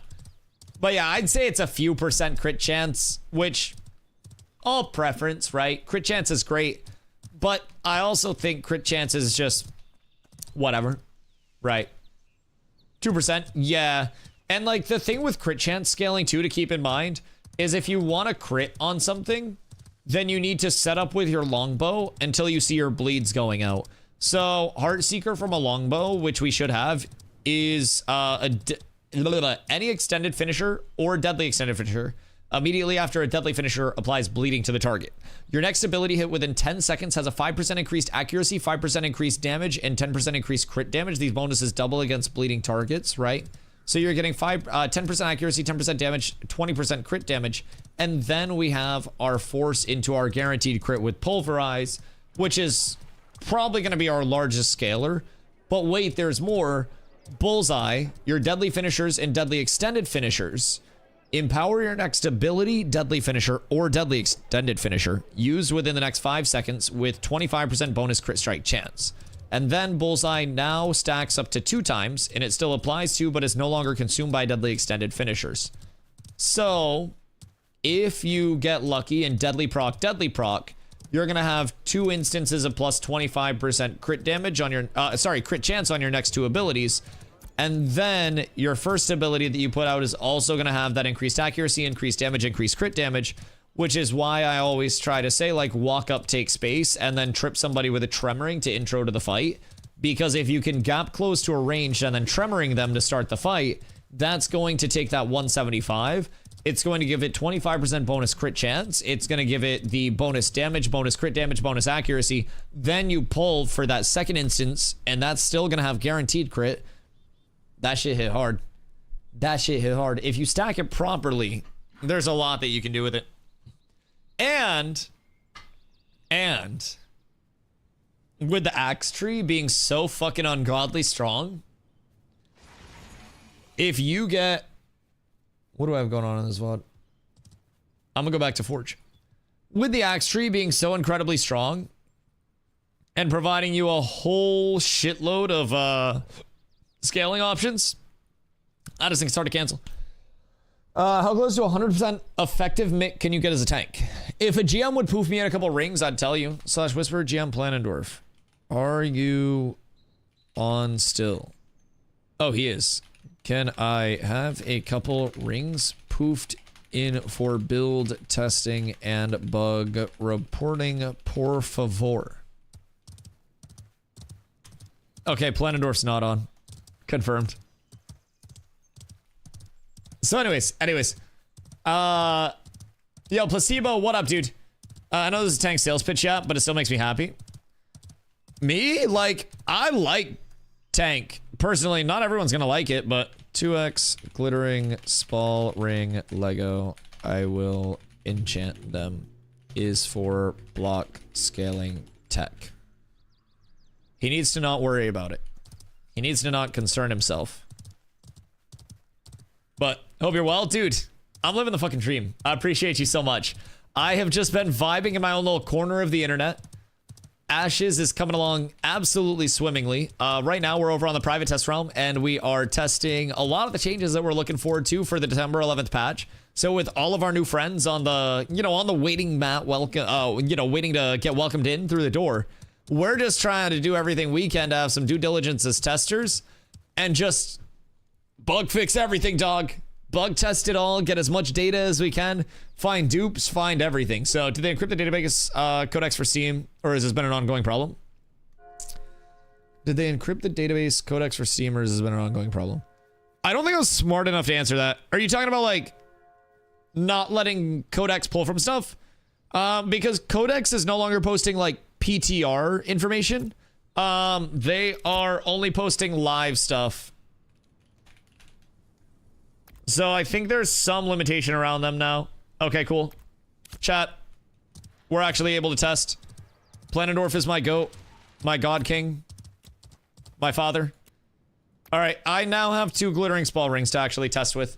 Oh my god. Got some things to care, but just want to check up on you. Placebo. I appreciate you. Check up literally whenever. And on December 11th, keep in mind, $42.50 instead of the way expensive packs from way back in the day. Spread the word. Dusty's happy about Ashes. Everybody else can be too, dude. If you know anybody looking for an MMO, I'm sure we got some mutuals that are looking for MMOs. You send them over my way, dog. And if you want to check it out, I got a place for you. Running through the shit's a second nature. Like pulls into trip round over ground pound. Yeah. If you get like a grap into a ground pound, that's great. But keep in mind, ground pound also doesn't... Yo, Placebo. Love you, dog. I appreciate you. Much love, much love. I'm like level 18. What are the chances I find a group? Right now on live, 0 because live servers are down. But what you should do, Brennan, is download the private test realm client. And then you should come onto the private test realm, boost up a character to level 25, get some gear, and then fuck around. You don't even have to level. You can just make your character and then hit up a boost NPC that'll get you all squared away, my dog.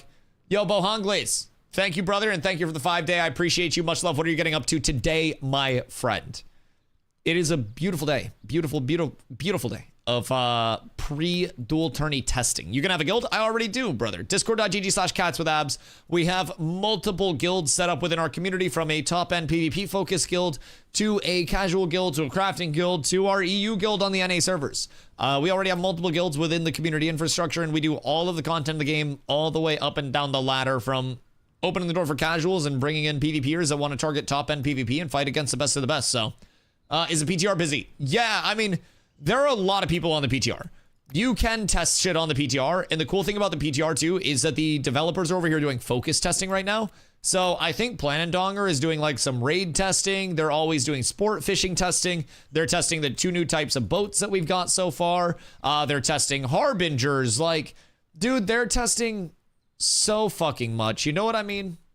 That's a big thing. EU needs restructuring. Yes. Well, a lot of things will get restructured. Yeah, full disclaimer. As numbers continue to evolve, everything's going to get restructured. We'll go through periods of condensing guilds into one entity and then branching them back out into 2 as population goes up. Because, like, with our recruiting structure, we just open the door to anybody that wants to come in. And we say, hey, happy to have you. Enjoy your stay. And then we try to pump through there.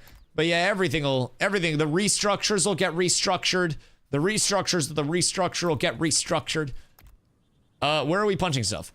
I'm enchanting rings right now so I can try out the cheekiest build in human history.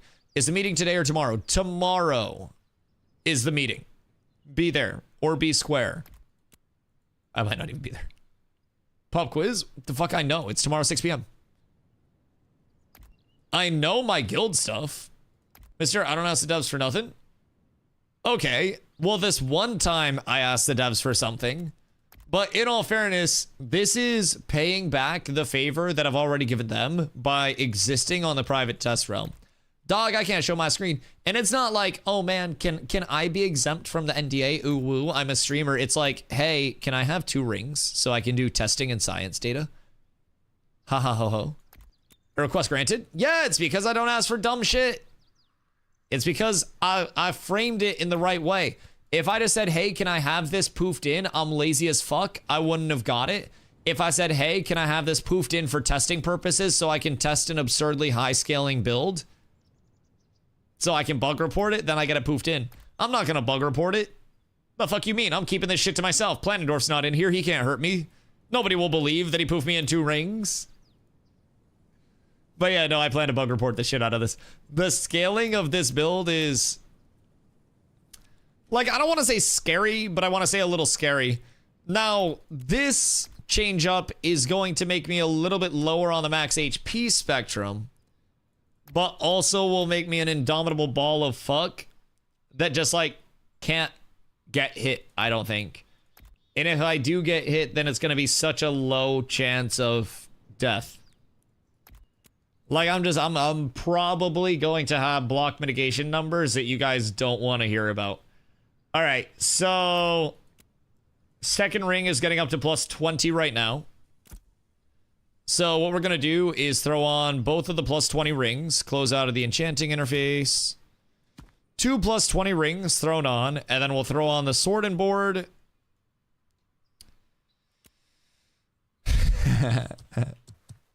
What the fuck?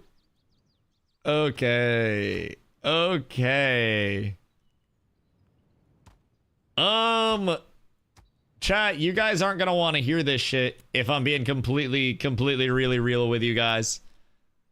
So, I am sitting at, just keep in mind, this is a little defensive minded set for the trades and stuff. 418.9 fizz power, 104.5 fizz speed, 52.6 fizz crit chance, 207 fizz crit power, okay? I'm sitting at block mitigation ratings, so block defense percentages of 65.6. Oh no, I have the wrong amulet on. Sorry. Haha. 72.1% fizz block defense and 62.6% magic block defense. Just full disclosure on what this is scaling up to. So, as of right now, mitigation scaling in mind. I gotta wait 45 seconds. What's the passive chance? It is... do I have my proper function? I do. Okay, word showing. It is 41.3% fizz and 20% magic. And that is before my barrier set bonus, which gives me a 25% uptime, 35% additive block chance. So I will passively be blocking 76% fizz attacks that come in and 55% magic attacks that come in for 70% and 60% mitigation on top of my already established... hold on, okay. I'm gonna give you the full rundown with full defensive scaling. Just in the event that I wanted to go full brick wall, like say I'm fighting a fighter or some bullshit, I can switch over my consumes. And I can go 23,968 HP, 391.3 fizz power, 104.5 fizz speed, 52.6% crit chance, 208.1 Fizz crit power. Okay. Mitigation wise, I'm going to go through Fizz Mitt, Fizz Block Mitt, Magic Mitt, Magic Block Mitt. Okay. 77.4, 75, 63, 63. So I am essentially 77 and then 75 on the block defense on the Fizz side. And then I am 63% magic defense and then 63% magic block defense as well. So to answer that question, I am effectively mitigating 90% plus of all incoming damage from blocks as long as I am blocking. And I'm going to be blocking a lot. And then I run a 3-piece set that effectively gives me a 35% block chance buff on a 25% uptime. I could run the 5-piece, but that would require me sacrificing my fortitude set bonus and then also going heavy. So less than ideal there. But overall, like, I'm really happy. Granted, I don't know who wouldn't be happy with that level of defensive scaling. I'm just walking around at 75% Fizz block defense and 62.6% magic block defense right now. just for perspective. Oh. Wait. Oh, never mind. No, it works properly. We're good. We're good. I thought I broke something, but I didn't break anything. I was just hyping myself up. 74.9 Fizz block defense. Jesus fucking Christ. Anyone want to come hit me with these rings? I'll come down to stack stones. And then I'll just let people smack me. Because I don't think I'm dying. Considering this is only eye level 29 stats, I think this is too high in the long run. Makes me wonder if current PTR numbers are on eye level 29 items, but meant for level 50. That's kind of what I'm thinking in terms of like the percentage-based scaling stuff. Because we have to keep in mind too, like grand dungeons are supposed to be like your pinnacle stuff. And outside of starting areas, right? Grand dungeons in starting areas will probably be level 30-ish if I had to guess, but that's because starting areas are level 1 to 30 prog. Everything outside of the starting areas, like the anvils and the riverlands, that is meant to be level 31 to 50 prog. So presumably, any of the eye level 29 sets that we're seeing come anywhere except the riverlands would be tuned for eye level 50 or would be intended for 50. So like, I'm personally leaning into the essence of a lot of our percentage-based stuff is for level 50 scaling. Carven and Forge are technically level 50 zones. Are Carven and Forge confirmed going to be level 50 because Grand Dungeons? I was wondering if Grand Dungeons would be lower than level 50 at all, but that's good. Yeah, and then like on top of that, you just have the availability of every single other area. Like the June Dark is a level 50 zone. The Tropics will presumably be like 31 to 40 plus. There's going to be a lot more variance to it, but in terms of like the percentage-based stuff, I feel as though that can always scale up so easily. And mayhaps we're also still seeing an impact of the 10%, or not the 10%, sorry, the 10x increase to all attribute scaling that they threw in. Cause like, that's a big game changer too. That's a big game changer. How are these duels going between Mikasa and Muzi? There's a vendor here. Yeah, there's a vendor here. Stackstone's on top. Stackstone's truly on top. I feel like I just won't die. Here, Strug, come do damage to me while I'm going to smoke. Here, I'm gonna dual Strug. Strug, I'm not gonna hit you. I want you to pump all of the damage that you possibly can into me. Here, yeah, I'll flag up. All right. Wait, why did I just? Oh, because of Discord and stuff. All right. So, Busty is hitting me for about 25 damage on a block. And I can... Oh, no, I'm seeing 8s when I block. Okay, dope. And the block is hot right now. The block scaling goes absolutely insane. Like, my health is just trickling down. Strug is hitting me for a couple damage at a time. Just literally a couple. Just a couple. Nothing too crazy. Alright. And then I'm gonna pop a health salve, so I just get a little HP tick up. And I'm gonna see how long I can keep blocking for. And then we're gonna let that scale. And then we're gonna shake that off. I'll get grit up again. More mitigation scaling coming in. So this build is a fucking mistake, by the way. Like, I'm blocking 75% of Fizz defense, Fizz damage coming in, and then 62% of magic damage coming in. And that's on top of my normal mitigation. It's as bad as predicted. Oh, yeah. I have 3 people hitting me just, like, completely solo right now, and I'm just holding block, blocking 100% of all damage coming in, and I can full sustain it. And then the second you try to CC me, it actually goes against you because it allows me to get more stamina back. So, like, anytime you CC me, I'm on the ground, I gain stam. How fucked up is that? It's like a no-win scenario. I stop blocking, I get a 5 tick of stam, and then I wait for that to wear off. What happens if someone uses necrotic weapon damage set against you? To the bypass their damage reduction because it had its own resistance stat? Every type of damage is either physical or magic damage, and then it's grouped into subcategories of it. So, like, necrotic and all of those, like, elementals. Oh, in the time that it took me to unflag, 4 people got me down to 25% HP. Your health didn't move? Oh, you guys almost got me down to 25%. But that was also, I was just standing there chilling. So, what are your guys' thoughts on this build? Super cool, quirky, DustyWhy cook-up. Like, super awesome, dope stuff. This is, awesome? Is that what you're trying to say? This is awesome? Hold on, I'm just gonna sit here and, like, attack back. And then we'll see if I can sustain it. I'm just gonna sit here and auto back. I don't think I'll be able to sustain it because of the, like, I don't know, maybe I can. Wait.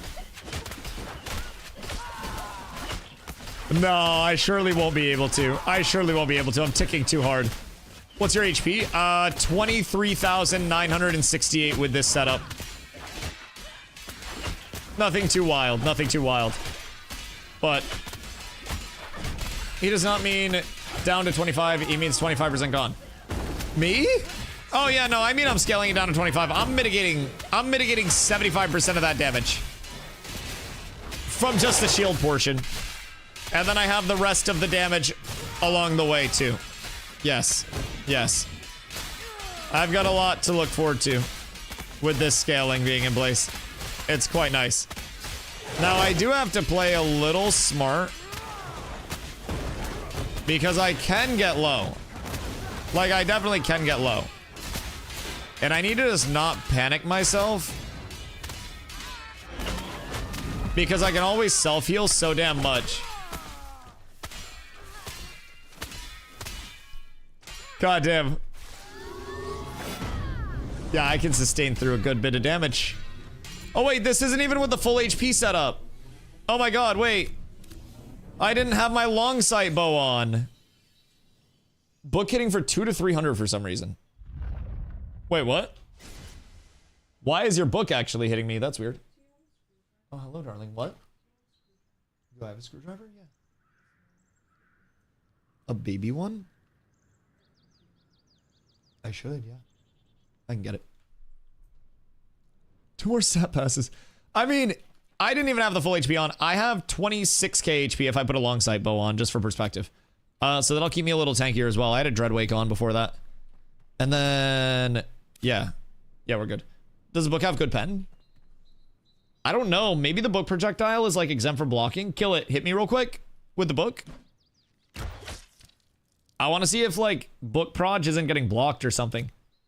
Because it could be a matter of like the book projectile could hit me like not square on.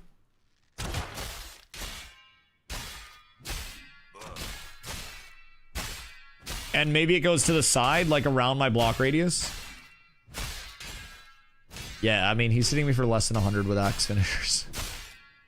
Turn my shit into a toothpick. I don't even have mid up yet. Hold on. This is what you get to look forward to. There you go. Now instead of hitting for 100, you're hitting for 73. Yes, yes. All right, try your book real quick. Book has a chance to double skill with Echo. So you're trying to just like scale that up like crazy? I want to duel a tank and see how crazy OP they still are. He's not gonna have fun. I don't think he's gonna enjoy that very much at all. Now, the defensive scaling was a little exaggerated because I was on literally like full defensive consumes and everything. But we shall see how it feels. But yeah, this mitigation is bonkers. All right, I'll be right back. 1 sec. Carly needs a screwdriver, and I don't know what for, but I'm scared. Good momentum.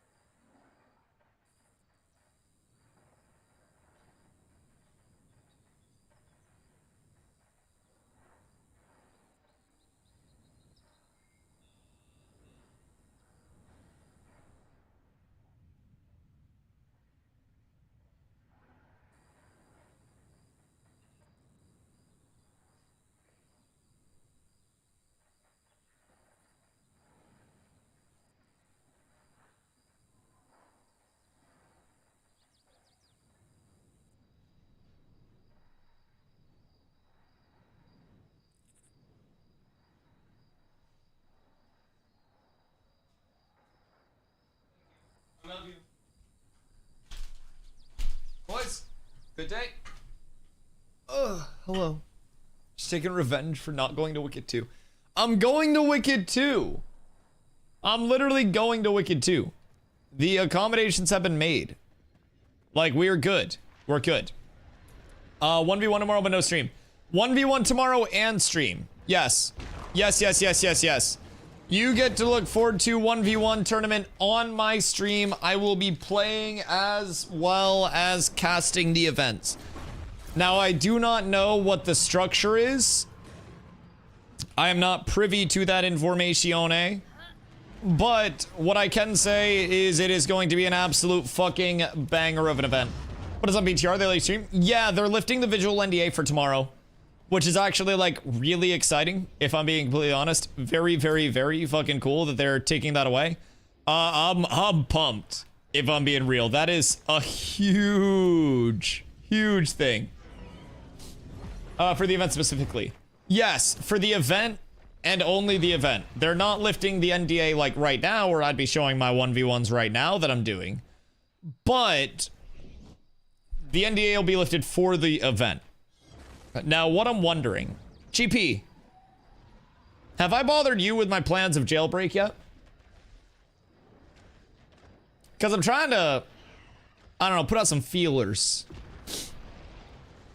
Maybe some, call them soft inquiries. Don't think so. Okay.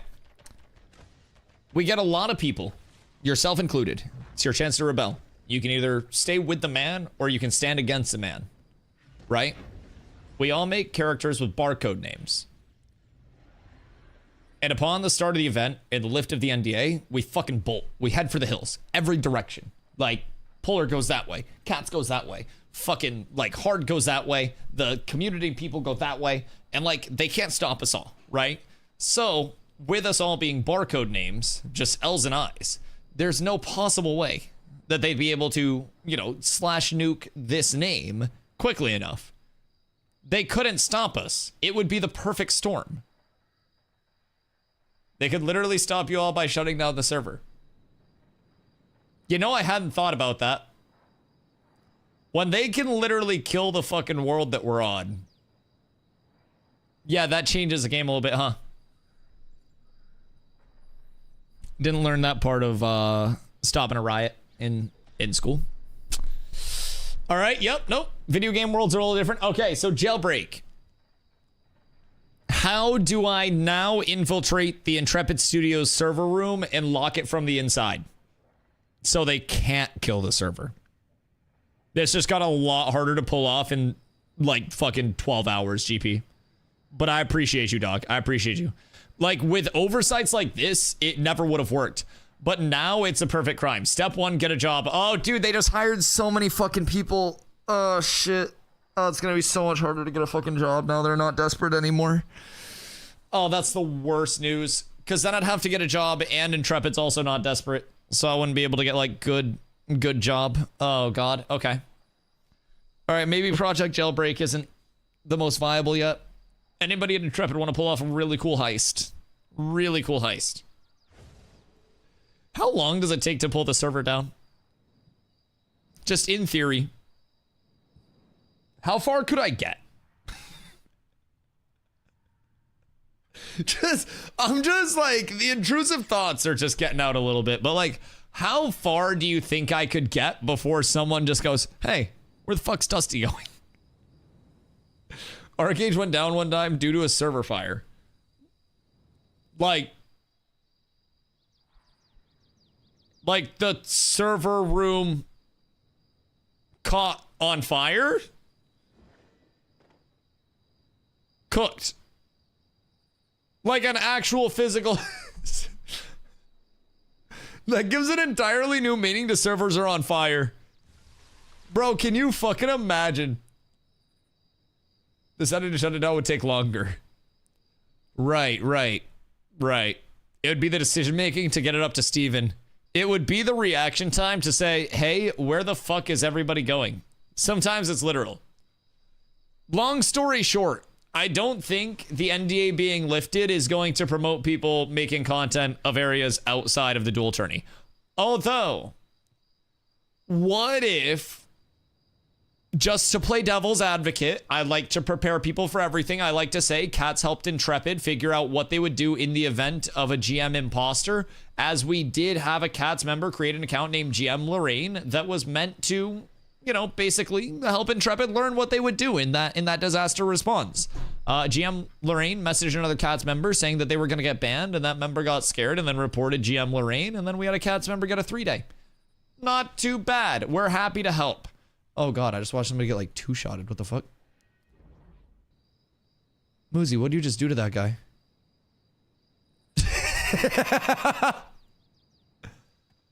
Oh my god, wait, what the fuck just happened? Sometimes it's literal. Bro, can you imagine if one day they're like, hey, we need a little bit more time to get the servers up? They're literally on fire. I feel as though people would then understand true pain in this community. Bro, I came from New World. I know pain. I know disappointment. I know letdowns. People here, they don't know shit. We're so spoiled, and everybody just wants to look our gift horse in the mouth and fucking huck to it in it. Bro, we are so goddamn spoiled. The largest problem that we have is our dates aren't accurate. Wham. People are too tanky. It's the end of the world. Wham. Stamp my foot. We got it good, man. We got it a lot better than a lot of people want to admit we have it. Okay. Who am I dueling? I got hands for somebody. And these are going to be infinite hands that never stop. Let's see. I mean, Casa with the bruschetta is fucking crazy. That's the tech. You got to go full heavy with the bruschetta and everything. Oh, Mikasa's got the light set. Trepid might have at least had a server overheating problem backing off of 0. They're using servers in data centers nowadays for at least the public stuff. I have no idea what the implications of that is because I'm assuming a data center could also catch on fire. But Hunter, thank you for the hydrate. Would it be better or worse at that point to have it catch on fire if it was in a data center? Like, would the troubleshooting for a data center catching on fire be better? Comparatively. I mean, I would assume better than having the studio be like in a closet, or the server be in a closet in the studio. That'd probably be a substantial upgrade. Hunter, what you getting up to today, my dude? We're over at Stack Stones dueling, and I don't think anybody wants to duel me. I think people got tired of my shit. If I'm being honest. I think people got very tired of my shit. A data center could catch on fire, but they have dedicated people to try to keep that from happening. Okay, so why did an Arcade just hire somebody to stop a fire from breaking out? Like, what the fuck were they missing? They had pay to win. They could have afforded it. Clearly. All right, Gibby. Duel. I got you. You duel me. I can't duel you. Duel. Does my duel work? Can you duel me? Missing string table entry. All right, tragic. All right, I'll stop trying to get a full-time job so I can pay for life to play Ashes. I have a business proposal, and I've talked about this before, but pimping. The only thing is, you find something legal to pimp, and then, let me relog real quick. You find something legal to pimp, and instead of necessarily like pimp and hose, like the traditional way that's like frowned upon, which by the way, it's literally just management. Like you're actually just in people management at that point.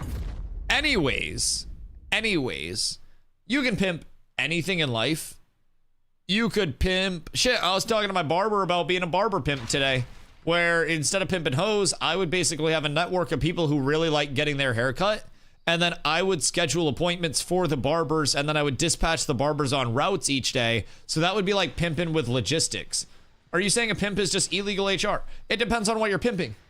Like, there are areas currently where you can get, you can talk to the pimp for like trade skill people. Like for a plumber or some bullshit. Like, there are areas where you can go to get a pimped out plumber. They will just dispatch these people, these trade skill people on jobs, and send them out. Like, pimping is legal, it's just in different fields than one would expect. So what I've always tried to say is, like, the thing with pimping as an entrepreneur, you don't need a storefront to pimp. You don't need, honestly, much. Don't need capital. You just gotta know people. DoorDash is a pimp? Yes, exactly. DoorDash is a pimping service for people that are food delivery workers. Yes, food delivery work is real work, chat. And we need to recognize and respect that. Tip your DoorDashers, please. They're getting hosed on fees. Also, don't DoorDash because you're getting fucking scammed. Just pay some homeless guy $10 and tell him he'll get a meal if he doesn't eat yours along the way back. Seeing as I'm looking for jobs that are a type of consultant, I'm already going for a kind of pimp with a W-2. Okay, yeah. Literally. So, like, you're either as a consultant going to be the pimp that dispatches other people to solve people's problems, or you're going to get pimped by somebody that is putting you onto jobs that need consultants. Yes. Yeah, 1000%. I think the world revolves around pimping. It's just we're not allowed to pimp some things. How am I just so lucky? Why, what up? Did you find a good thing to pimp? Because, like, pimp early, pimp often is, like, more of, like, a life saying than anything else. Up on launch, I can get this much zinc from Gamba. Oh, are you hitting on Lego? Gamba early is going to be fucking stacked. Now, you are still going to have time to stock up on Gamba too. Because, like, you will need to wait for towns before you can craft shit. So at least you've got that element of it to look forward to. That's something good to scale off of. But yes, I am praying for everybody's Gamba. And we need to do, like, rock nights, where everybody just gets together and we smack rocks and Gamba rocks, like 2 hours of rock gathering together, and then just smack Gamba, pray. Second one for now, aiming to learn enough to be the first. At least I should make plenty once I actually get a job. Yeah, no, absolutely. And the knowledge of pimping just enables so much in your life. Like, once you are at the point where you've ascended from, like, hoe to pimp, you become what some would call, like, a journeyman of a trade. Like, you're genuinely at that top level. And then you look for passive income. See, that's the best thing. Some people pimp houses. Some people pimp people to manage their houses. I am Grandmaster Pimp. Exactly. Exactly. Somewhere along the way, there is a pimp up at the top. It's just a matter of what they're pimping. And I think the greatest business venture in human history is find something. Ah, why am I catching strays? What the fuck? Wrong tank. God damn. Ow. So anyways. Works best if you have plus luck buffs going in settlement too. Maybe it's just in my head, but I swear back when KT was leveling up and we always had commissions pumping plus luck buffs, the game was better. What if you just bricked whenever there wasn't a luck buff? Like, what if you just got unlucky? Is it enough that you're willing to confidently say that it's definitely the luck buff? Blood, I'm gonna be real, I don't think we damage each other. Like, I'm gonna be honest. Yeah, I know, I'm really good at making builds. Hear me out. What am I hearing you out on? What? 2v all. I mean, they might be able to heal through our damage. Honestly, like, we wouldn't be able to tank that much. We would still die. We can only survive multiple people when we're, like, just hard channeling block. That's the big thing that we have to keep in mind. Like, a lot of our tankiness, especially, like, my disgusting amount of tankiness right now, comes from sitting there channeling block, because I have 72% fizz defense and 62% magic defense. My character is fucking stacked. Granted, it's all Lego plus 20 gear, so I should be stacked. But this is also taking advantage of what I think is quite possibly the dumbest out of control scaling in the game by combining raw mitigation, which is already insanely high, with a disgusting amount of block mitigation, which is an absolute game changer. Absolute game changer. Because, like, at this point, even with these rings on, right? I keep rings and amulet on, and then I go to a two-hander. Just full perspective. If I go to a two-handed weapon without having a shield on, I'm still 48% fizz and magic block mit. Just full perspective. That's with a two-hander. Now, the chance is extremely low if it's a two-hander, but I can always active block out of stuff like big instances of damage I can block through, and that's another large percentage. The possibilities are endless, and I am scaling up a whole heck of a lot. All right, Keith, hit me now with the shield on. You should notice a slight difference. Hold on, all flag. There you go. There you go. I'm gonna block. Oh no, wait. I'm not blocking a lot. I mean, that's still some good damage. I like the 53 damage coming into the end, though. I didn't block the snipe. The snipe hit me for like 800. Also, Scattershot just went through my block, which is kind of nice. I think there are some abilities that do go through block.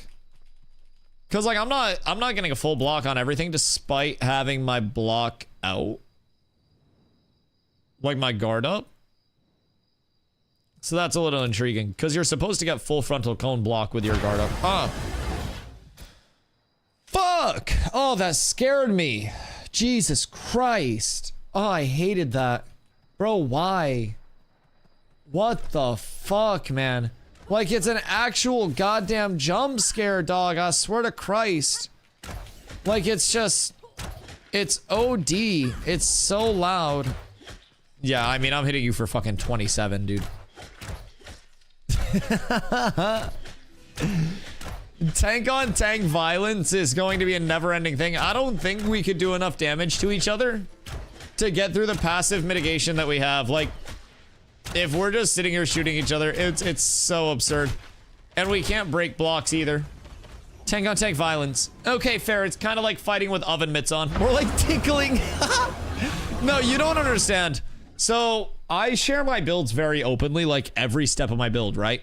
Blotto will very much like ask my build when we're 1v1ing and stuff, and then next thing I know, I'm just fighting against my own goddamn build.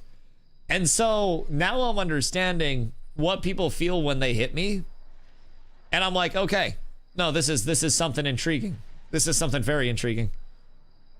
Tank on tank violence is just canceled.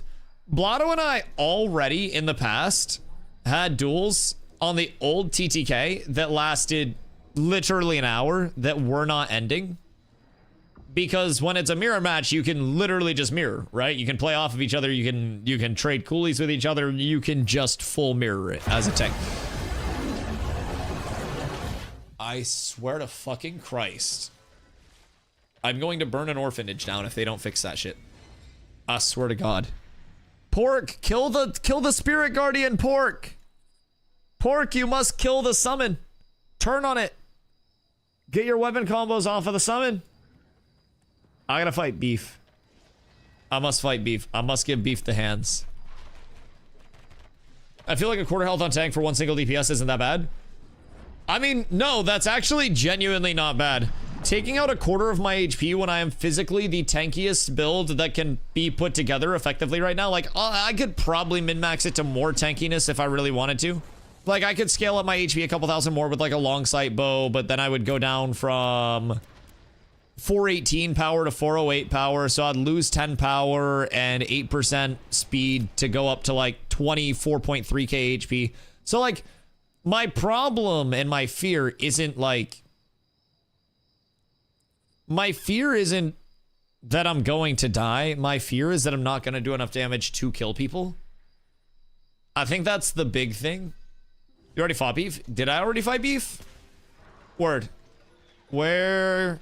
Cleric. Me versus Cleric could be a very interesting state of affairs. I'll see if Mikasa's here. I do. Alright, I threw one down. I don't know if Mikasa's here or not, but might be AFK. It was me and the clone build, but yeah, beef doesn't win. Is it just the... Like, just the summoner difference? Like, the only thing a summoner can do is try to play their extended health pool by, like, siphon vessel or whatever, that shit. And then if that's not available to play off of, they just lose. Like, they eventually just run out of that spirit guardian or whatever the health pool is that they're siphoning off of. And it's essentially just one of those bosses with multiple pools, but that's kind of how I think about it anyways. Everybody's panicking and putting on bruschetta. Bruschetta is not good if you're not using a shield, just for perspective. Like, bruschetta is going to take away all of the offensive scaling that you'd be getting. Like, I go from 461 power and 52.6 to 45.6 and 471. So, I mean, I guess it's another 7% fizz block defense. All right, fuck it. Oh, wait, I wasn't even full defensives with the last setup. Oh, Jesus Christ, hold on. Wait. 74.9. Okay, no, I was. This is with bruschetta. 74.9 fizz block defense and 62.6 magic block defense. Nin, did you hear, by the way? I'm testing the full build now. Yeah, do you want to know the numbers? Because I'll tell you my mitigation and stuff. I'm at currently, keep in mind this is full defensive like setup. I'm at 380 fizz power, so it's not a lot, right? But when I pop my mitt and shit, first things first, I am at 26,101 HP. And then when I pop mitt coolies, I'm at 77.4% fizz defense, 74.9% fizz block defense, 63% magic defense, and 62.6% magic block defense. So I'm essentially mitigating everything. People are hitting me for less than 10 when I have just grit in a block out. Like this shouldn't happen. This is disgusting. My mitigation is too goddamn high. And this isn't even like a tank exclusive thing, by the way. This is just because of the gear and has its scaling. Any class in the game can use glittering spall rings and a shield. And then a Thistleborn neck. And that's what gets us up here. Full defensive killing board. I mean, I wasn't in the full defense for fighting against you because you can out heal. So like if you fight here, come fight me with this build. I'm gonna switch my bow back to my Dreadwake because I don't need that extra HP, but I lose like 80 power on a sword and board. Oh yeah. Yeah, I mean, if I'm using sword and board, then I'm basically using sword and board because it gives the 41% passive fizz block chance and 20% passive magic block chance. And then it gives just so much extra scaling. It's 15% passive block chance and block defense for having a sword and board equipped. So like that scales up the blocks so much to just take it to another degree. And I use a sword and board situationally, and then I switch to a two-hander when I don't need the sword and board because I can still block. If I have my rings on and I have my necklace on, I am with a two-hander on, 55% fizz block defense and 48.3 magic block defense. And then I can just active block whenever I need it. And then just play the stamina off that. So if I throw on... Now keep in mind that was also with some defensive consumes up.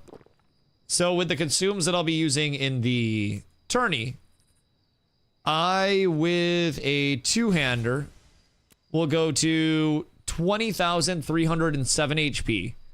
But then I have the block defense scaling out the ass for any time I need to oh shit block for a sec through like a combo or anything like that. That'll be huge. And then I'm sitting at 471.8 fizz power, 109.9 fizz speed, 49.7 fizz crit chance, 217.3 fizz crit power. If I don't think I'm going to be blocking a lot versus the matchup, then I can always just switch out my rings and go up to 225.6 fizz crit power. But like, not too much of a change up there. So the two-hander is absolutely more scaling. I go back to my one-hander, my sword and board, and I drop to, with consumes proper, I'm sitting at 418.9 fizz power. So like Loki, that might be a lot of the sweet spot that I'm looking to hit, so to say. All right, we got Bard Duel. But yeah, there's most definitely a sweet spot that needs to be acquired. Okay, I accepted the duel, and we're up. Oh, did they add like a little 3-second spin up to it? That's nice. I like that a lot. Yeah, I can just prep everything that I want to prep right now. I can wait for you to dump stuff. And I can just sit here and trade this. And just wait. And play so patient. And then I can just pump damage. And nothing will stop me. It's quite nice. Marionette trip. And then damage goes out. Triple bomb. Okay, cool. Gets them all on us. No mount vendor? Oh yeah, no mount vendor. You're gonna want to go by a town and grab yourself an Ebon Omen. Cause like, I'm gonna be real, I did not like start out with that. I ran everywhere that I had to go. And I regretted that shit immensely. Very much regretted not getting myself a mount to start out. Like the first time user experience is the best experience for anybody at this point in time. Okay, so maybe this is doing enough damage still.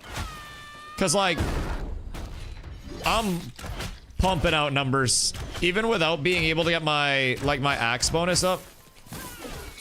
I am just juicing damage into this bard. I'm so very sorry for this as well.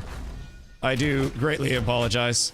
You're gonna marionette, and I can't do shit about it, so I'm just gonna... Yep, no, that's fine. That's just gonna be the trade here. So he's down to 50% HP, I'm 100. He gets his entire life savings in a combo into me, and then I just press Indomitable Spirit, and then I win the game. So as of right now, I am just trying to keep him in a fuckable range, so to say.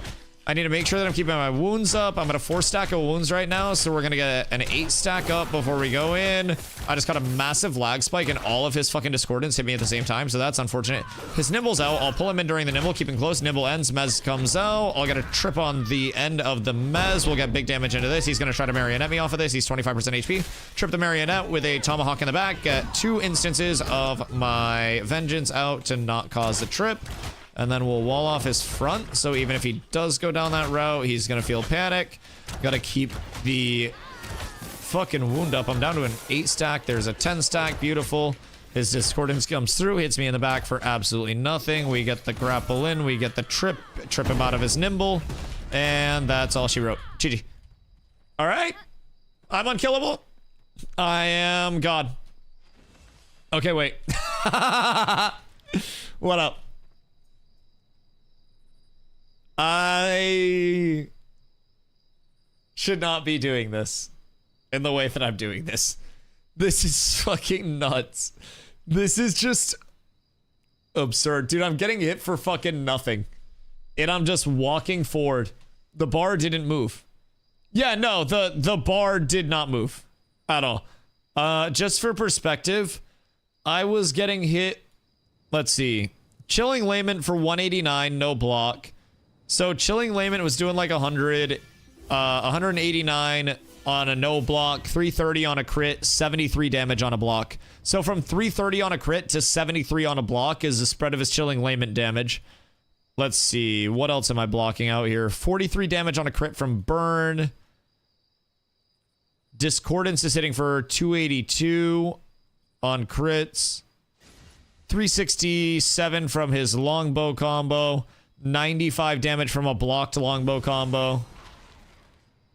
Is there a dueling area you're in with a bunch of people? Yeah, so typically we go over to Field of Stacked Stones. It is southwest of the Jova settlement.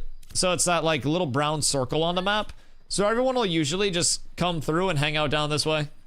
All right, let's see. I need a cleric. If I get the cleric, I get the world. Now keep in mind, I'm also not pre-popping consumes for my bursts. Orla! Oh, hey. Wait, no. I almost threw away one of my really dirty labubus and I felt really scared it would kill me if I did. Just sell it to somebody. Somebody will buy that shit. Yeah, easy peasy. He's sitting in my closet. Yeah, you just gotta sell that. The Labubu play is always the most valid play. I feel like you could 1,000,000% make money, even if it's a slightly loved Labubi. I just feel like there's no world where you don't, right?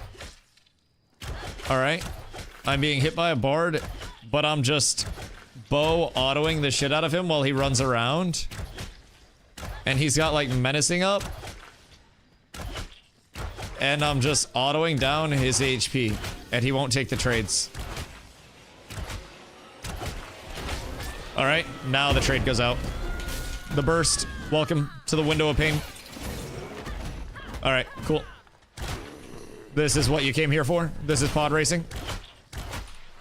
We're so up. I love walking down bards. I'm just pressuring him with my sprint up in case he does try to turn. And then hiya. And we'll pull him back in. One more trip. And then we'll get some big damage out here. I'll get a Tommy Hawk in the back as he departs. We'll keep this pressure up. His nimble's gone. I got 2 seconds until I can get a nice bit of CC on him. We'll get a trip and GG. Alright. Well, Dusty over Bard. Quite nice. What? I'll go full defense mode. Full defense mode. I mean, you might be able to drag it out, but you're just not going to be able to pressure me. And so like the thing is, if somebody's going like full defense, I can also just switch to my two-hander mid-duel. And then I go up from just switching my two-hander, I go from 418 power to 471 power. So like if I'm not getting focused and someone's going full defensive, I'm literally just gonna hot swap to a two-hander for the duel, and then I'm going to switch off of the two-hander the second I'm getting focused. It's very nice. It's very, very, very nice. Yeah, Carly, you could 1,000%. 1,000% sell that though.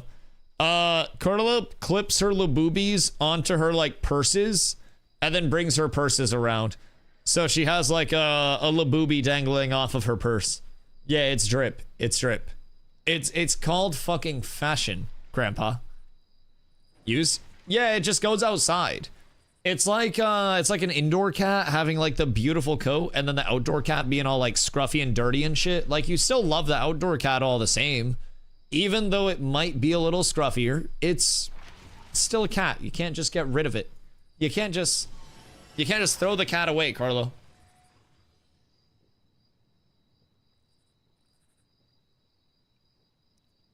And those bitches cost like 30 bucks.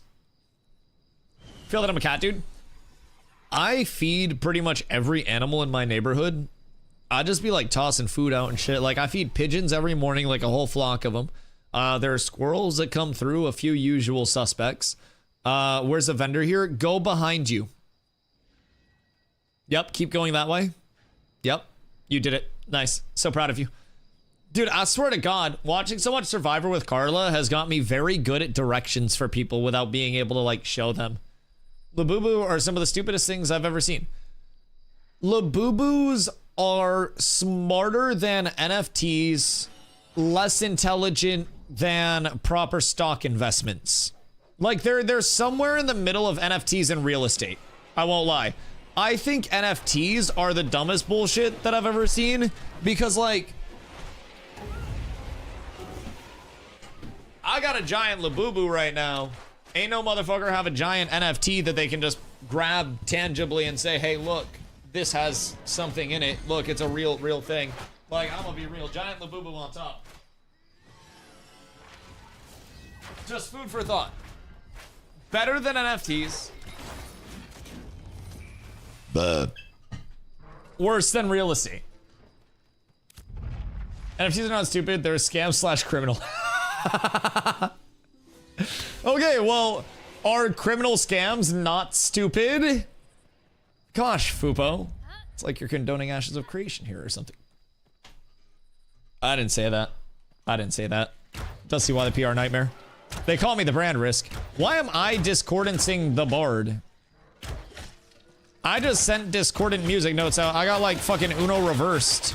I'm very confused. Yeah, dude, my health bar just doesn't move. I'm gonna be completely a buck with you. It literally just doesn't move. And then we make the switch. So he's going like a defensive Bardington build. So I'm just going to switch to my two-hander and then keep getting damage in on him with the two-hander and getting that pressure in as much and as frequently as I can, since I no longer have to worry about taking like defensive trades. If I make the bard play defensive, then I just pressure, and pressure leads to win. So he's got a nimble up right now. We'll wait for the nimble to go out. I've got to get my wounds up. Wounds are still up, and we go into another engage. We'll chase this down. A little bit of pressure. Double slam, 600 damage. We'll get a rush of courage and do another slam. That's another 300 damage. So, like, you're way tankier this time. Is it tanky enough? Hell no. Can you get away from me? Hell no. No, absolutely not. Absolutely not. But you can at least survive a little easier, which I think is great for you as a person overall. At least your health isn't moving quite as much. Now, his health might not be moving at all. I might need to genuinely get in melee range and get, like, finishers off on him. Let's see how he enjoys this. We're gonna try to get... Oh my god, the fucking lag just cooked me out of an entire combo, dog. I hate that for me so much. So much. Good mez. Alright, now I keep my wound up. I cannot let the wound drop off. Oh no, I didn't RNG it. My wound fell off. No, I'm so bad. All right, I got my wound back up. Everything's fine. Slightly over dramatic. It's okay. All is well. I'm gonna reflect you. Nice. Pull you back in, into a ground pound, into the pulve. Nice. Good cancel on the pulve. And then I keep my wounds up. I keep my trades up. I've got my bleeds up. I walk in to Mr. Bardman, who is now starting to lose mana over the course of these trades. And as soon as I get in range, cancel his Mez Dance. 2 slams to send him home with. Gonna cancel the Mez Dance again. 2 more slams to send him home with. Gonna cancel the Marionette. You rat. Alright, we're good. I CC break the Marionette because he used his Mez. He's gonna put a Saga out. He's playing full defensive here. My health is not taking any shots. So, defensive Bard can still, like, exist against tank and may stalemate it, but same Bard 3-shots me. This is a completely different build.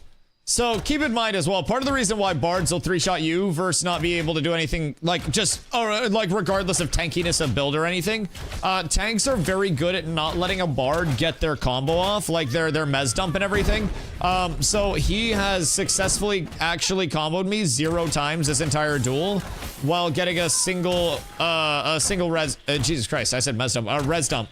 So, like, if they can't get those resonant weapon stacks to actually, you know, go out and do the bonus damage, they're so substantially worse for wear. So that's the big thing that tank does, like, exceedingly well against them. Other than that, I'm so absurdly tanky. But yeah, he's in a full defensive build because I was able to dog him down previously and just, like, run at him and keep the pressure up. So he switched to full defensive. And as a result, I am trying to keep pressure up, make sure I keep my wounds up.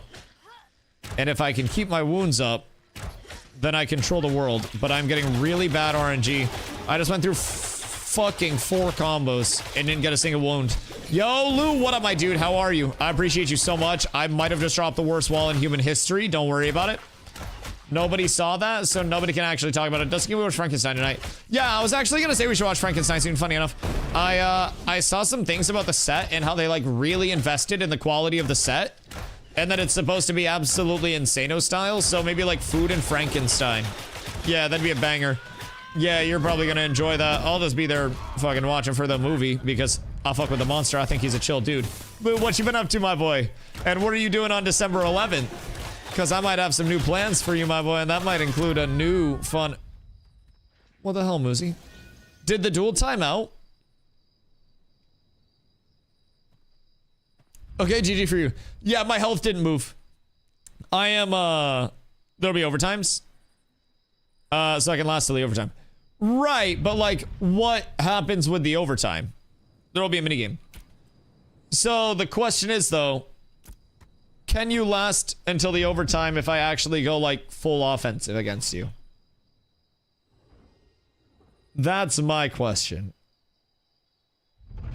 Because I feel like if I make a couple changes, I might have enough to get the burst here. Go again. Go again. So if there is overtime, it'll be a mini game. What's the mini game gonna be? Bro, it's probably gonna be like sport fishing or some shit. What the fuck? Alright, this is gonna be interesting. So there's a dual timeout. And there will be a mini game if you go into that timeout period.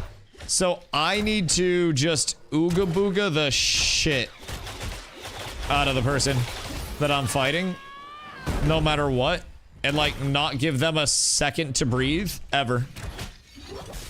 I need to constantly pressure and not just try to play for like the trades. I need to wound refresh into push all the time, no matter what. And I have to be on the Omega trade train all the time. No stopping, no anything else. All right, wounds are up. We gotta pull in here, and then... Oh no, he got the mez off. That's actually so sad for me. Like, I feel like the overtime thing, I was wondering where the fighting noises were coming from. Oh, yeah, Lou. So, the Ashes private test realm, the PTR, it's visually NDA'd. So, I can't show any direct visuals from it, which is super unfortunate. But It's not like audio NDA or anything like that, nor is it verbal NDA. So I'm fortunately able to yap about every single thing that we be doing over here. And then tomorrow, there is a dueling tournament. Little 1v1 duel skis. So that's going to be a huge event. And they're lifting the visual NDA for the actual duel tournament. So we're able to put out some content around that. So I'll be streaming that. That'll be super fun to check out if you are looking to see some good Ashes PvP. And then we're currently just testing like the whole build that's coming in for the Jesus Christ, the December 11th update. I want it bad. That's going to include the port over to Steam for the early access period and shit. Like it's a beautiful time to be alive over in the Ashes world, man. I'm really fucking excited. What time tomorrow? I believe it starts at 2 p.m. EST. Fupo just said that there was another announcement that went out. So I've got to get info on that as soon as I can. Hold on. Bro, I do feel like, oh god. I feel like people just playing for stall is going to be so corny. I won't lie. Everybody is just going to play for stall, and then every duel is just going to go to a minigame. If it's sustained class versus sustained class. They should do like whoever's health gets lower over the course of the duel or some shit. So it's at least like related to PvP. What else is tomorrow? I don't know, me not going to the guild meeting. I mean, yeah, I'm gonna be real though. I also don't necessarily think I should be able to kill a bard as a tank through you just not using a single offensive. Like, you're not even using weapon combos on me right now.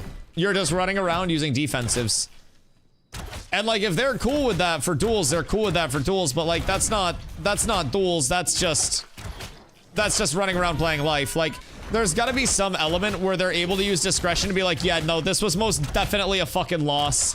Because, like, living in a duel infinitely is not the same as winning a duel. But it's also not losing a duel. But yeah, the sustained meta is going to be crazy. Because, like, I won't even go the offensive at that rate. Like, I'll just make sure that I don't lose. I can't do anything about tanks. I know, and I can't do anything about bards. Let's go bully a rogue together.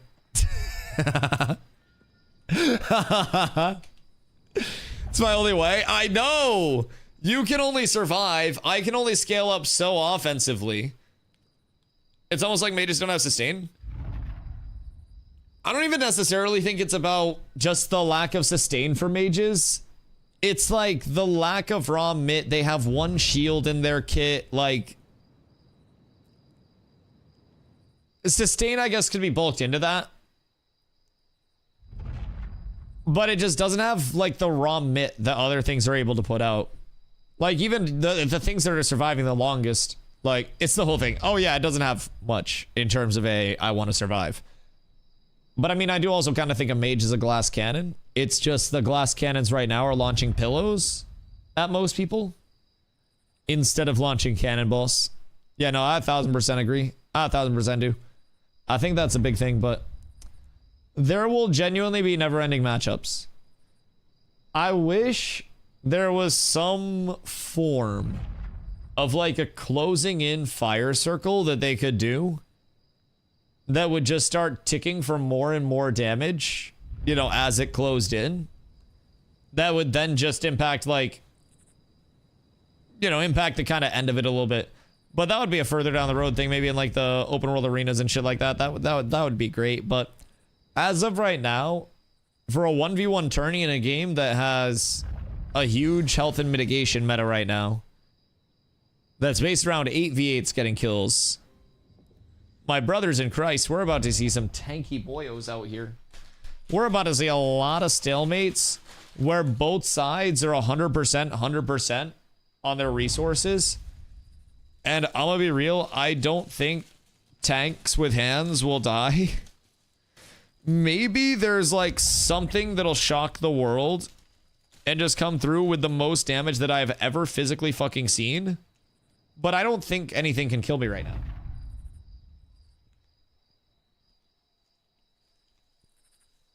Here, coming out. Oh, wait. Word. How long do the duels take to end? I need to read the news announcement for tomorrow as well.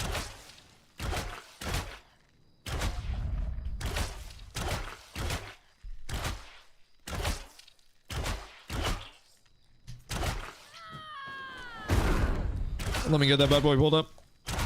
Trying to do like 7 things at once. I think about 2 to 3 minutes because it's like a 2-hour tourney. I don't think I die in a 1v2 in 2 to 3 minutes. I want to be honest. I think you could put me against any 2 people in the tournament and I could survive for 2 to 3 minutes. I'm gonna just throw it out there for public consideration. It is... Oh. No, I do not want to delete my piece of gear. I want to equip my piece of gear. Thank you for coming to my TED Talk. Thank you for your time. Thank you for your time. I love duels. I just wish we could fucking kill each other. Now, I kind of always think 1v1s are going to be slated to be like this. Because with 1vs, like if one person... Missing string table entry. If one person can just kill one of any other class, right? Like, say a DPS can just walk up to a cleric and disintegrate the cleric. That's a bit of an issue. Because then clerics are quite useless. So, I think that's the big point of balance between the two that must be maintained, right? You gotta be able to have people killing people. But people also have to be able to play their lives properly. And that's the hard point to maintain. You're sending word. We are so up. Or the duel's fucked. Wait. One more. Okay, hold on. We're up. This is great. Launch ready game. I think they're shipping it tomorrow. Okay, dual side. We're good. We're all good in this hood. All beautiful and good to go and set up and squared away. Mikasa going in with the instant purifies. So we're gonna play that out. The frame drops make me actually want to kick a puppy. All right, we'll get wounds out and then we'll go into combo here. And then we get finishers out and then axe time. It's axe o'clock. Hiya. All right, so right now I'm doing Mikasa. Mikasa's cleric. He's got the purify spam going on right now. So it is my job to try to keep wounds out on him by any means necessary, at any cost whatsoever. And if I can accomplish that, then I am very up. And if I can't accomplish that, then it's going to be really hard for me to do anything effectively. So the biggest thing is just maintaining wound stacks. And if I can, then I can actually make plays on him. And if I can't maintain wound stacks, then it's going to be really tough for me to actually do anything. And I've just got to work through his essentially like raid boss-esque health bar as a fucking cleric. And then keep my positive trades going out because he shouldn't be able to do anything against me in terms of like active trades. Shouldn't. As far as we're looking right now, I can just... He's 25% HP. So I just need to keep my wounds going out on him. I need to switch to longbow to get wounds back out because he's going to take back up to full off of this. He's trying to play my wall against me, so I got to corner peek him on the wall. 6 stacks of wound, going up to 10 stacks of wound. Just had him down to 25% HP, so... We're going to get aggressive here, make a little play, try to get a little aggro on it. I got a nice... potion pop into that as well. He's going into the purifies. While he's into the purify, I will get my axe buffs up and keep a couple finishers going out. I'll scale this. And then we go immediately into damage pop. And then we pursue double slam going in. Oh. Okay. Well. Duel ended for some reason. Is there a server work here? I don't know, dude. Something's cooked, though. Something's cooked. My FPS is also fucking cooked. Alright, so I'm getting Mikasa very, very, very, very, very low. Very low. So that's good. I think I can burst through Cleric HP, providing I'm managing my buffs in the proper way. I think that's the largest thing. But, like, I'm not taking damage. Even with the two-hander on, I switched to the two-hander for that, so I'd be able to pump a little bit more. And like I'm not taking damage in any way, shape, or form. I could maybe even find like an amulet that gives me some more offensive scaling. But I mean, I don't want to lose the block defense because like the block defense is just so absurdly strong, dude. It feels so good. But I don't necessarily think tank should lose necessarily to anything. I think that tanks will run into scenarios where they can't die and can't kill other things. But like the 1v1s tomorrow are going to be very class determined. I think within like the S tier of it, you're probably just going to have tanks, maybe the occasional like rogue, if there's a cracked rogue out there. Probably clerics and tanks would be my top two.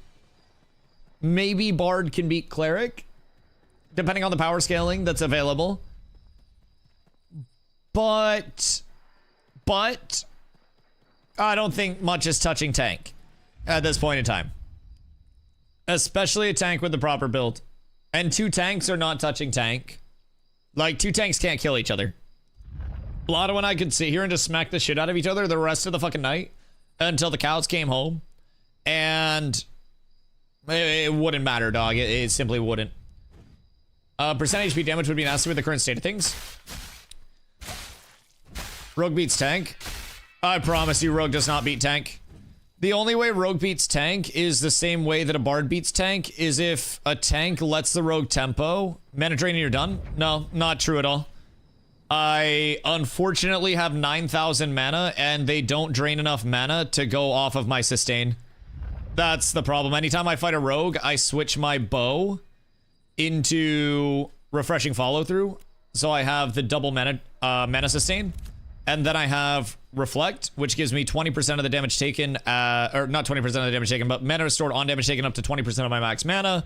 And then I have sword and board, so they're not doing enough damage to me to drain any substantial amount. Nah, I cook rogue. The only thing that a rogue can do is try to reset. If there is there a rogue here? I will run at a rogue right now. You get glow out here again, you get any of them out here. Rogues, the only thing they can do is run from tank and try to reset. But tank can just play the sustain game over anything else. Unfortunately for the rogue, because I don't even have to take my melee out. I can just bow pop and bow trade the entire time. Now I think, is bard able to beat cleric? Or no? Because I feel like bard could beat cleric. In the right set of circumstances.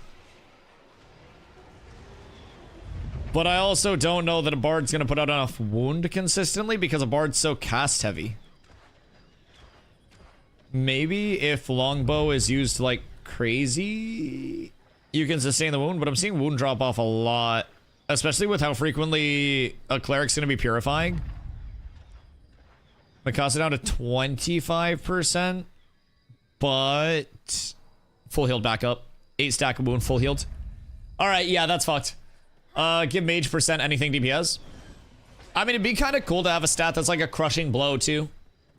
Like, there could be like crit, and then there could be crushing blow, and crushing blow could just be like a percent of, you know, current HP as damage. If they do really want to deal with this, and they, you know, they don't want to give us pen or something, or adjust mit. Crushing blow as just like a percent current HP as damage would be really good at the start of fights, and then would scale down a little bit. I want to hear about 8v8s with these stats. I really also would like to do 8v8s with these stats. I think 8v8s with these stats would be fun as fuck. If I'm being honest. Probably a bit harder to organize people for. But like 8v8s with these stats in this scaling would probably be the most valid testing that they've had. Okay, hold on. There was another announcement that went out about tomorrow, I think. PTR news. Hold on.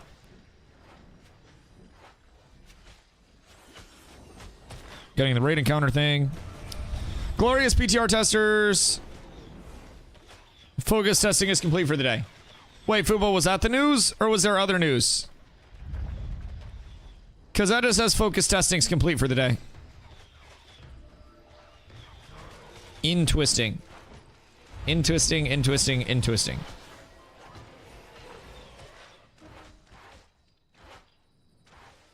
Is there something about the dual tourney tomorrow or nah? If only you could convince rangers and mages to put anything right now. I mean, sometimes you just gotta grit your teeth and get through it. I don't know. That's my advice. Did they put out news about the dual tourney tomorrow or not? Also, is there going to be a wipe tomorrow? Let's see. Focus testing is complete for the day. Tomorrow we have 2 planned downtimes. On Friday, noon EST. The PTR will be coming down for a maintenance to resolve a crash. Then at 7 p.m. EST, the PTR will come down for an additional maintenance and a wipe. This prepares us for the rest of the weekend's testing. Each of these downtimes are expected to last about 1 hour. All right, so realms come down at noon EST tomorrow. Come back up after maintenance. No wipe after maintenance from the seams. So I'm gonna stock up on consumes today in case something gets fucked up with the vendors when maintenance come up. I am definitely getting as many consumable kits as a Dusty can hold, because you are not gonna want to miss out on those bad boys. You will want all of the salves that you can get. You will want everything in bulk. I'm just throwing that out there. I am helping, not hurting. As Ranger ain't even mad, we still do working group PvP. Did they take away our route? No, okay, we could. I mean, fair, but yeah, being like degraded. Yo, Sylph, thank you for the follow. I appreciate you. Being like degraded, I guess, down to just like running root bot is a little unfortunate. Now, I will say as a tank, I grapple, I wall. No matter how tanky I am, that's my role in group PvP. Like, I grapple, I wall. That's what everybody wants from me. At least I got 2 abilities, though. Tank at least gets to be nice and tanky. I still do think double scatter shot kind of goes hard as fuck, though. I will say. Is Fighter going to be undying as well, just because of the self-heals that it has? Like, what is Fighter looking like right now? Fighter is going to be stronger. Right. But is it going to be like undying? Because I don't know if it'll be undying. They lose to tank still? No poo-poo dog water. Alright, fair. In all my duels, Fighter seems the hardest to beat. Have you fought a tank yet? Where are you? Come over to Stack Stones. And then I will hopefully be able to change your mind. I take offense to that. Okay, yeah, come over to Stack Stones. What class are you playing? I need a rogue to fight. Because I like having to chase down rogues. Wait, Glow, where are you at? Gonna try ward on rogue now. Never have, but with this HP could be crazy. I mean, ward being like the percentage HP? Is ward the shield that's a percentage of your, not percentage of your HP, but like the percentage shield? Or am I tripping? Because rally is a self-heal. Tourney bracket is up. Oh, there's a bracket. Wait, that's so fire. Where is it? Where they post it? Oh, wait, never mind. I see it. RSVP to join in on /dual tournaments closed. Below is a list of the participants and the bracket. All right, hold on. I'll pull it up. I'll pull it up. Are we allowed to show the tournament bracket? I think. Oh, yeah, it's on challenge. Okay, cool. I don't think the challenge is visually NDA'd, right? Discord. Okay, word. All right. Let's see here. I can't see. It's a challenge. Hold on. Let me make sure this isn't visually NDA'd. I'm trying to make sure. I don't think the bracket would be NDA'd, though, no?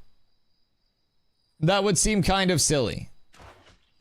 Considering the NDA is not going to be a thing for the tourney itself.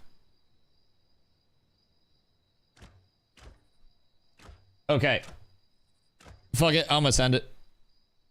Oh god, the ads. The ads. Alright, here we go.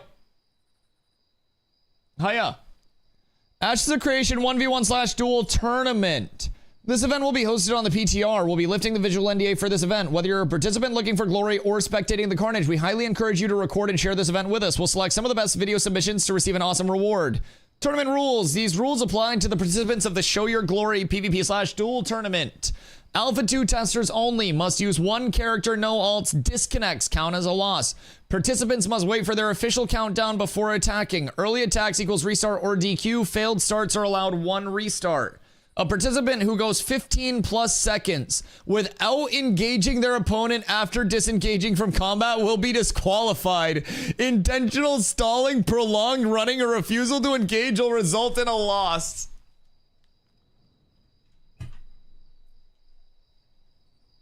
This is tanked to everybody right now. This is literally tanked to every single class right now, hearing that. Okay. The healing's not a loss. I'm hitting you.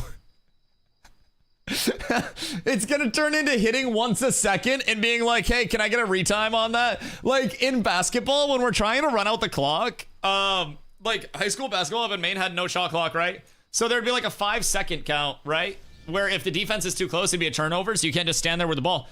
And like, you would wait for the 5, you'd get that like 4.5 dribble, reset your 5, 4.5 pass, reset your 5. Like, dude, it was cooked. Okay. Let's see. Is healing intentional stalling? I feel like clerics shouldn't be allowed to heal. That's intentionally stalling. Participants must stay in their designated duel area for the duration of the duel. No outside healing buffs or third-party assistance of any kind. What about my overlay? If neither participant is defeated by the 3-minute mark, the match will be decided by a death roll tiebreaker. Let's go! Death rolls, baby! Death roll tiebreaker! Yo, that's so sick! Fuck yes. Death rolls, baby. All right. All referee decisions are final. Matches may be restarted, paused, or ruled at GM/referee discretion. Yo, death roll is so good for the tiebreaker. Fuck yes, chat. That is gold. All right, match format. 1v1 single elimination, best of 1, except the final round. Final round is best of 3. The match time limit is 3 minutes. Semifinals and finals are 5 minutes. Tiebreaker, death roll. Both players type/roll 100, and then the player with the higher roll sets the new maximum for the next roll. Player alternate rolls, and the first player to roll a 1 loses on the way down. A GM will teleport participants to an isolated area. Oh, that's cool. Video submission rules. Can be raw or lightly edited. Must be 1920 by 1080. Max length for clips is 30 seconds. So, you're up tremendous. From there, a look at your bracket. In round 1, you have Vacker versus Cincinnati. Mikasa versus Ozzy. Lineker versus Sana. VJ versus Zeratus. Teleporter versus Godchi and the Mage versus Mage fucking noodle match. Bunny and Cal Calic. Tim the Enchanter versus Bima. Grid and Moozy. Dusty, hey, that's me. And Cryprim. What class is this? Chat, who knows what class this is? Curls and Rizari. Curls is a tank, so this is going to be a tank versus tank. Any tank versus tank literally just comes down to a death roll. I'm going to be completely fucking real. Let's see. Zop and Gemini. Spy and a Pedo. Based on the name, I'll assume Bard. I'd love that. Spy and a Pedo. Nope and Glow. Grapply and Syllabear. Strag and Mead. Syndro and Gibby. Oh, it keeps going. Duffels and Zulu. Murmex and Fever. Red and Tootie. Nin versus Notebook. Mackler and Morthane. Currently Baked versus Alfred. Kazan versus Tanko. Falcor versus Orphan Crippler. Delight versus Nivi. Achi versus Odin. Bardash versus Cebu. Exploit versus Akari. Dramox and Saker. Fast and Con Lucky. Alona and Roxy's. And then Taken and Griever. Tanko got kicked. What? How?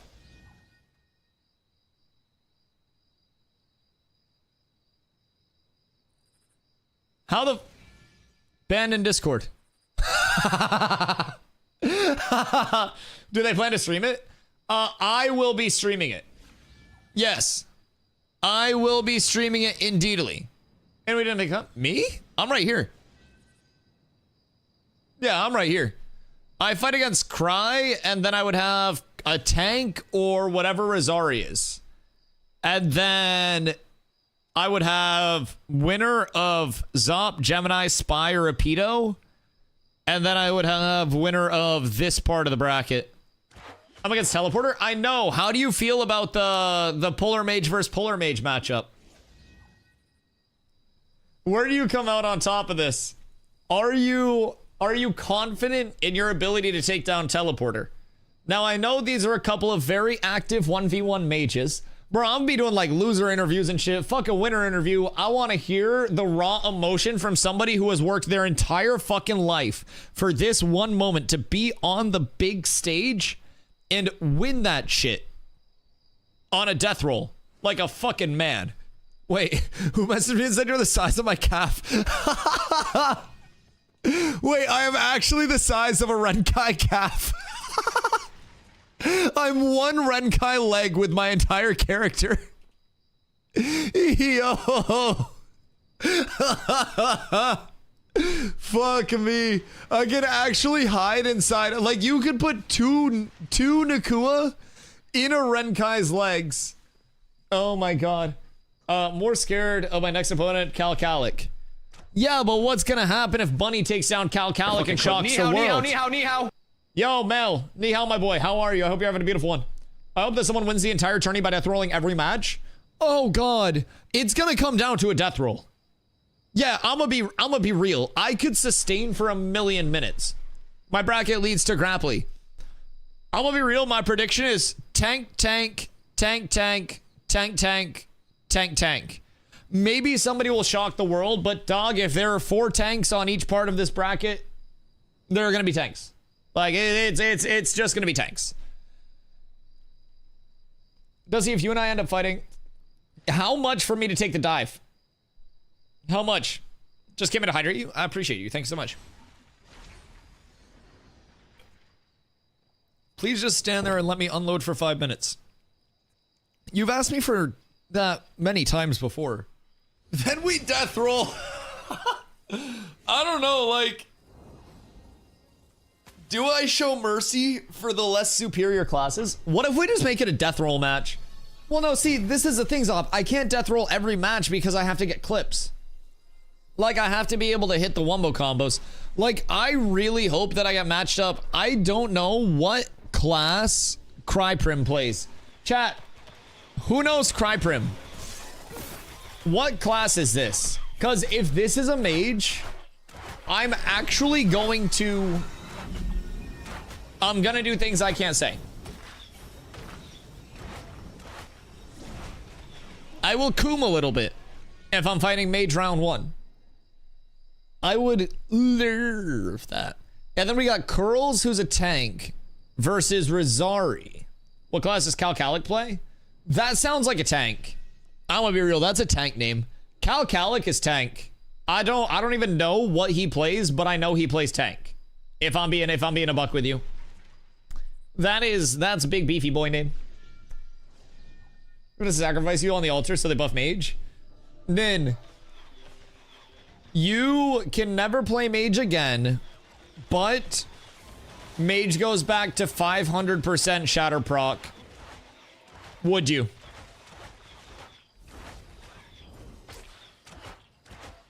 Seems like they're doing same class matchups for round 1. Wait, so am I just in like a tank bracket? Oh yeah, Grapply and Syllabear are tanks too, right? If that is so, then that means he's a ranger because Bunny plays ranger. Possibly. Let's see, what are the other matchups that we know? What's Gemini? Gemini's mage, right? And then Spy and Apido. Nope and Glow. This is a rogue matchup. Nope and Glow are both rogues. Oh, dude. What does a rogue mirror matchup mean? Does that just mean everybody sits stealth and just tries to diddy dart each other? Oh, that's going to be literally the worst matchup in human fucking history. Good luck on your 50-50 as the tank v tank. Yeah, I gotta pray that I got matched up against tanks that just don't understand how to play.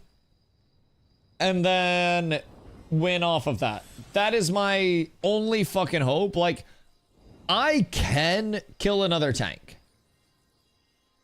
if there is a substantial discrepancy between either building, like gearing, or what. I can deal with tanks. But there's a good probability you versus Grapply. Neither of us are gonna die in that case. We'll literally just sit there and death roll.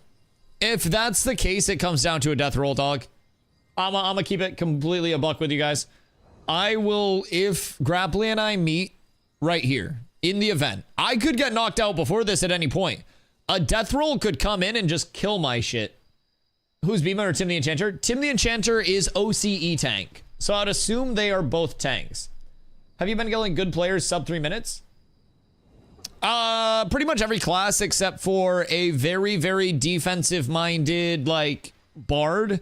Bards can stall it out against me, tanks can stall it out against me, clerics can stall it out against me, but I can burst clerics. Like, I can burst absolutely everything. Mikasa's on top of the list. Yeah, Mikasa's dueling his stack stones. Yeah, cleric versus cleric here, I think. I just dueled Mikasa a little bit ago. I think that clerics can die. I can burst clerics. And if bards are not knowing that they need to play omega defensive against me at all points in time, like, I can also burst the ever-loving shit out of bards.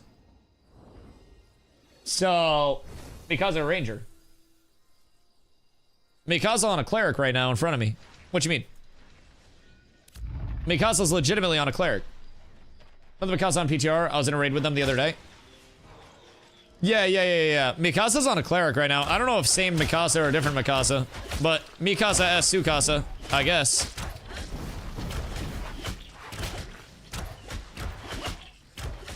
Nin, I'm just gonna let you live your life. You do everything you need to, buddy.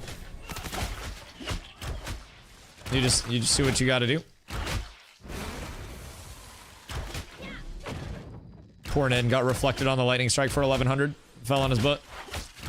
Alright. So, can confirm mage loses to me just standing here auto-attacking. Yeah, no.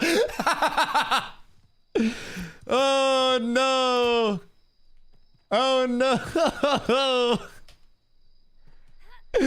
Yeah, yeah. Mage just kind of loses to a tank autoing, dude. It's not even that we have to do anything too crazy out here. I'm gonna be completely real. I'm gonna be completely upfront. We ain't even got to do anything too wild. Oh, hey, Glow. What up? You want to duel a tank? Cause, oh wait, Nin. Were we dueling? I need to end the duel. Get over here so I can end the duel. I must kill you. Zob's fried in his round 2. Why? Who's Zop against round 2? Because it would be potentially me versus Zop round 3. Not even a bar. You almost had me at a bar, but I also wasn't using any shielding stuff. So my bow didn't have ward on. I think my ward alone might have outdone the amount of damage that you were putting out.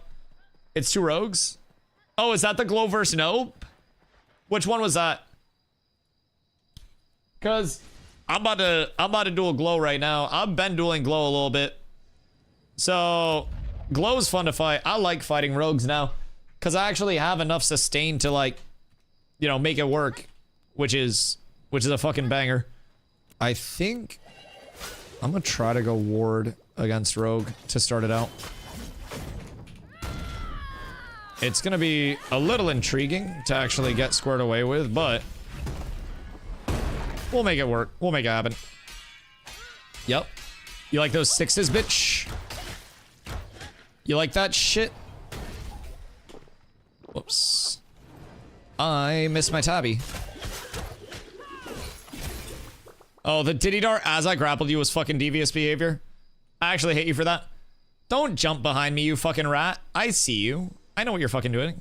I'm literally gonna indom off all of this damage in the first place. I want you to know.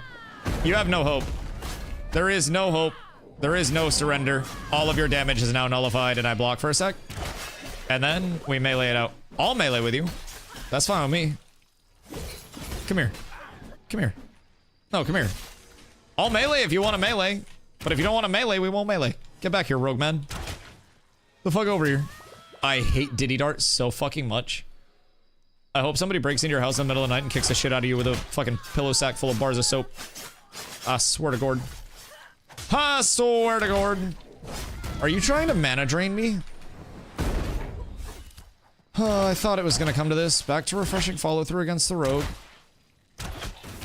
Unfortunate, but you know, it's a state of affairs that we live in. Now I just run my refreshing follow through and then Mr. Rogueman is unhappy. And mana goes back up. Alright, so yeah.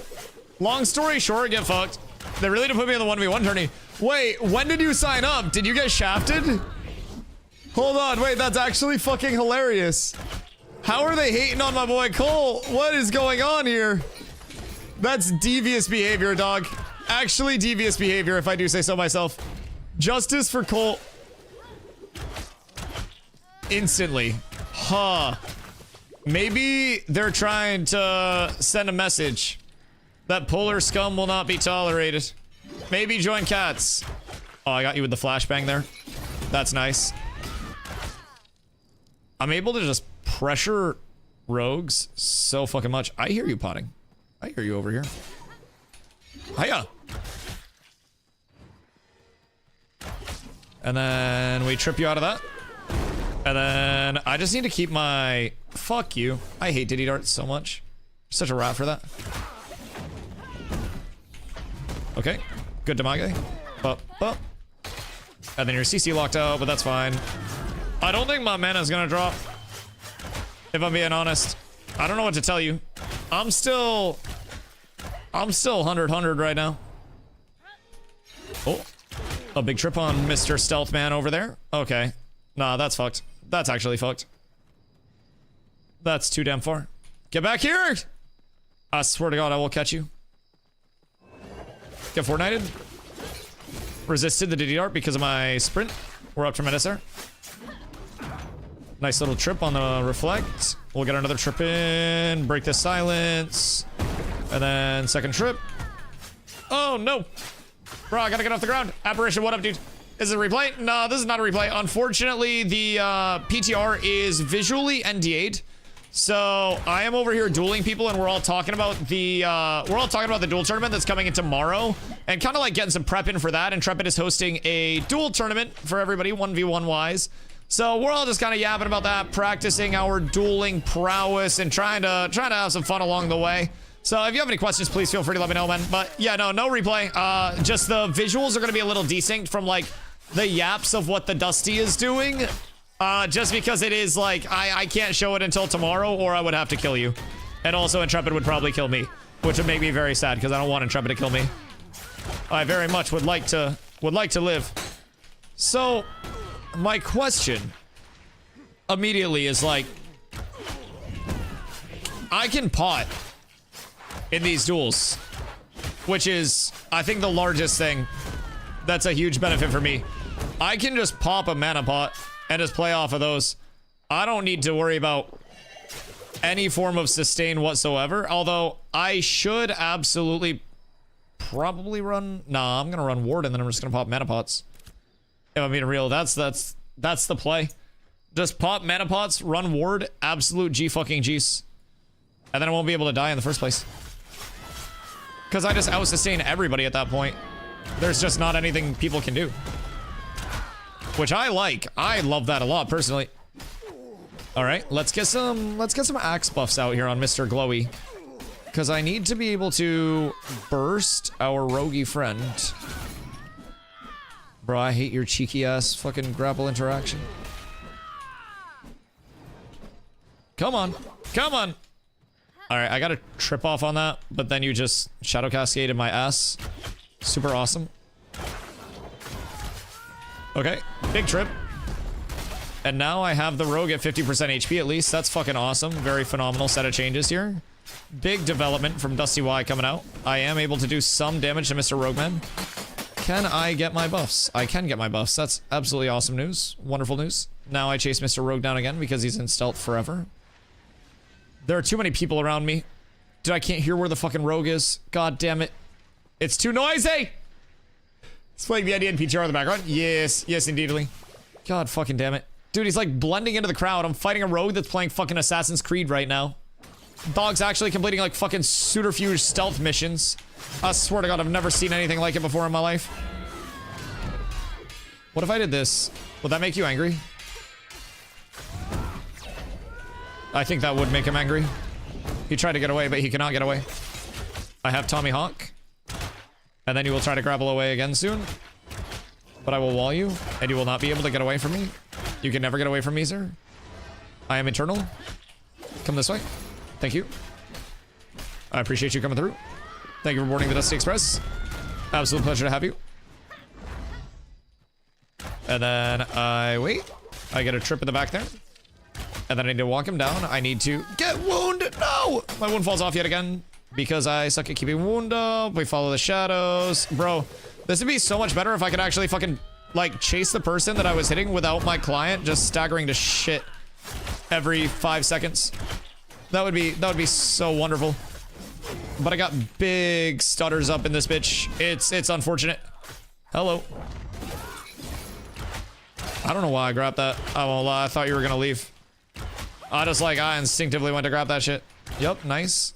Good resist on the Diddy Dart. Phenomenal. And then you go this way. I chase you. I get a pass through. And then I see my bleed. I hone in on my bleed. Get a trip off this. Big damage. You'll be 25% HP off of this. Or should. Couple of blocks. Still 100% HP off it. Bro, I love, personally. We really have to enchant everything? Yes. Yeah, you're gonna want to enchant. I can promise you that. Everybody else is gonna be enchanted, and if you're not, you're missing out.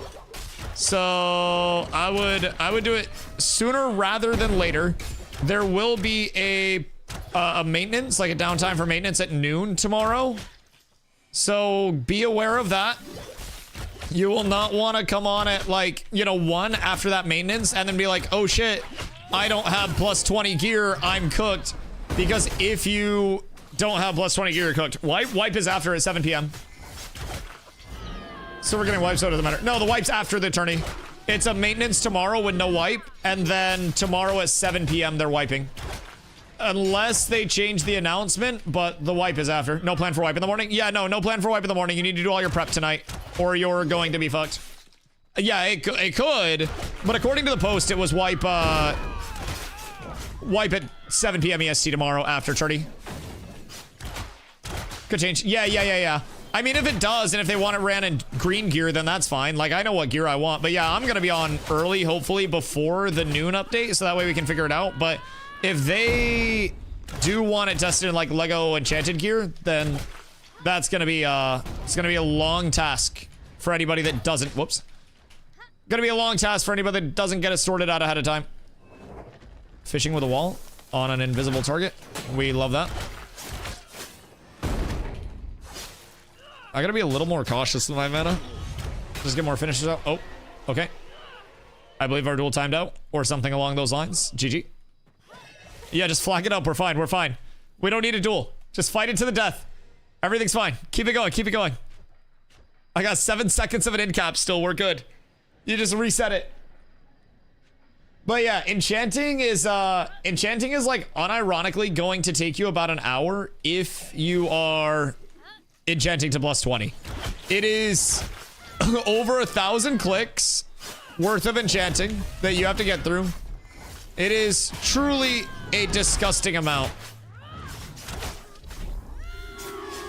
I don't know that Rogue is going to be able to push through my beefiness. I know that I need to play really well to actually, like, be able to catch Rogues out and capitalize on the kills. But, like, I don't know that a Rogue's gonna be able to burst through anything that I can do either. That's my big thing. Because I can just pop a mana salve, and then I just win. That's the immediate, like, change there. I pop mana salve.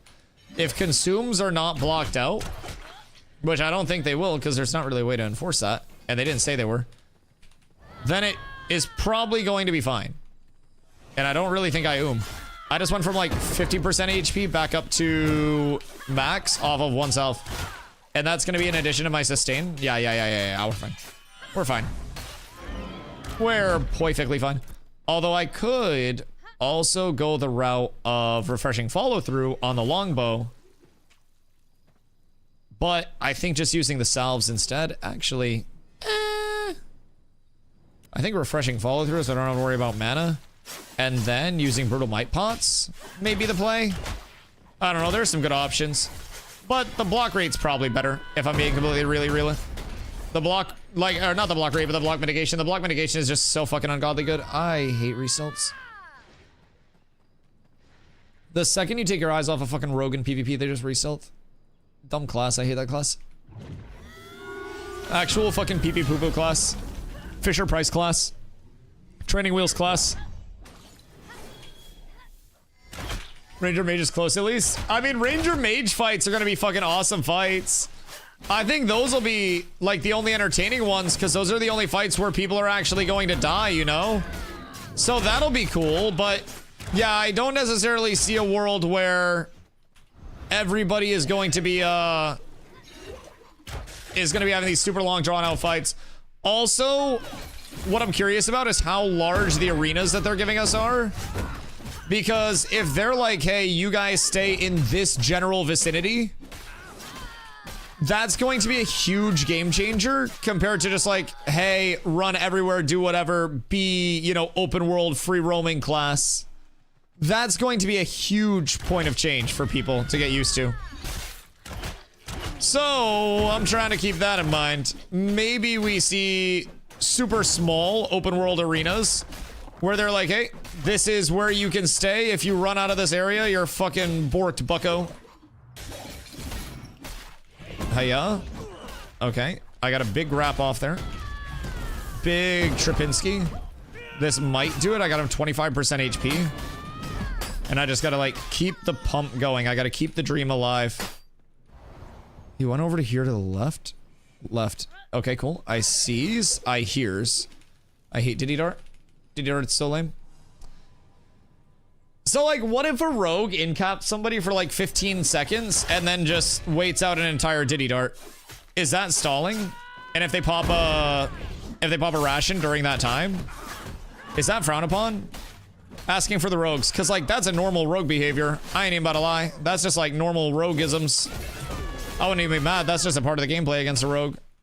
You just gotta manage that fucking mana like mad. Any way that you fucking can. Which, like, I just popped a self. I'm gonna be honest. I just keep popping selves and shit. Although my self is down now, and I seem to have been interrupted out of that, but I got a nice 700 plus mana back from that, so that's great. Very happy about that. And I wait for my axe to get a finisher out, wait for this silence to be done, and damage. More damage, please. I need to smack him. Dude, this rogue fight has also been going for what I would say is probably longer than 3 minutes. If I had to guess. I think it's slightly longer than 3. I can't really, like, count very well. But I have been locked into this shit for now, like, a fortnight, dog. And I'm not too happy about that shit. I'm getting, like, tickled. Dude actually just fucking stealthed off into the sunset. Hate this dumb class. Bro, I'm being LOS'd on a fucking rock now like I'm playing a fucking Negrand arena. Alright. I hate this. Okay. Alright, we as men can accept that this duel sucks. So what actually dies in a duel in 3 minutes tomorrow? Like, knowing GG's glow. Like, dude, if I can catch you, I can kill you. It's just I have to, like, Super Saiyan lock in and catch you out of shit. Mage and Ranger, that's it. Mage and Ranger will die and bad players will die. I don't want to say that in a mean way, but, like, people that don't have the right gear, people that don't have their gear enchanted, people that don't have hands, those people will die. Those people will absolutely get cooked. So... I'm hoping that we actually get some entertaining fights out of it all. But yeah, oh wait, I probably would have killed you if my consumes didn't wear off during that 10-minute fucking 1v1. And like, I don't want to go two-hander against a rogue because it's just like, the block is so big, you know what I mean? I'm not willing to take off my absurd, gross OD amount of block scaling because I don't want to sacrifice that because block scaling is literally the best thing in the world. Oh, summoners die too. Yes, I can kill a summoner quick. So, funny enough, I actually think I could kill most things in the game. It's just I cannot kill a good player in the right gear set on most things in the game in a 1v1. You can take any class and put an average Joe on it, and like, good players will still kill that. Like, if Gachi gets put against just like a no hands, like no idea tank, Gachi could still kill a tank at maybe some point in time. Although that might actually be tough. I literally just killed Nin by left clicking him, or by auto attacking him. Legit might just build HP mid build for tanks and hope to win death roll. You say that as like a half meme. But one of the bards that I was fighting was just like, okay, yeah, so I'm just playing for overtime against tanks. I'm literally just going to play full defensives. Yeah, no, absolutely. You should put a shield on. You should absolutely put a shield on. It'd be so funny if everyone just went stall build and death rolled for victory. Oh, yeah. Yeah, no, absolutely. I think everybody should. I think everybody should put shields on. Everybody should sit there, and everybody should just block and then pop healing consumes when they're low and try to live in between healing consumes. Because it's 3-minute timer, so you can pop a consume at the start and then a consume at the 2-minute mark. So you'll want to pre-pot something big on your initial burst or something squishy and then get your initial health loss back, mana loss back, whatever it may be. And then you'll want to have a consume off for like 2 minutes, 30 seconds, so you're not getting cooked before the overtime. That's a 3-minute timer, but you'll definitely want to have a pre-pot ready for some way, shape, or form. Even Rangers could sell for 3 minutes. Like, low-key, I'm actually thinking, instead of Brutal Might Potions, I unironically might keep... I mean, I'm going to keep both, but I'm going to keep Swift Stride Potions on my bar as well. So that way, I can just chase people down. So, like, I have Brutal Might Potions, Swift Strides, and Journeyman Mana Salves all on my bar. And I have grabbed about 100 of the consume packs. Like, my inventory is filled with consumable packs. I just open up another one so I can make sure that I have enough consumes for the entirety of the event. I will not be unprepared. I will be Omega buffed. I'll be selling consumes to people, dog. I swear to God. I swear to God, I'm not missing out on shit. Shield might give me an edge in that rogue versus rogue. Do you unironically want to know what to rock? Just get a Dreadwake shield and then get a Storm Current Axe. There's your tech. That's how you're going to beat another rogue that's not using it. It's going to drop your power a little bit, but it's going to make you so tanky. And then you want to open up... oh god, it was like tropical sounding eye level 23 set. If you're using a shield, the important thing to scale it though is a Thistleborn neck. It's an eye level 23 neck. It's 102 con, 1170 max HP, 780 block defense, and 780 disable defense. So the second you're using a shield, that block defense scales into both, right? It's going into your fizz block and your magic block. So I think that's the important point of scaling that some people will be missing out on. Be shocked if I rolled up with a shield. I don't know if I can be that guy. Bro, Thistlenex and Brine Tread. Kristen, thank you so much. A tropical sounding one indeed. I can always count on chat. I appreciate you. Thank you, thank you, thank you. All right, I'll be right back. I'm going to fill up my water since we have determined that dueling is super fun and we're all excited for tomorrow. And then we theory craft a little bit. I wish we knew, like, what class everybody was playing via that bracket, but I'm excited. It'll be a fun event. Something tells me more rounds will be decided by death roll than by duel. And I really hope that people don't, like,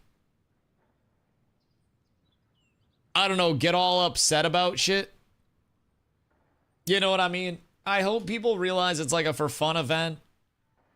And if they get funny clips, then maybe they'll get a mount even if they lose. Like, it's all about just having a good video put together. So, I hope nobody takes this seriously. You know that people will. You know that there will be people that lose and make a fuss because like, oh, someone used a consumable and they didn't say the consumables were usable. And like, you know there will be some controversy somewhere about what happens with this event. Someone will find a way to bitch about something that's all intended to be fun. No good deed goes unpunished. And this is an overwhelmingly good deed by the developers. And it will not go unpunished. We can use consumables. There is nothing in the rules about not using consumes and not using enchants. It just says specifically.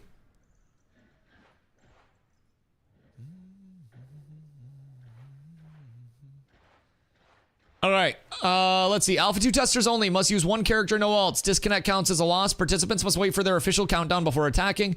Early attacks equal restarted DQ. Failed starts are allowed one restart. A participant who goes 15 plus seconds without engaging their opponent after disengaging from combat will be disqualified. Intentional stalling, prolonged running, or refusal to engage will result in a loss. Participants must stay in their designated duel area for the duration of the duel. No outside healing, buffs, or third-party assistance of any kind. So outside help is the only thing that's like clarified. You can't go in with like a tank protect or anything like that. If neither participant is defeated by the 3-minute mark, the match will be decided by death roll, and then it's 5 minutes for the finals.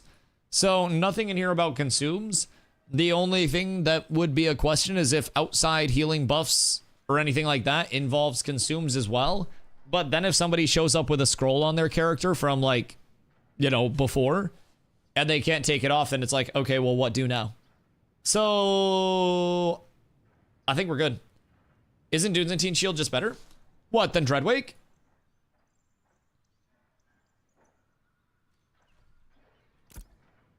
Dreadwake Shield Insano style. Dreadwake Shield gives max mana, max health. I value max mana very highly. Dunes and Teen Shield is less max health, like a substantial amount less, comparatively to Dreadwake. And then it's Fizz accuracy and crit chance. Our crit chance is already sitting at 52.6 on a defensive tank build. My accuracy is sitting at 33.8.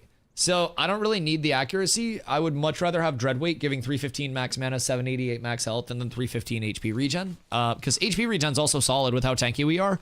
I'm sitting at 61.7 HP regen, so. So the death roll is just RNG based. Well, it's supposed to be for fun. So like, I hope people don't get too up in arms about that. Well, I'll be right back. I'm getting some water. One sec, chat.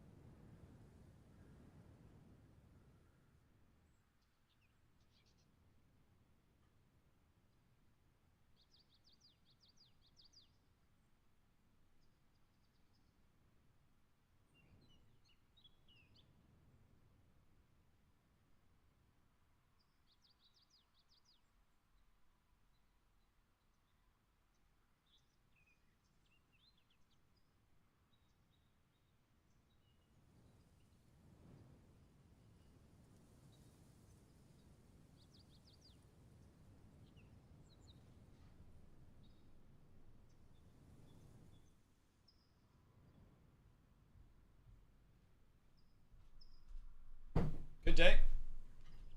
So, Carla got these like shower glove things that are like scrubby gloves.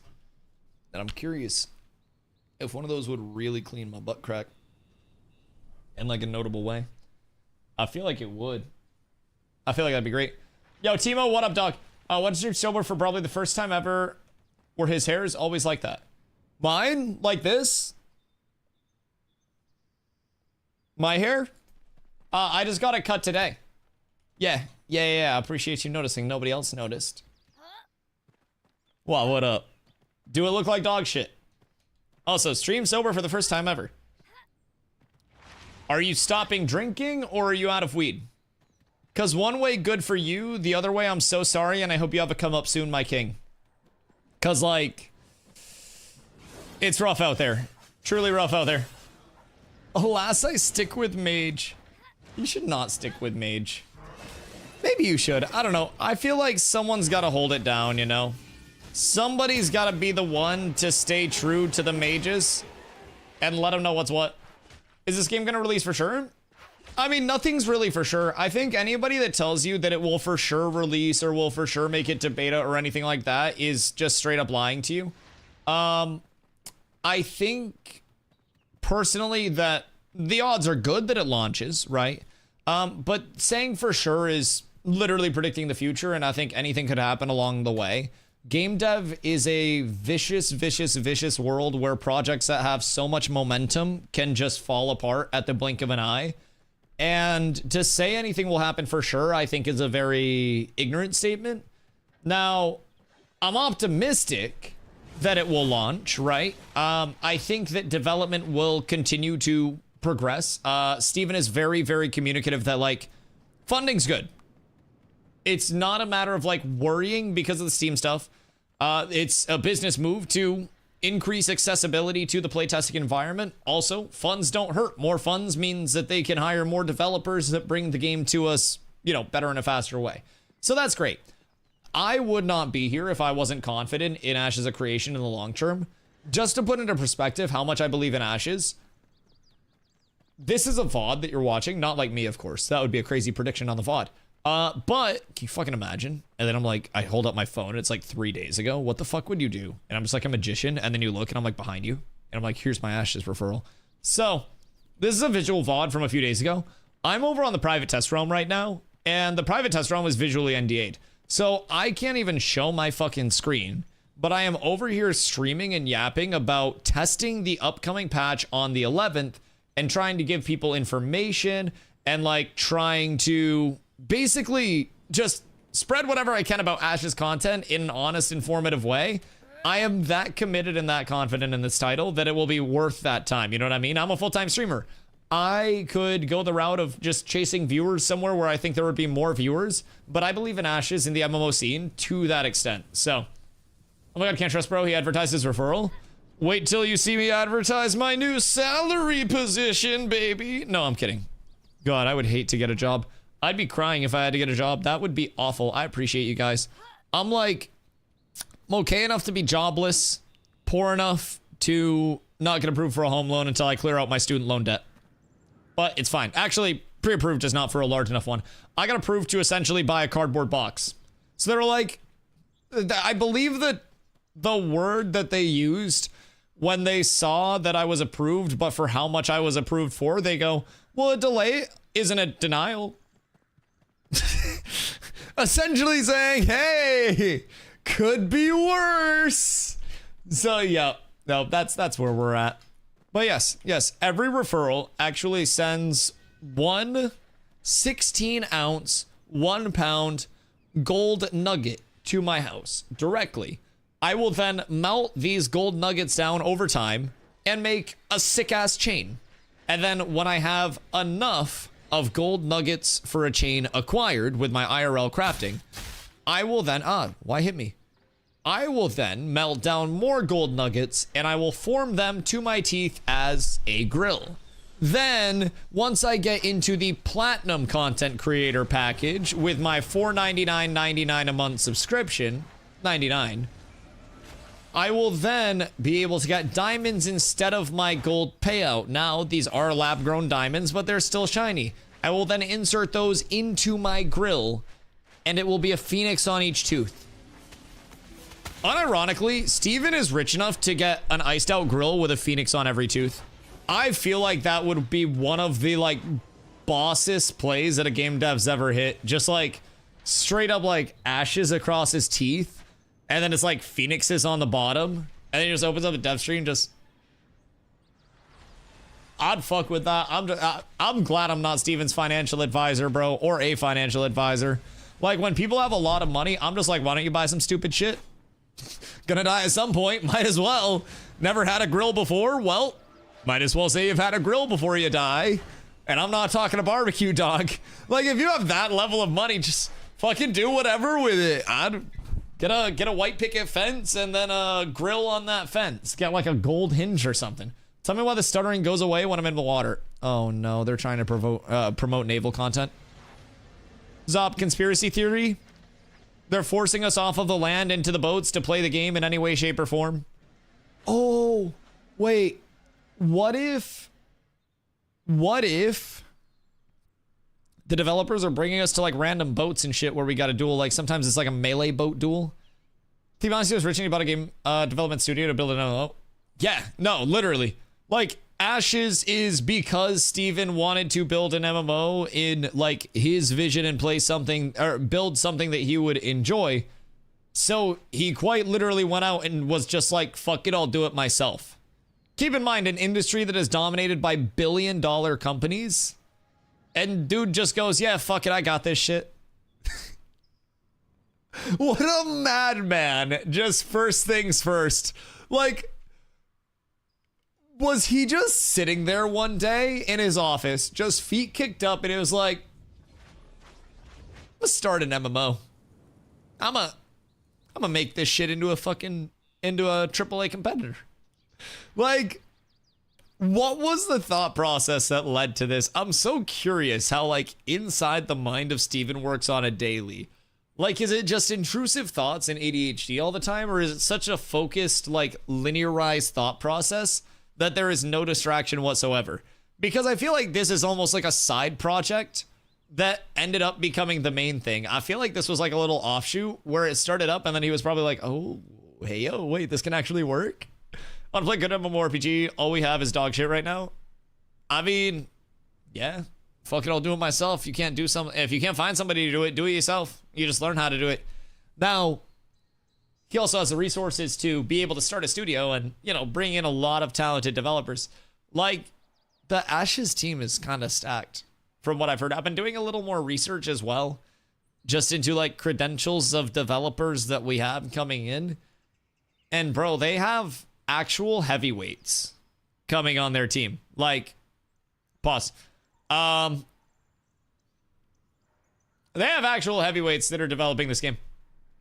I'm phrasing there. I'm trying to be more presentable to a certain extent. So I gotta not fuck up. We should get intrepid baseball cards with like stats and shit. That would be so fire. Wait, that just needs to be a pocket project. Or, hear me out. Hear me out. An intrepid, like, Magic the Gathering set. Where it's, like, all Ashes themed. And you have, like, devs. Because I think it's, like, Commander right now, right? As the big thing. Nobody plays Standard anymore. Fucking bring Standard back and I'll play Magic again, by the way. But you could have, like, the Ashes devs as, like, the Commanders. And then you could just have, like, other cards from there. I'm pretty sure this rogue gets fucked. Oh, no, he snuck out. That was so sad. That's so sad. I probably should have view-walled that. I'm just over here VOD reviewing my own scrims from a while back. Dream of creating WoW 2 one day in the same way he did. I hope you have one day enough money to even pursue that in the first place. And if you already do, then fucking congratulations. Yeah, I mean, bro, I'm like, I'm a big, like, I hope everybody eats type person. If somebody doesn't have the means to make an MMO and you want to, I fucking hope you come up on it, dude. Because I'll be real, game dev just needs a lot of passionate people at this point in time. It doesn't necessarily need people who are looking to systemically extract as much money from the gaming community as they can. And I feel as though that's what we have right now. We just have a ton of this, like, I don't know, this level of fucking devouring player bases, turning money out of them, and then just saying, hey, thank you for your time, smacking them on the ass, and then going off into the night. I feel like the passion has been so gone from game dev for a while, and not on the developer sides, but on the people above the developers who actually control the decision-making processes along the way. So, I just want a Milk-O-Matic thing they discovered 25 years ago.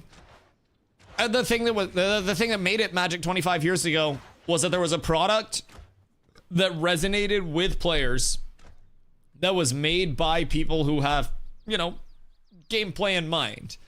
And the creative freedom in the early days of gaming, when it wasn't, we need to be a Souls-like, we need to be an Exile-like, we need to be a Diablo-like, we need to be a WoW-like, we need to be this, that, the other, like. People weren't chasing those deterministic metrics and those proven to perform market competitors. They were chasing something that they wanted to make that they believed in, much like the indie scene is right now, just putting out random shit. And a lot of that random shit that they actually believe in and want to make fun hits. And it doesn't matter what the fuck your game is like, because if your game plays like dog shit, then nobody's going to want to spend time in your game. And I think the refreshing thing for me is that Ashes is very communicative. We take inspiration, but we're also trying to do it not Arc Age 2. We're trying to be Ashes of Creation 1. And I like that. They are trying to not chase a zeitgeist. They're not trying to check boxes of, you know, these systems will perform the best in a mass scale appeal, because I'm gonna be real, we would have already been in instance dungeons, bro. We would have been leveling different from day one. So I think it's quite nice to see, if I'm being honest. It's refreshing to be over here. Not everybody will see it the way I see it, but holy shit, I really do love it. I want to duel more clerics, if I'm being honest. I'd very much like to duel more clerics. Bitterbeard has a protect on him. Somebody's taking damage from Mr. Bitterbeard, so he be big and chonky. Bro, I guarantee somebody tries to sneak in to a match with like a tank protect or something on the outside on him. I guarantee it. There is no way that they don't. It's all businesses. Like in game dev now, I 1000% agree. I like seeing passion in something.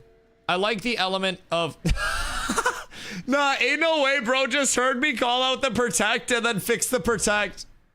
Nah, that's fucking crazy. I got you, Doc. I got you. I'm watching, don't worry. Also, if you're trying to fuck him up, when he goes into his flare cast, dodge roll outside of his flare, grapple him instantly, and then turn away from it.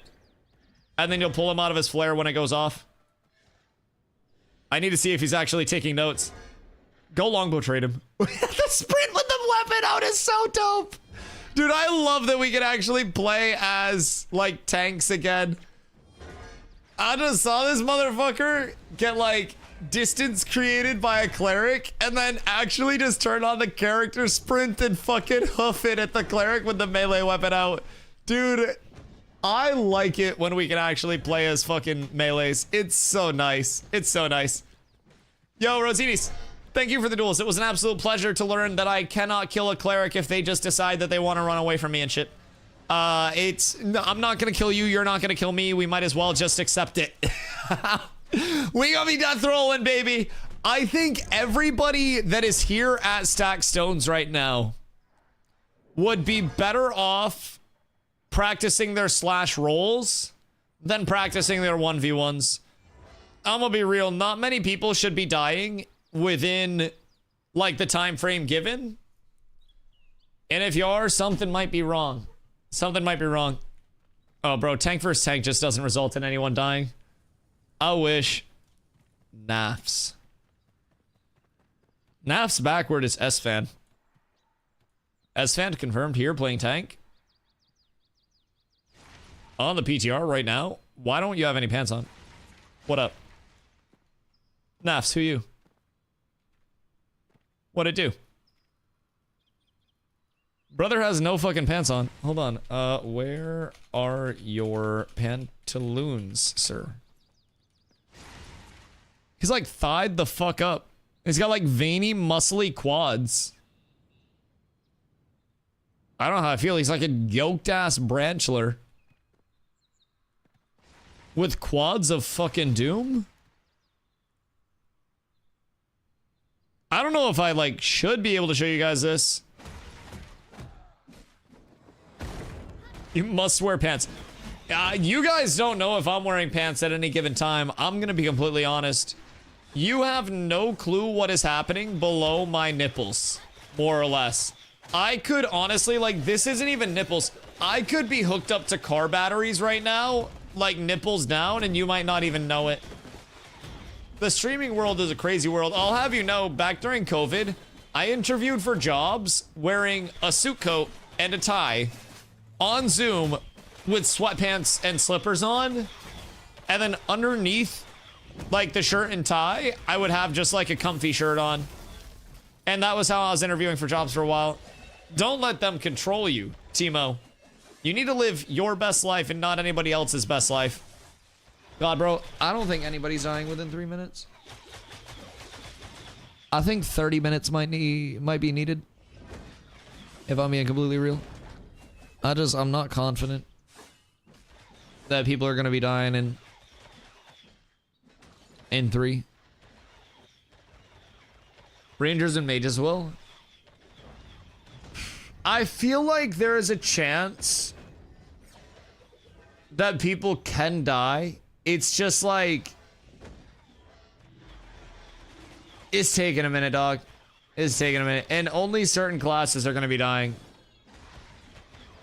Like, I think it's entirely possible, but it's not gonna be easy. I wanna fight Bitterbeard. Bitter, come here. I 1v1 Mr. Cleric, man. Oh, wait. I can't duel you. Can you duel me? Okay, cool. We flag up. That works, too. We solve it by primitive means and methods. I like this. I like this a lot, Mr. Cleric, man. Thank you, thank you, thank you. This is great. Okay. I pulled him out of his first flare, so he is not going to be liking this one. And then, right now, I am getting all of my pew-pew out on him. I keep my wound up until his chains are down. And then we abuse. And then, oh, we're so up. We're so up. It's so hard for clerics to try to play life, especially against tank with pressure. GG, man. Good fight. I love fighting clerics, dude. I just gotta pull him out of flares. I gotta keep the wound up and I gotta pull him out of flares. And then it's tough. I was 2 for 2 on yoinking him out of his flares, and it just changed the entire fight. I love this shit. 499.9 power. Actually fucking small, by the way. Not even 500 power. You wanna know what's crazy, Streg? 499.9 power, all for my reflect to hit you for more than you can hit me for. How does that feel? How does it feel that every point of power scaling that you work on only gets used against you the second you fight a tank? Because, like, my god. My god. How do you do that? How do you do what? Grapple them out of their flare? I don't know if you're asking me. I just got asked a question in game, but I don't know if it's for me, and I don't know if they can hear me. I never know if people can hear me or not when they ask me questions in game. I always get so confused. There's no other option for me. You gotta, like, pump fake. Yeah, I feel like you gotta, like, fake the snipe, cancel the snipe, re-snipe, hit the vape, sip from the water cup, fix the hood. I feel like there's a certain cadence that may actually, like, may work. How you do, because duel doesn't work a right click? Duel's bugged right now, but you can, like, hit alt, and then you can hit somebody, and that'll flag you up for PvP. But that's kind of like a fight to the death instead of the duel. If your duel isn't working, try to log out and then log back in. I don't know if you can hear me. Relog, give it like 3 minutes, and log back in. Should fix it. Yeah, I don't know if Duke can hear me or not, but he's also protected, so. Stop. So this is what the exclamation vanish command is for. No, that's okay. Where did you mean to send that?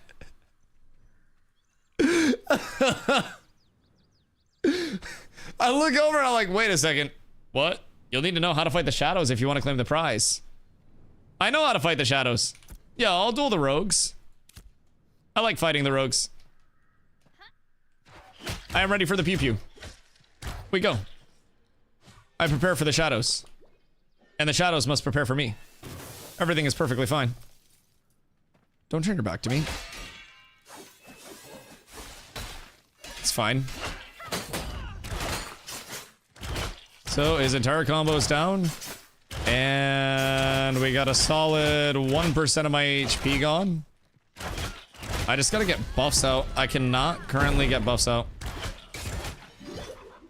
Which is slightly unfortunate, but...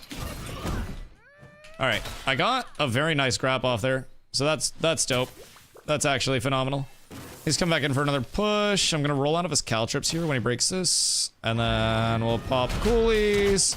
Get defensives up here. Keep my grid up. And then I get another trip. No. No.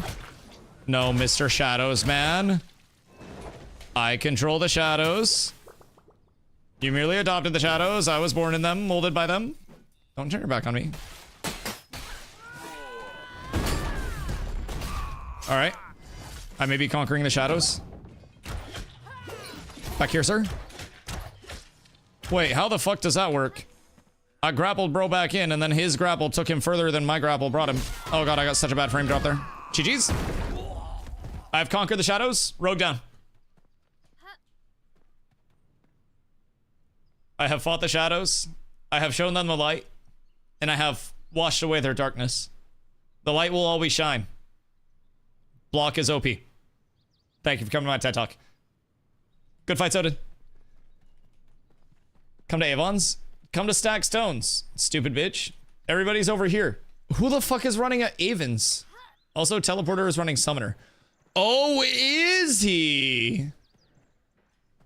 Oh, is he now? Were you sprinting at the end? I try to sprint always, yeah. I like sprinting a lot. Sprint really good. Sprint really, really, really good. It helps against Diddy Dart resistance too. I don't know if you can hear me or not, Odin. Good fights, by the way. But I have good like Fizz disable defense and Fizz disable evasion too. So I have like 24.2 base Fizz disable evasion. So if I can get my sprint up, I can like I can dodge those like Diddy Darts really easily.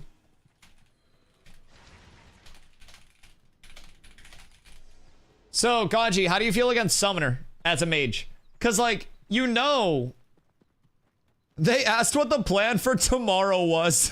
I mean, plan for tomorrow for work and for Ashes. Mage can actually win against Summoner. What is the method for Mage for beating Summoner? What I'm noticing from Summoner so far is that they just use their summon as an HP sponge, and then they'll essentially just like get low, suck, summon, get low again, suck, summon. Secret attack. Kill the summon. Fair. Yeah, see, like, when I was fighting summoners, they put the summon on me, Gachi, and then I just pull out my melee weapon, and then I start cleaving the summoner and the summon at the same time, and I get my axe buffs up, because I get, like, you know, my weapon buffs up from the axe side of the tree, and then those are gonna last for a decent amount of time, and then when those are up, bro, all I gotta do is, like, switch weapons, and then I pump. It's so easy. It's so easy. What is summon his tank? And you don't sustain good. Always possible. Always very possible. Use the heal pet and start far away. And make you decide who to target. Fair. I want to try some shit over here too. More weapon proc duration, because that's going to be a 45% increased duration, so that should make all of my buffs last longer too. How's up, gear adjustment? Yeah, you're chilling. I don't mind. Mix up whatever. I have many gear sets that I'm liking right now. I've unironically enchanted like 30 pieces of gear. I was going to be so sad if they wiped things like overnight. Because I've got so many pieces of gear that are all enchanted and ready to like sideboard in my inventory. I could change up so much right now to just like pump up, but I really like where the build's at. I'm extremely happy with where I'm sitting right now. And I do have more offensive options. Like if I really want to deal with the cleric, I actually can switch to a two-hander instead of like the sword and board, and I can go less of the block side and more of the just like I absolutely beat the shit out of you side. And the cool thing about that is I can always swap like mid-combat immediately. Use a heal pet and start him far away, make you decide who to target. Yeah, but in that scenario, I just dog the summoner down. Because, like, the summoner's not going to do enough damage to me as a tank. What if someone is tank and he doesn't seem good? It's always a heal pet. I don't mind. Oh, it's back. Alright, more 1v1. Oh, for you. So, as a mage, you just immediately burn the pet? Because I just ignore that shit. Oh, my be real. If they stick it to me, then I will, like, give it the time of day. But in most scenarios, I'm not too worried about it, if I'm being honest. Oh my god, I just hit a dastardly damage combo. Like, I do so much damage. So much pump. So much boom. 3 big booms. Don't fucking thump me, you bitch. The fuck is that bullshit? The hell? You fucking rat? Some fucking horseshit. Brother tried to fucking silence me. Oh shit. I fumbled the bag. I miskeyed. No! Okay, I found a bug with fucking rogue grapple, dog. This is pissing me off. If I grapple somebody when they pop a rogue grapple, my grapple should cancel their grapple and reward me for having the fucking reaction time to actually cast that. But I will pull them back to me, and then it will just continue the goddamn stupid fucking rogue grapple for no good reason whatsoever. Dumb goddamn rogue abilities, man. I swear, honest to fucking goodness, man. Can't fucking beat him. Can't live with him. Can't live without him. Rogues and hoes. It's essentially what the world's made up of nowadays. Also, I wouldn't recommend trying to play the mana game, because I also win the mana game. Because I have refreshing follow through inner fire. And then I can also just, I can also bot that. Mana game goes well for tank. Really well. Oh, Tim Tebow. Jesus Christ. I kind of borked that shit, huh? I just need to get reflect off. You diddy darted me as soon as I reflected. I hate that shit. Fucking stopped the attacks to pop the diddy. An absolute tragedy on the Diddington. Alright, big trades. Big shields coming out. And I gotta get my wound back up. I did not get my wound back up, but we got a 22-second wound now. We're chilling here. Everything's perfectly fine. He's hitting kind of hard, but all is well. I'm still sustaining through it. And I have him very, very, very weak. I've got another trip on him. He is under 50% at this point.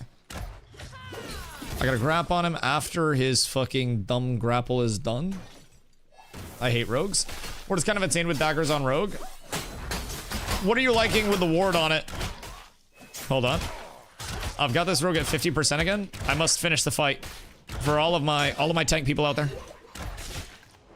I must do it for those that can't do it for themselves. I got the sprint up. He can't get me now. He can't stop me. Oh my god, I tripped him out of his grapple. And then I gotta chase him down. This could be it. This could be it for our comrade. I got another tomahawk following him. We're up tremendous. 2 seconds until a big pull. Big pull. Trip. Big spike. Very one hit. Oh, he's so weak. Tomahawk on him. Nice. Oh, GG, good fight. I love tank. Uh-oh, it's Dusty versus Gotchi. Right into it. Directly into it, boys. Dusty versus Gotchi. Yo, Gotchi. How funny would it be if I just auto-attacked you down from 100%? Watch. Ready? I won't use a single offensive ability this fight. I know you'll say, Dusty, don't go easy on me. Don't worry, I won't. I believe in you. Only defenses for Dusto out here.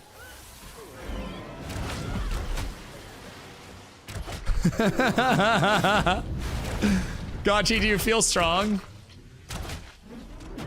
Do you feel powerful?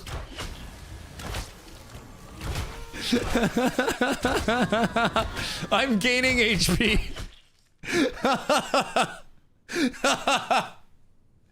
All right. So anyways, Gotchi.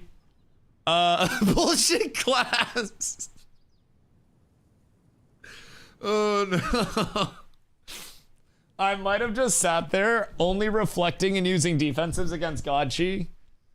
And I'm still at 100% HP. Keep in mind, Gotchi, I'm trying to highlight a disgusting build. How much HP do you have? I only have 22k. I'm not even scaling up HP. I can make a build that goes up to about 30k, but this is mitigation scaling. There's a reason why you're hitting me for 10, and because and why I'm blocking most of it, right?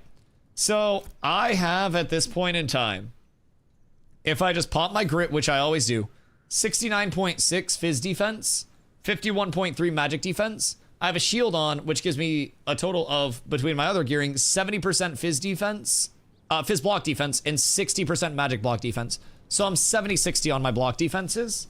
And I am trying to highlight how stupid mitigation is and why everybody is overlooking mitigation stacking as the real culprit of TTK. I think stuff doesn't die incredibly slow when health is high. I think stuff dies incredibly slow when your entire combo is being passively blocked and it's hitting me for 100 damage on a crit. Clank! I mean, you slap a shield on that bitch and you're good to go. You finally get it? Well, I play a tank. I've always got it. Like, tank has always been towing the line between I do enough damage to make you focus me, but I am so tanky you regret focusing me. That is the goal. Like, if you're at the point where you're like, Dusty is hitting hard enough where my health is going down and I'm losing the trade, and I'm also doing absolutely fucking no damage whatsoever, then wonderful, I've done my job. If I am causing like the Kevin Durant mismatch with my build, that's my goal. Are there any rings and earrings that give HP regen? Yes, you have Black and Chain Collar with health regen, and then you also have Tide Rot rings, con, health regen, max HP, and defense. Yes, indeed. Yes, indeed. Those are big chonky defense rings. Those are really good. Uh-oh. The band won. Oh my goodness. It's a pleasure to see you, sir, on this battlefield on this fine day. Oh, my mitigation was low because my iron ore has been off this entire time. Pew. Oh, sorry. Can do if you want prac first bard. I always like practice first bard. I always like my Colton duels. Someone asked me the other day, like, who I would consider probably like, you know, the best 1v1 player that I've fought against, like specifically 1v1. And I had a few names, but Colt was up there, I will say. Oh, dude, the frame drops are so hard. I hate it here. I hate it very much. The frame drops just make everything feel so much worse, if I'm being real. Dude, the nimble changes are so crazy. Honestly, my favorite thing, I just got hit with a fucking violin, man. Actually rude as shit. Very, very, very rude. Naughty, naughty, Colton. I don't appreciate that shit. All right, back down for that one. And then, oh wait, I just tabbed Deloitte. Oh shit, whoops. That's a fuck up on my part, my bad, my bad. Down horrendous, oh my god. Dude, the frame drops hurt my fucking soul, Colt. They hurt my, every fiber of my being, my soul, my body, all of it, dog. You name it, it's hurt by this. Bird? I think Book is actually kind of crazy, by the way, in block meta. Like, low-key, Book is effectively going around every block because of the angle that the projectile comes in at. It's kind of dope. It's very, very, very, very, very, very, very good. If in the event you are needing that. I need to trip that nimble. We'll get a Tommy Hawk in his butt. And then pressure up on this wall. Make him run into my wall. I'm gonna get out of that mess. And then we walk forward. His HP's dropping. No, wait, his mana's dropping. Wrong bar. Wrong hole. Yo, BD, what up, dog? I hope you're having a beautiful fucking day. I appreciate you coming through. Xbox had a show recently in Tides of Annihilation. Tell me about it. What's up with Tides of Annihilation? What is this? What is this Tides of Annihilation game? And why is it drawing your attention so much? Have you heard the news of Ashes coming over to Steam on the 11th of December? Because that, my friend, is also exciting news for a Dusty like me. Arson Cantus? Yeah. Try it. Because, like, your mileage may vary, your experience may differ from mine. But, from what I'm noticing, it's wrapping around and hitting from the side. Therefore, it's getting, you know, around blocks and shit.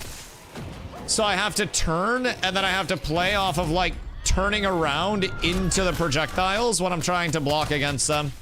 It's like that floaty discordance level proj.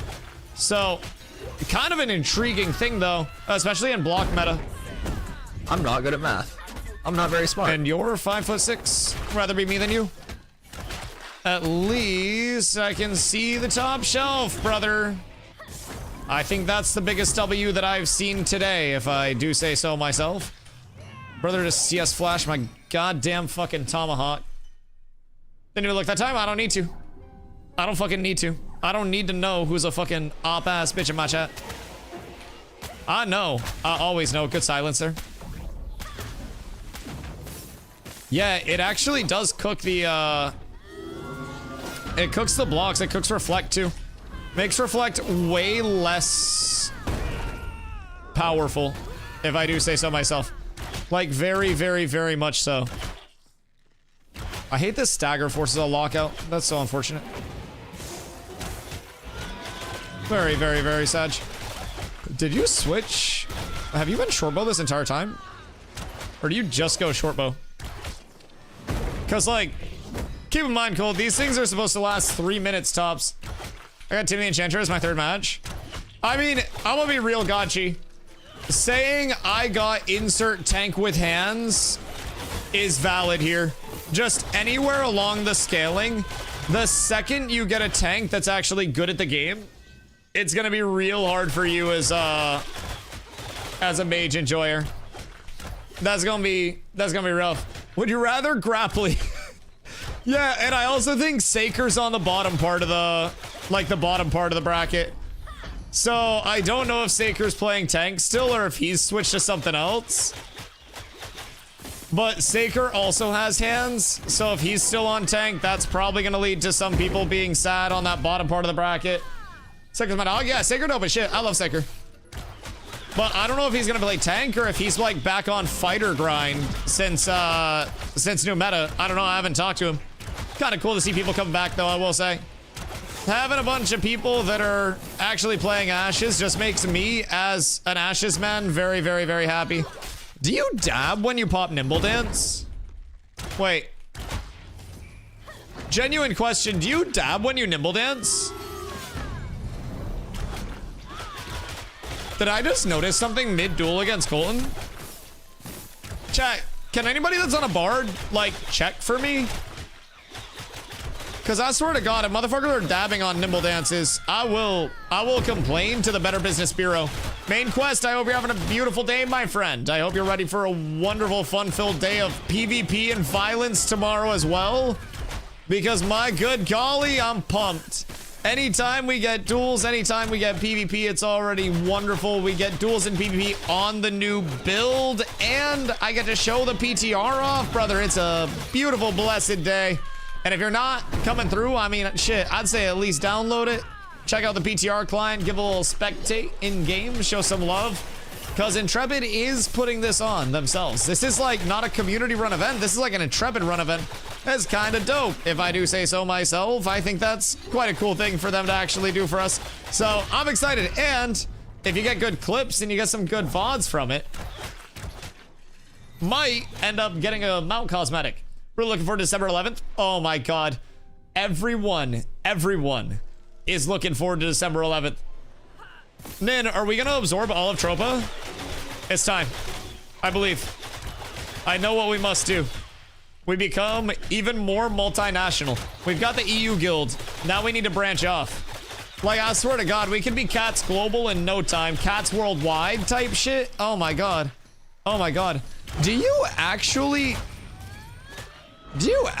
fucking dab? All right. Colton's getting the damage treatment. We're gonna see if this helps at all. Maybe put a little bit more pressure on him, so to say. It probably won't, but we'll see. I'll go up on the damage side of the output. And then go down. For Brazil? No, dude, your English is awesome. I've watched your stream, Main Quest. I've been in your channel. I'm a lurker. But I've seen. I check in with everybody from Ashes. Always. I always keep tabs. But I know you guys are very, very, very excited. But like, I'm excited to have people back. It's been a little quiet in these parts as of late. I'm gonna be real, like, not the most poppin' thing. So, I'm excited that people are getting excited again. Investors? Possibly you, Ultra. Okay, yeah, I'm going back to the sorting board. It's kind of crazy with the sorting board setup. I can actually, like, just build health and maintain health infinitely against Colt. And then the second I take the sorting board off, he just starts draining my HP systemically. It's fucking wild to me. I can just, like, actually just gain HP back during these trades. I was down to, like, 40% with the two-hander on. I switched to the sorting board and I went back up to full. It's fucking wild how good it is. It's really, really, really good. Need to get Tiffany and Jenner's PayPal. Gotchi, your best hope. Did you see what the tiebreaker is? If you can survive 3 minutes, then it goes into like a sudden death event. That sudden death event is a death roll. So your best bet is to try to make it 3 minutes and then pray that you get into a death roll off of that 3-minute period. I'm not surviving 30 seconds. Listen, some mages have already begun taking precautions to make the full mage mitigation build. That was awkward. I just tripped Colt when he messed me. That was such a fucking awkward, like, exchange, dog. All right, anyways. We keep pressure on Colt. We do not let Colt away. Dude, it's just a shield game. The shield game is a different game, man. It's so strong. I just pop, like, not only like shields, like, you know, item shield, but also active shields from abilities. Bro, it's so strong to just pop HP-based shields right now. It's a wonderful world we're living in out here, and I'm just happy to be a part of it. Also, with consumes, I'm 1000% just going ward for more HP shields. Because, like, no one's going to be able to kill me if I'm going ward, especially in 3 minutes. And with consumes, I'm just going to pop salves if I ever get even relatively low on mana. And then I don't worry about a single fucking thing, which I like a lot. Hiya. Because, like, I can just keep pressure up at that point. And then I can constantly be building an HP-based shield. Foop, I'm excited. I'm very excited. I do think this is going to be a fantastic showcase of the slash roll system. Much more than it is the slash duel system, but it will also get a whole heck of a lot of very valid feedback for all of the developers that need it. I am actually so excited. Colton's fucking using my wall to, like, FPS peak my shit. I hate this man so much. Like, have you ever just genuinely detested another human being? Nope, we'll win this 1v1. I don't think anybody will win. I don't think a rogue can kill a tank in 3 minutes. So, at the very least, like, he's gonna have to win a death roll against a tank, which, shit, fair game, that's probably doable, but it's gonna be tough. It's gonna be very tough. There are a lot of tanks with some very good dice. We gotta fight for our gear like crazy out in these parts, man. Like, absolute mad. So, I'd be ready for anything out there. I still think there could be some, like, some shock the world levels of, surprise still yet to come out. I think we are far from seeing everything that's going to happen with this tourney, and it hasn't even started yet. Like, There'll be more tourneys in the future. I'm sure that'll be a bit more serious. I think 1v1s are always meant to be, and take this 0% in like the wrong way of the word, but in the best way. Like, I want to see how the game works without Forge Guard. Everyone's using that shit. Why Forge Guard? What? Who the fuck is using full Forge Guard? I'm unkillable and I'm not in Forge Guard. I'm having wonderful success in these duels. I made my own route. Yeah, fuck Forge Guard, dog. I am literally unkillable right now. At least in a 1v1 sense. I don't die.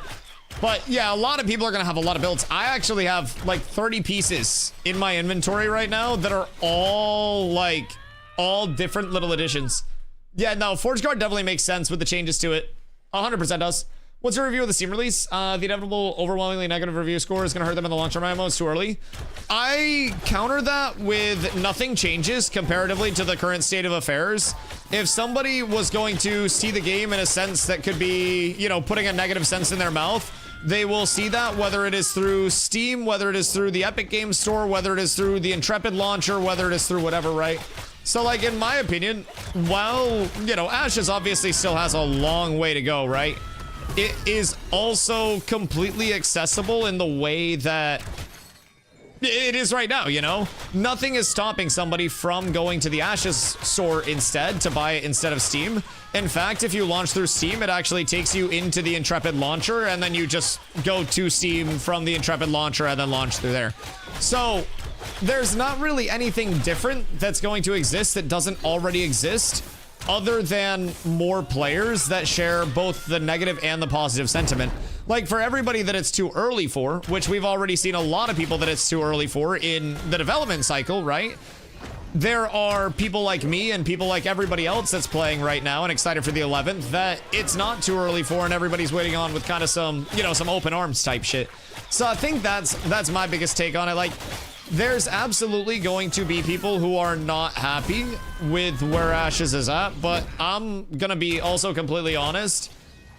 I think from a standpoint of somebody who has played this game every day for way too long in a row now, it's come so far since even back in December when I started playing as like a daily Ashes content creator and player, to the point where I genuinely think if I were to come in completely blind at this point, I mean, I liked it enough back in December to come in blind and enjoy it, as in terms of like, you know, not min-maxing my information, just exploring as a player and, you know, just enjoying the world before I got too sweaty.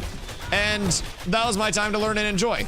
And I did learn and enjoy with fewer, you know, fewer implementations on the main questing experience, or not the main questing, but like the first time user experience, with fewer passes on time to kill, stopping people from being Thanos snapped. Now, I will say it's kind of like the opposite end of the spectrum now, where, you know, previously it was Thanos snaps and now it's nobody's dying, but it's always going to have its times during development where it's like, oh yeah, this definitely is not ready at this point in time to launch, to deploy, right? There's always going to be, you know, some negative in with it. Even post-launch, Ash is going to have negative with it. So I'm not too concerned about that. Like, I definitely think that the outward perception of something can shape it in the long term. But if I'm being real, look up Ashes on YouTube, on any subreddit. Bro, it's already bad. It's not gonna get worse. There's nothing new. It's not like, oh my god, wow, look at this never before seen negative take about Ashes that nobody's aware of. Like, the game gets shit on more than it gets complimented. I have more people that probably think I'm crazy and peddling a scam than people that think I'm trying to put out informative content. Like, it's very already negatively perceived by a lot of people in the MMO comm that I don't think it's going to get worse. And I think people not having access to Ashes means that they will continue to get their information from third party or different sources. People having more accessibility means that instead of those third party sources dictating what they say, people will actually be able to play the game. And I think that's a very important thing. I think people being able to firsthand come in and say, you know, I have tested this questing.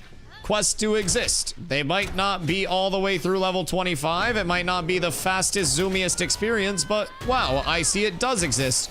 what a crazy set of circumstances that so-and-so content creator said didn't exist. Wow, I feel deceived and lied to. You should, because everybody's just trying to clickbait you. For everybody that says Ashes is terrible, I guarantee you there's somebody that's just minding their own business that's waiting anxiously for Ashes to just be in a better state, that acknowledges the problems and is like, it'll get better, it's development, it's supposed to get better over the course of development. If it didn't, then there would be a larger problem, you know?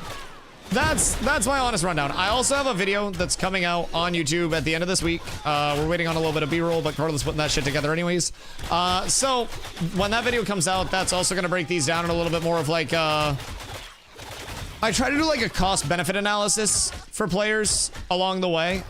So that way, like, it's easy to fucking summoner. Me minding my business, summoner literally just fucking ass blasting. Genuinely disgusting. Yeah, truly hate to see it, dog. Truly hate to see it.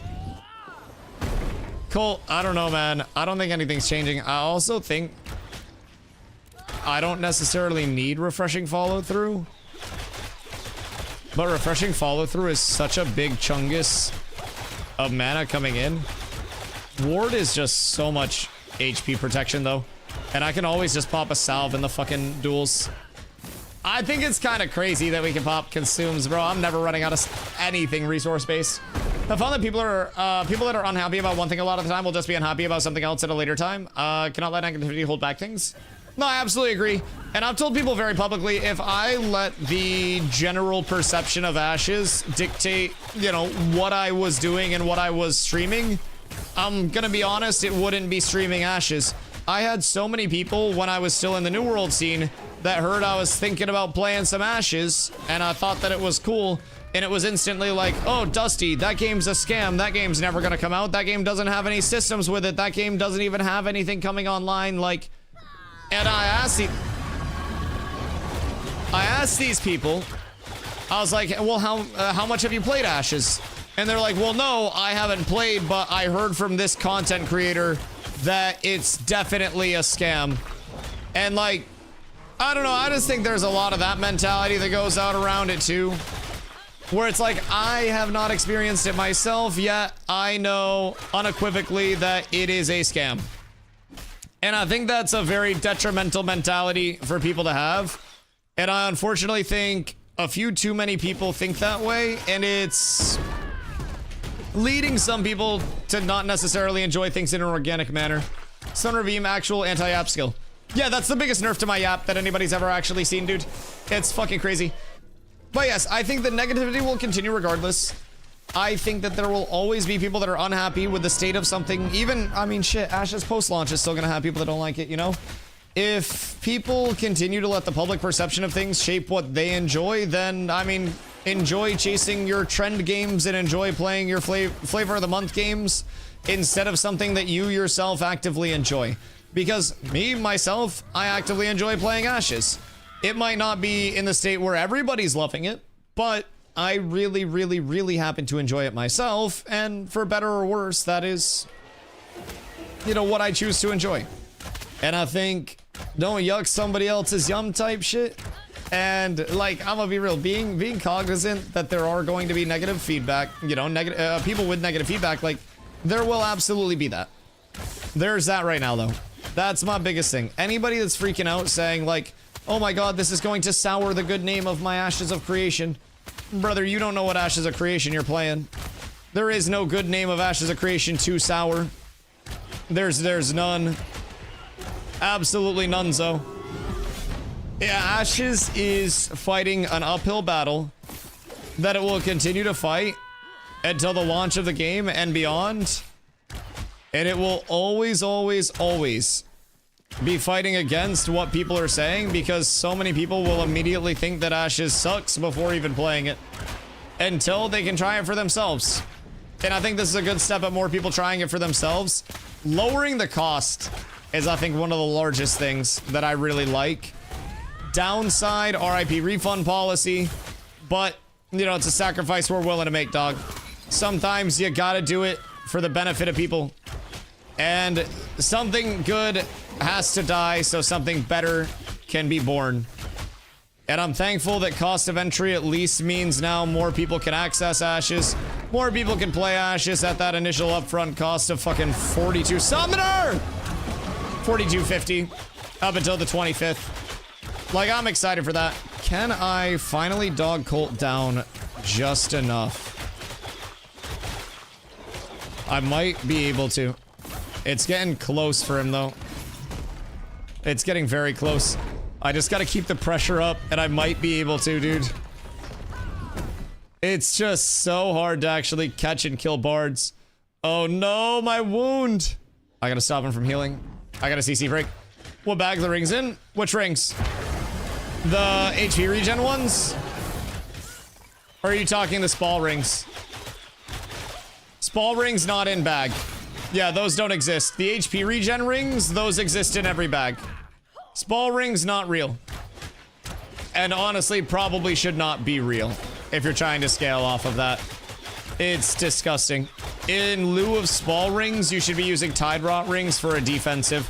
The only scenario where Spall rings are worth using over that is like if you're using shield and like, you know, specifically trying to scale up on that block. But all right, let's death roll. All right, we settle this like men. So they want us to slash roll 100, and whoever is higher dictates what it starts at. So we do a slash roll. I rolled a 52, and then you roll a 22. All right, so you slash roll 52 now, and it starts from 52. So Colt hits a 52. We're trying to simulate what it's actually going to be. Oh, wait, he did already. Oh, okay, cool. Now you roll slash 22. I thought you were doing a slash roll 100. My bad, my bad. I didn't see that you did a slash roll 52. All right, okay, I broke it down to a 5, so it goes from 52 to 22 to 5 to 3. I hit the slash roll 3. I lose. All right, Colton wins. GG, well played. GG, I'm out. Stream taken down. Raging. All right, I lost. Out the first round of the tournament. Colton moves on. Bro, this is gonna be a really cool show of, like, the slash roll system. So many people are gonna learn how to death roll. I made a big poop right now. I don't know how it goes down. Paula, why are you talking about your poops? I'm proud of you. But does that make you feel good? So I made a deal with Saker. Are you guys going to the death roll? Because I feel that's honorable. I feel that's quite honorable. However, I'm really confident. Are you confident in winning the death roll? Or are you confident in beating Saker? Also, I feel so bad. Streg can't outdamage my passive regen. Like, I think that's sad. Snipe. Back at you. Yep. Do you feel strong, Streg? Yo, what up, JD? They're not making the mistake literally every small startup game company does, playing it safe, not investing themselves in expanding. Do they need to go to EA? No, but they're betting on getting invested testers and revenue to hopefully outsource a lot of the workload. So what would be a possible 3-year process could potentially be halved. I would love that personally, and I think that's a great take on it too. The EA label, keep in mind, I think it's important to clarify, the early access label does not actually dictate any part of the development process. I'm going to push an orphan off a bridge. Anyways, it doesn't change any part of the development process whatsoever. It is still Alpha 2 Phase 3. It is still going to be until we get feature complete over here, or near feature complete, before it goes to beta. And then once it goes to beta, it'll receive a final coat of paint, polish, all that good stuff. And then it goes into its launch, whenever that may be. And I don't think that changes at all, man. I think the early access label is simply from a standpoint of, like, they're putting it in Steam early access, so it probably has to have that. Oh no, my consumes wore off. I would have killed Colton if my consumes didn't wear off. But in terms of, like, in terms of what the early access actually means, I don't really think many people will notice much of a change at all. It's just going to be available on Steam as well, and then Steam is still going to route players to, guess what? Fuck!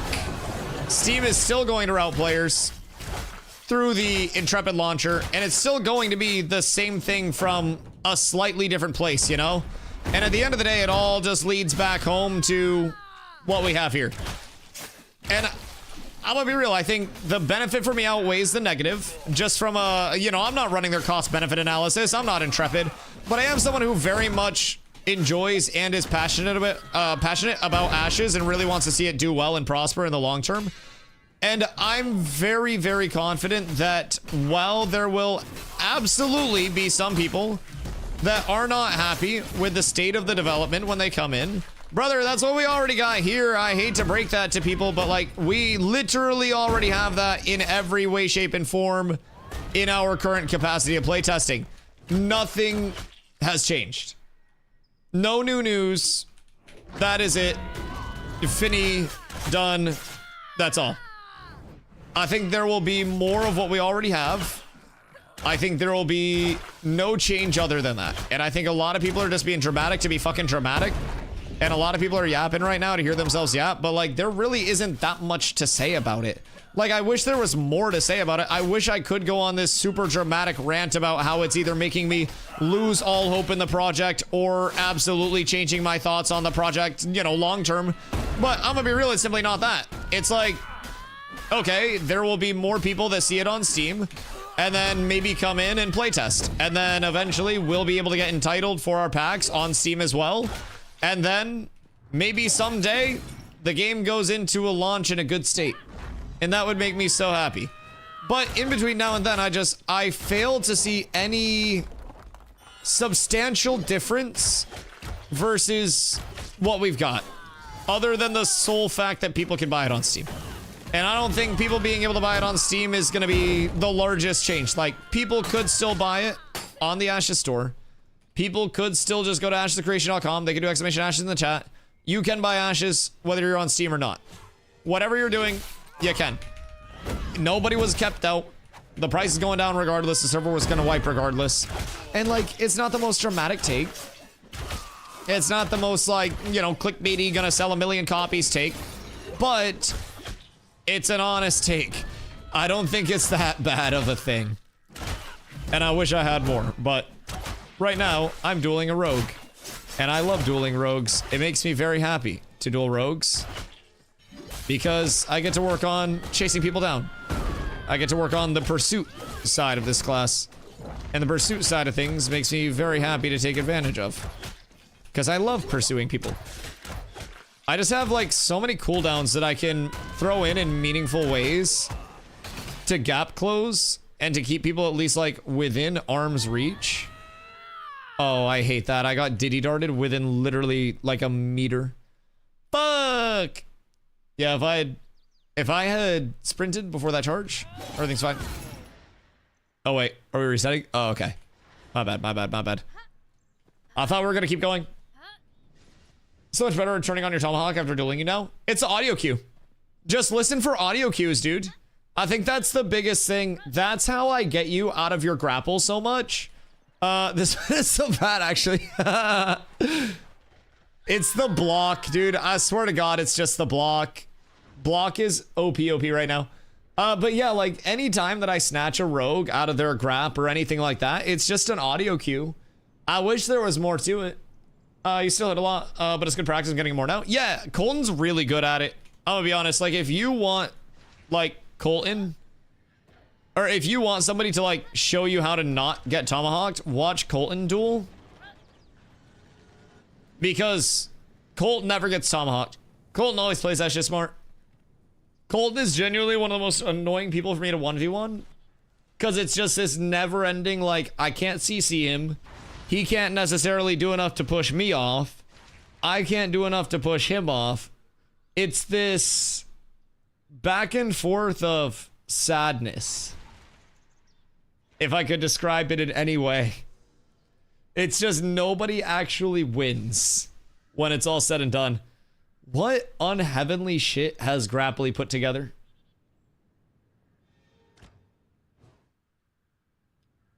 Actual real question. He doesn't have an armor weight bonus. Grapply, what are you doing? I don't want to know what Grapply's on right now. I don't want to know. I fast forward the VOD. Oh wait, Siege. Hiya.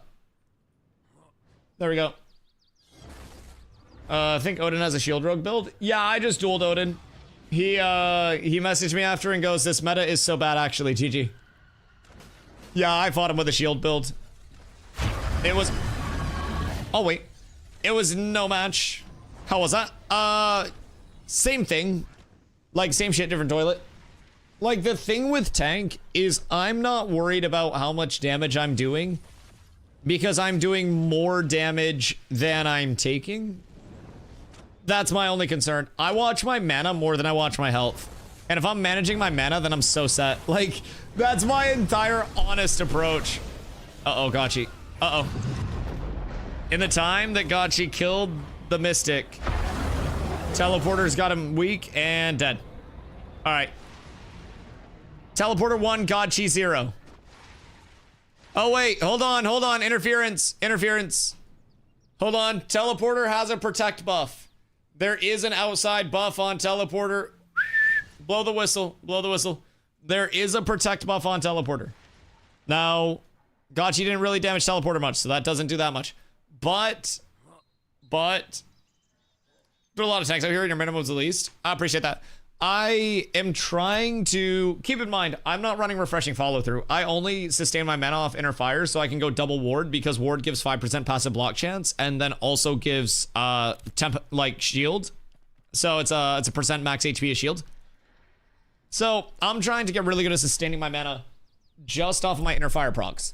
And then every time that I'm trying to, in between combos, anything like that, I will hold abilities and hold a trip an extra second or two so that way I can actually finish a combo and get my last 2 hits up. So I'm always keeping wounds up, I'm always keeping my buffs up, I'm always keeping my inner fire up so I'm not getting ticked down. That's why my health is staying up, that's why my mana is staying up. And so as long as I'm playing off inner fire and getting my finishers and my extended finishers in that follow through, right? In that completion of the combo, instead of having follow through, ward is giving me bonus shield. Then I'm healing while the bonus shield is up. Then I'm getting mana. It's all resource management, this game, this meta. That's genuinely where I think it's going to go. Long fights will be susceptible to one side running out of mana. And then that side will just start falling off and dying and dying and dying. What class do you consider your counter as a tank?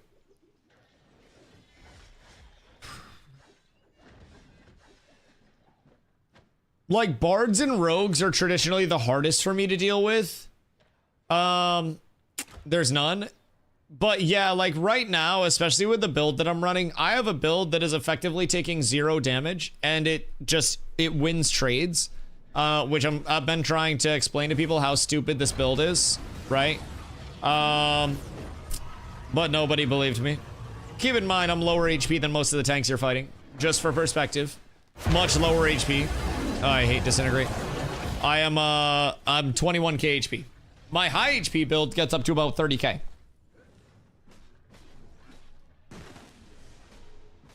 Where's the scaling coming from, Dusty? How are you so tanky? I told you. But yeah, the biggest thing about tank fights right now, well, especially 1v1s, right? Ashes isn't balanced around 1v1s, it's balanced around 8v8s as their big point of shit actually being able to die and interact in a normal, sphere. And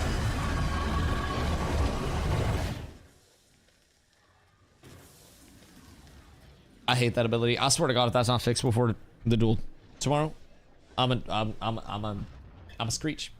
I'm gonna be very sad. So Lloyd is trying to fight Teleporter's minion, but Teleporter's minion is healing for more damage than Lloyd can do. Are bards strong or just hard to kill? Yes. Very good bards can do a lot of single target damage. They can basically make whatever happen that they want to happen. They can break CCs.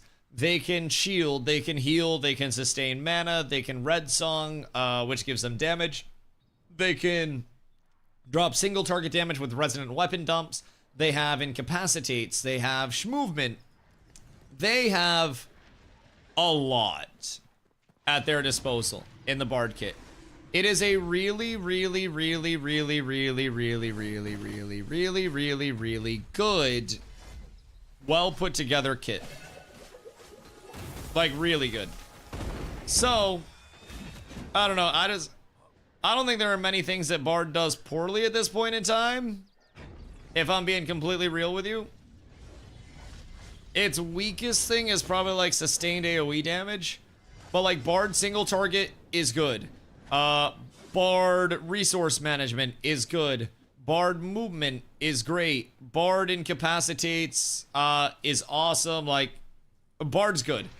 It's the same thing, like, Rogue and Bard are very tempo-based. If they're able to succeed, it's typically based on, you know, tempoing and forcing that. If you beat a Rogue or a Bard, it's usually going to be because you have tempoed them to the degree that you need to. It's in 1v1s very frequently about who can get the early pressure. So, like, right now I'm watching Glow and Grapply duel, and Glow was able to get early pressure out on Grap. And so Grap's now down to 25% mana and 75% HP. And when a tank loses mana, a tank doesn't have the validity to do much, and we get a little bit like, you know, tempoed, so to say. So once we lose that initial advantage on things, it can result in an element of like not being as, you know, able to push off attacks, as able to dump out full combos. So it's that level of like initial advantage and then scaling that. So Glow had a solid opener. And Glow's just been resetting. So now Grap's 50% HP, ticking down, and his mana's not the greatest, so he's got his Indom out back up to 75% HP, but still at this 25% mana mark. Then you have Glow that's 100% mana, 75% plus HP, working back up off of the HP regen every single disengage. Hold on. The fuck? Hold on, I'm watching this. Oh, it's Lloyd. Hi, Lloyd! Alright, I'll do a Lloyd. I'll set up for Lloyd. I got you. I thought it was a random. And then I realized Lloyd smacked me. Alright. We fight? Alright, cool. I like fighting Lloyd. I like fighting rogues. I like rogues. Rogues are cool.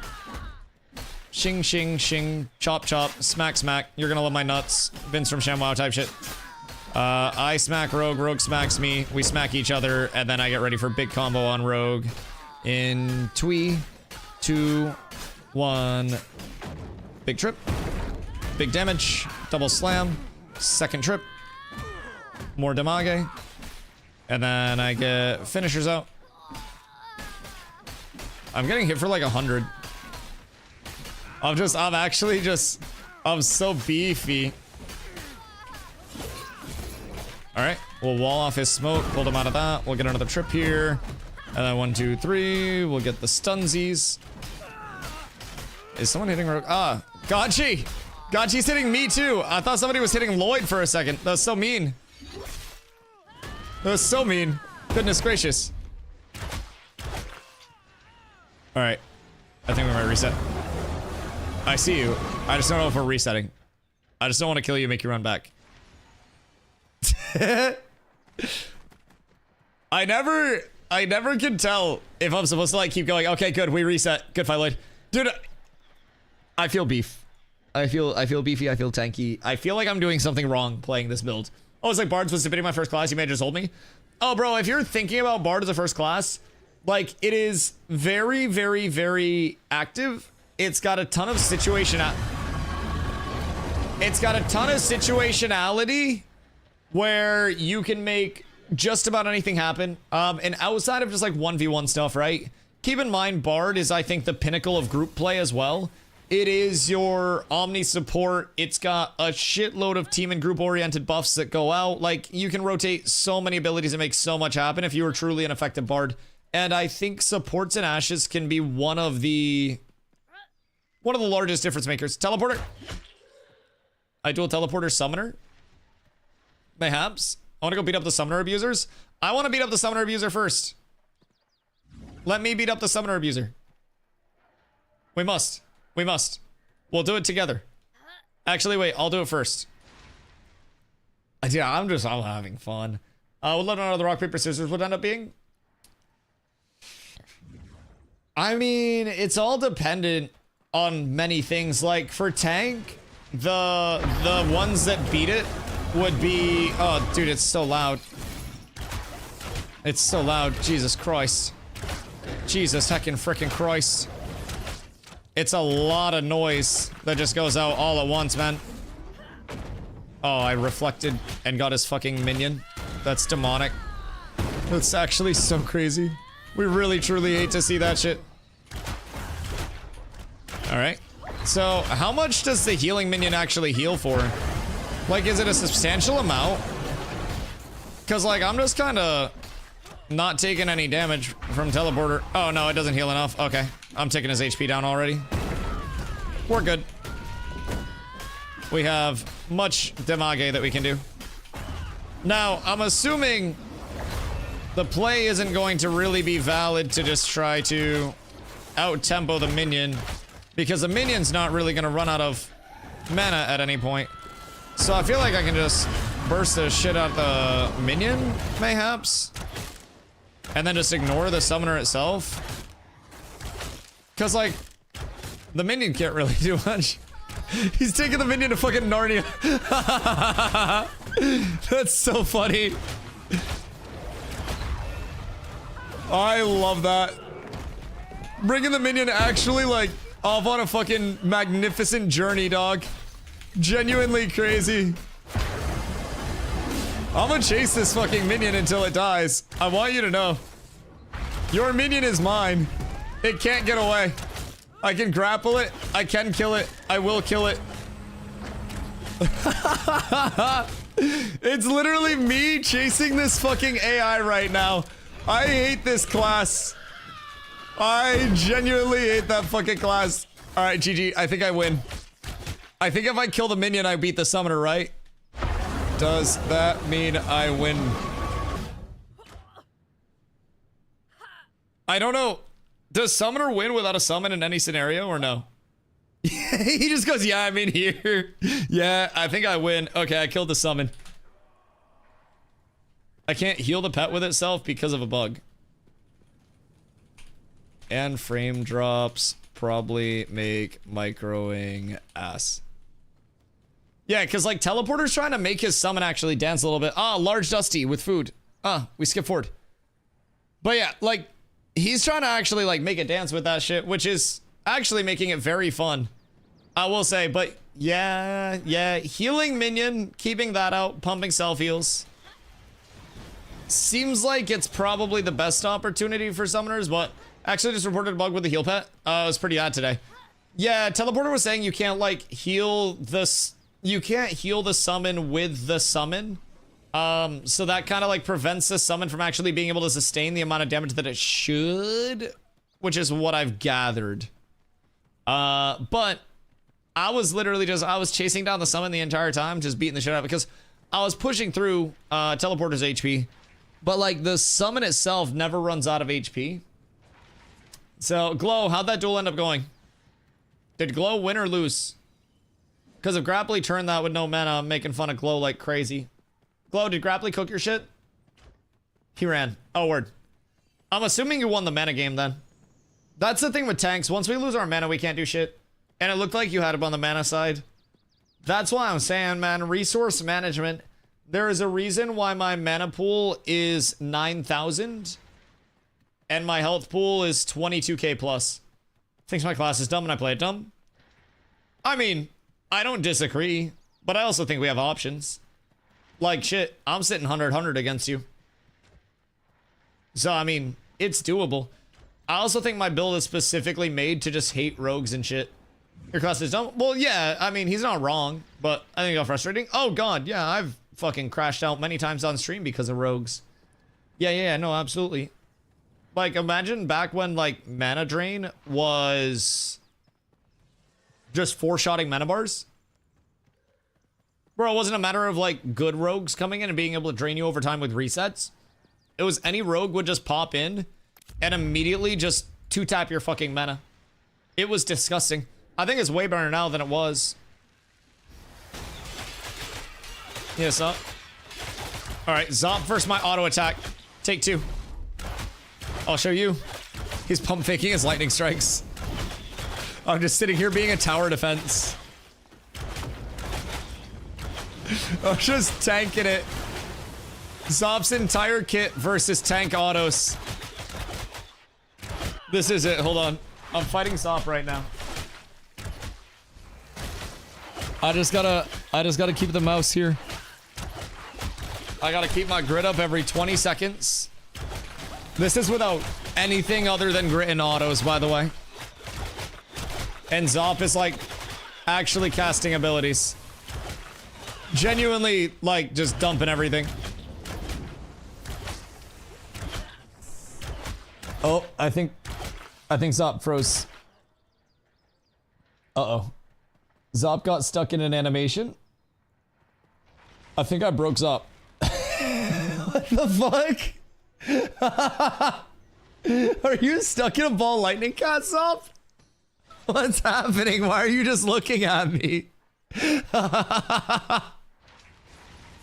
What the fuck?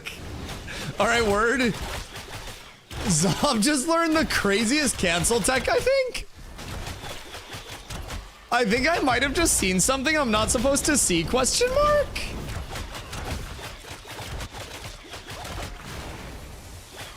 He was just hitting that shit, bro.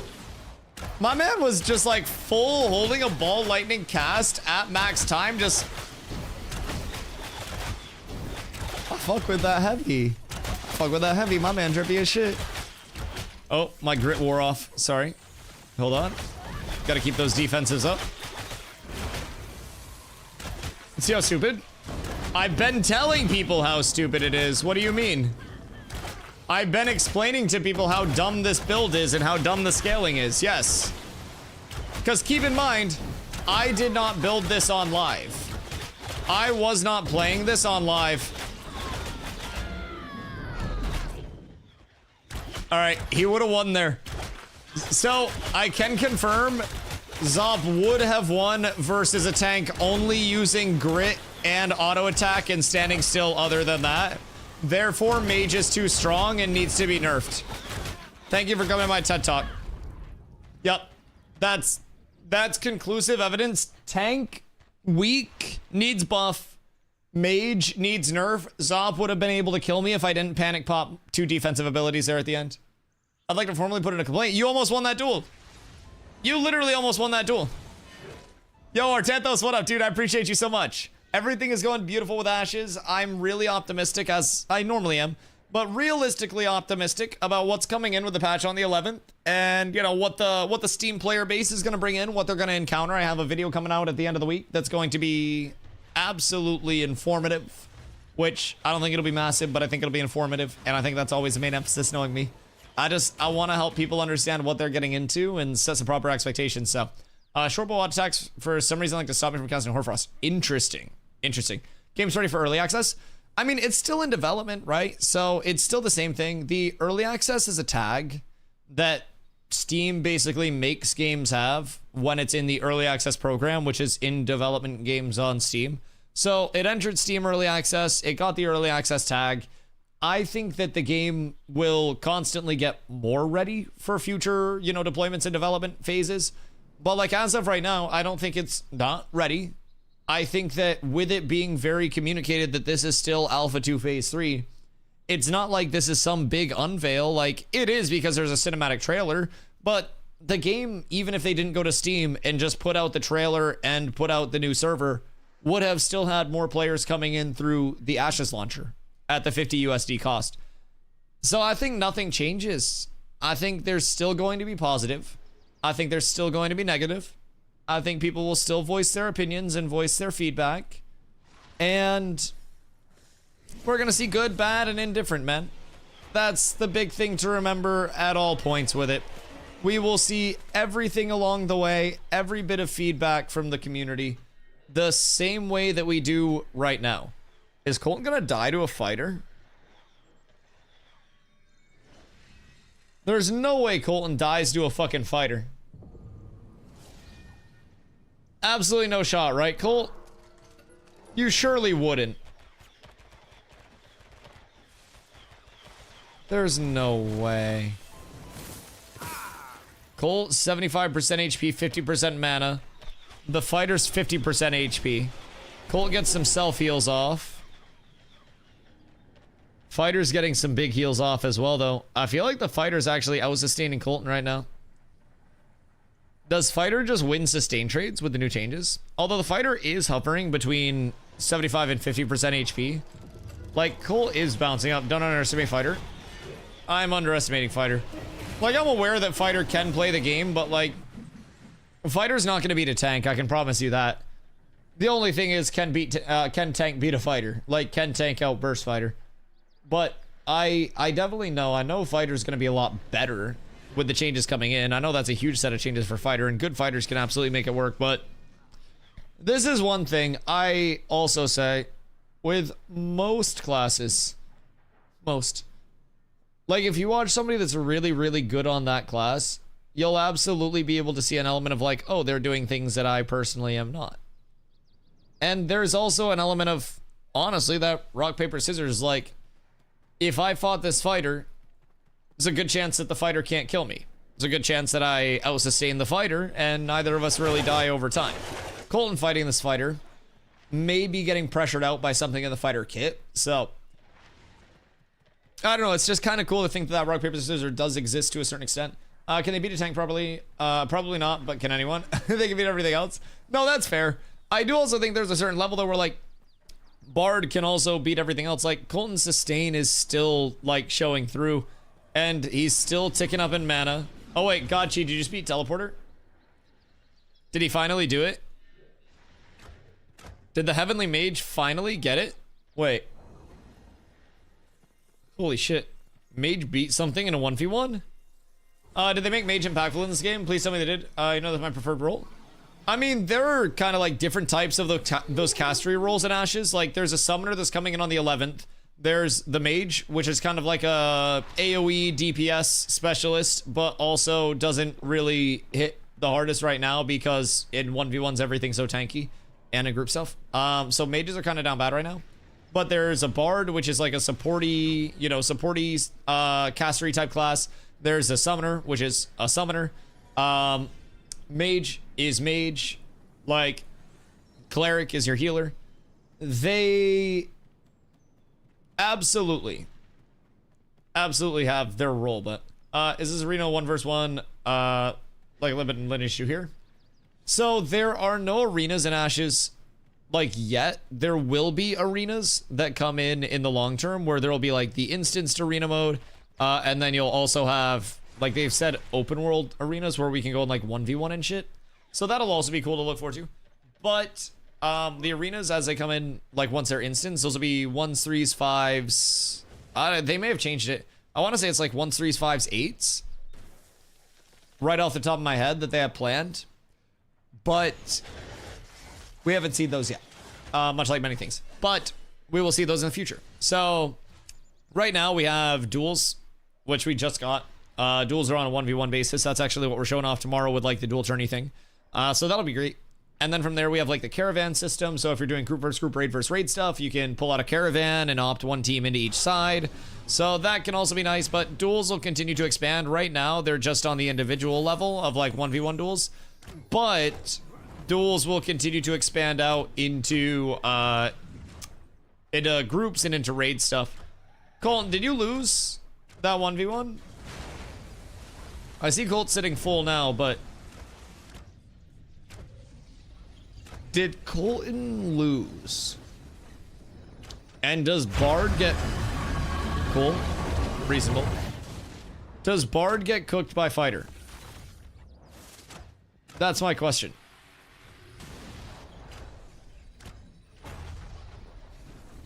I'm very curious. Very, very, very curious. Yo, Curls, much love. Curls said good luck tomorrow in global. Curls, if you can hear me, much love. I appreciate you, dog. I'm watching Gotchi dual teleporter on the summoner right now. Gotchi's finding out how to get the summon down. And when the summon goes down... Oh, can he break the slumber? Oh, he got the slumber off in time to interrupt the summon. A huge play from Captain Gotchi, the Heavenly Mage coming out. Holy shit. What's the summoner invuln called? Like, it should just actually be called fucking invuln. You literally just phase out of the goddamn world. I also know the name of 0 fighter abilities. Actually, none. I also saw one duel of fighter versus bard and fighter 1, but I don't know the skill level of the 2 players. Interesting. I wonder if fighter just does really well against bard because it's got like, I don't know what would make fighter do better than a tank would against bard. Maybe like more decisive chonk. Oh, teleporter holds on for this one. The heavenly mage has fallen. Teleporter 50% HP. Gotchi fought hard. Wasn't even close either. Interesting. I wonder what's in the fighter's kit that's facilitating so much on like the advantage over bard. That's curious to me. That's curious to me. Because the biggest thing for me dealing with fighters... Oh, excuse me. The biggest thing for me dealing with fighters is their CC immunity period. Other than that, it's like, don't dump a bunch of CC into them when they are CC immune. Don't stay in when they're healing. 15 seconds of stuns and resets. Yeah, that's fair. Probably a little bit more time to kind of like set up, being able to sustain the reso stacks.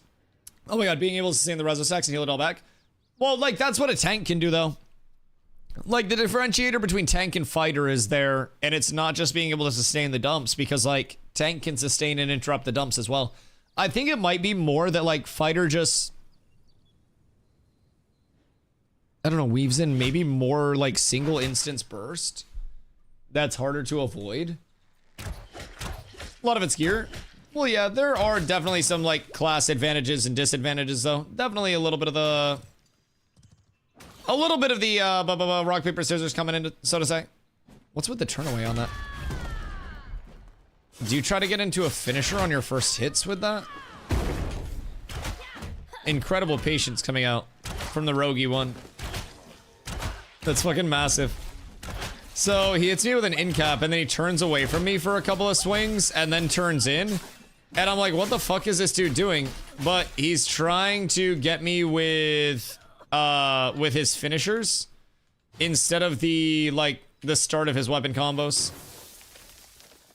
So kind of intriguing. You winning? Against Rogue? Oh, yeah. Yeah, I'm winning against everything. I can't die. I made an actual god build. Like, I have disgusting broken tech. I have the patience to play my disgusting broken tech in a very dumb, meaningful way. And I am absolutely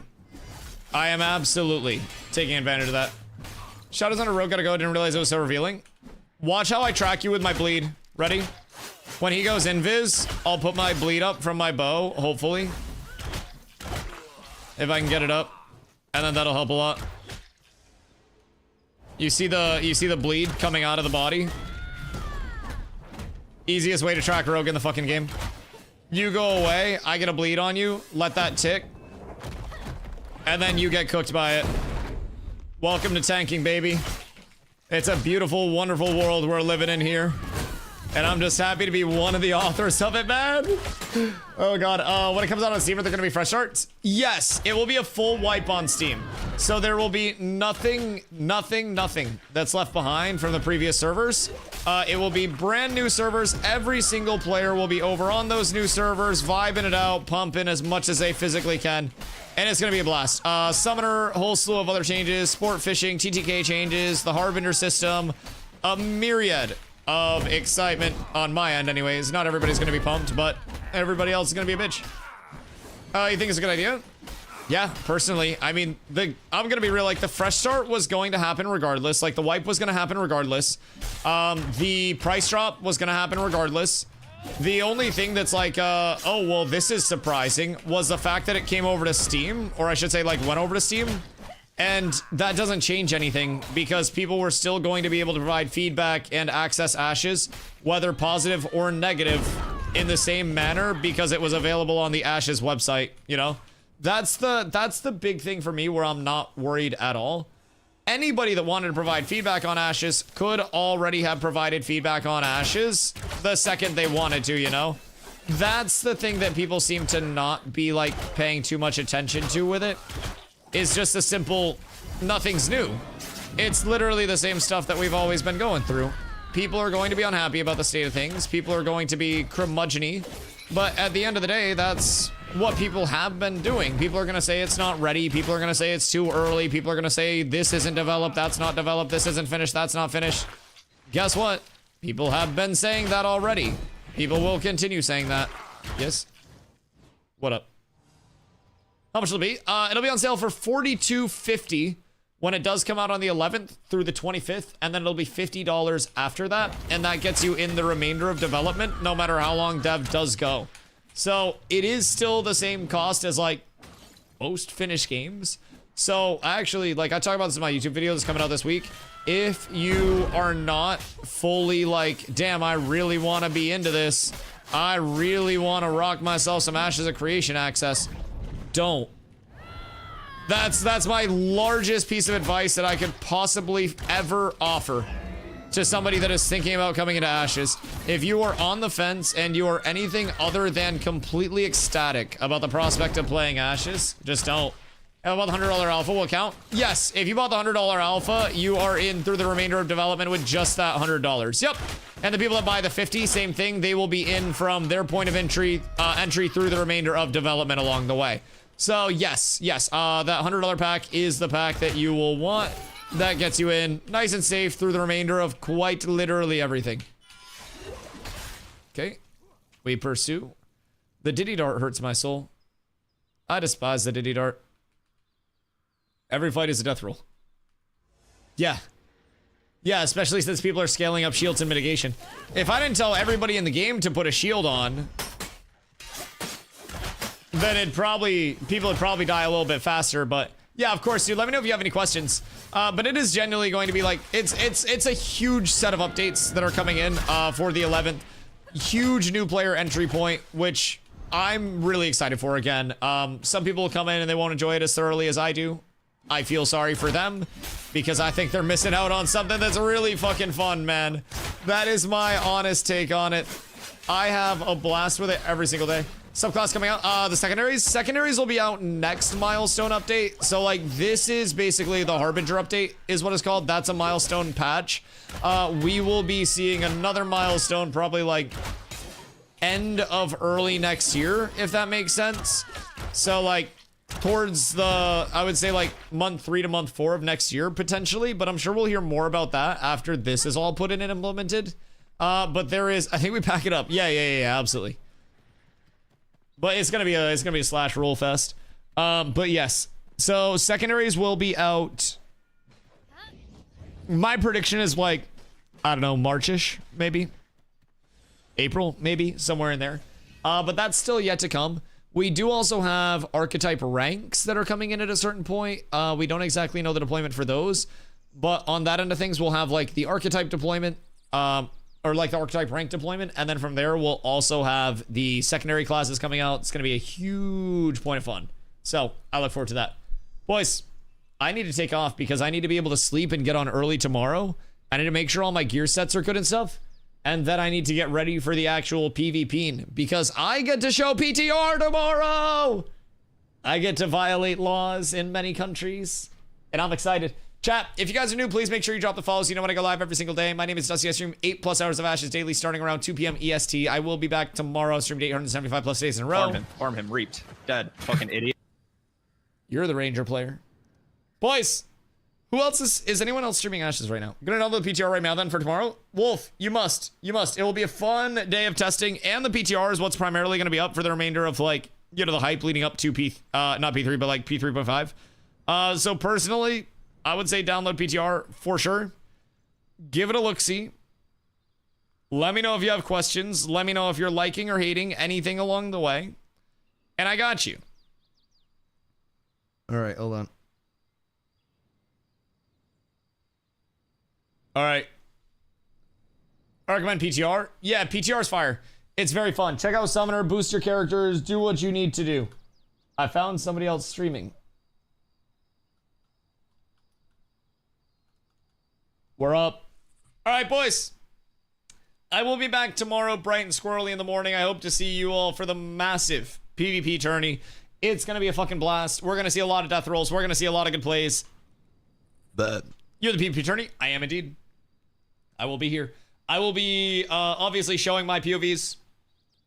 And then when I am not competing, I will be casting other people's POVs. So it'll be a day filled with content, and I'm more than excited to be able to actually show my screen for a fucking day and not just rely on VODs.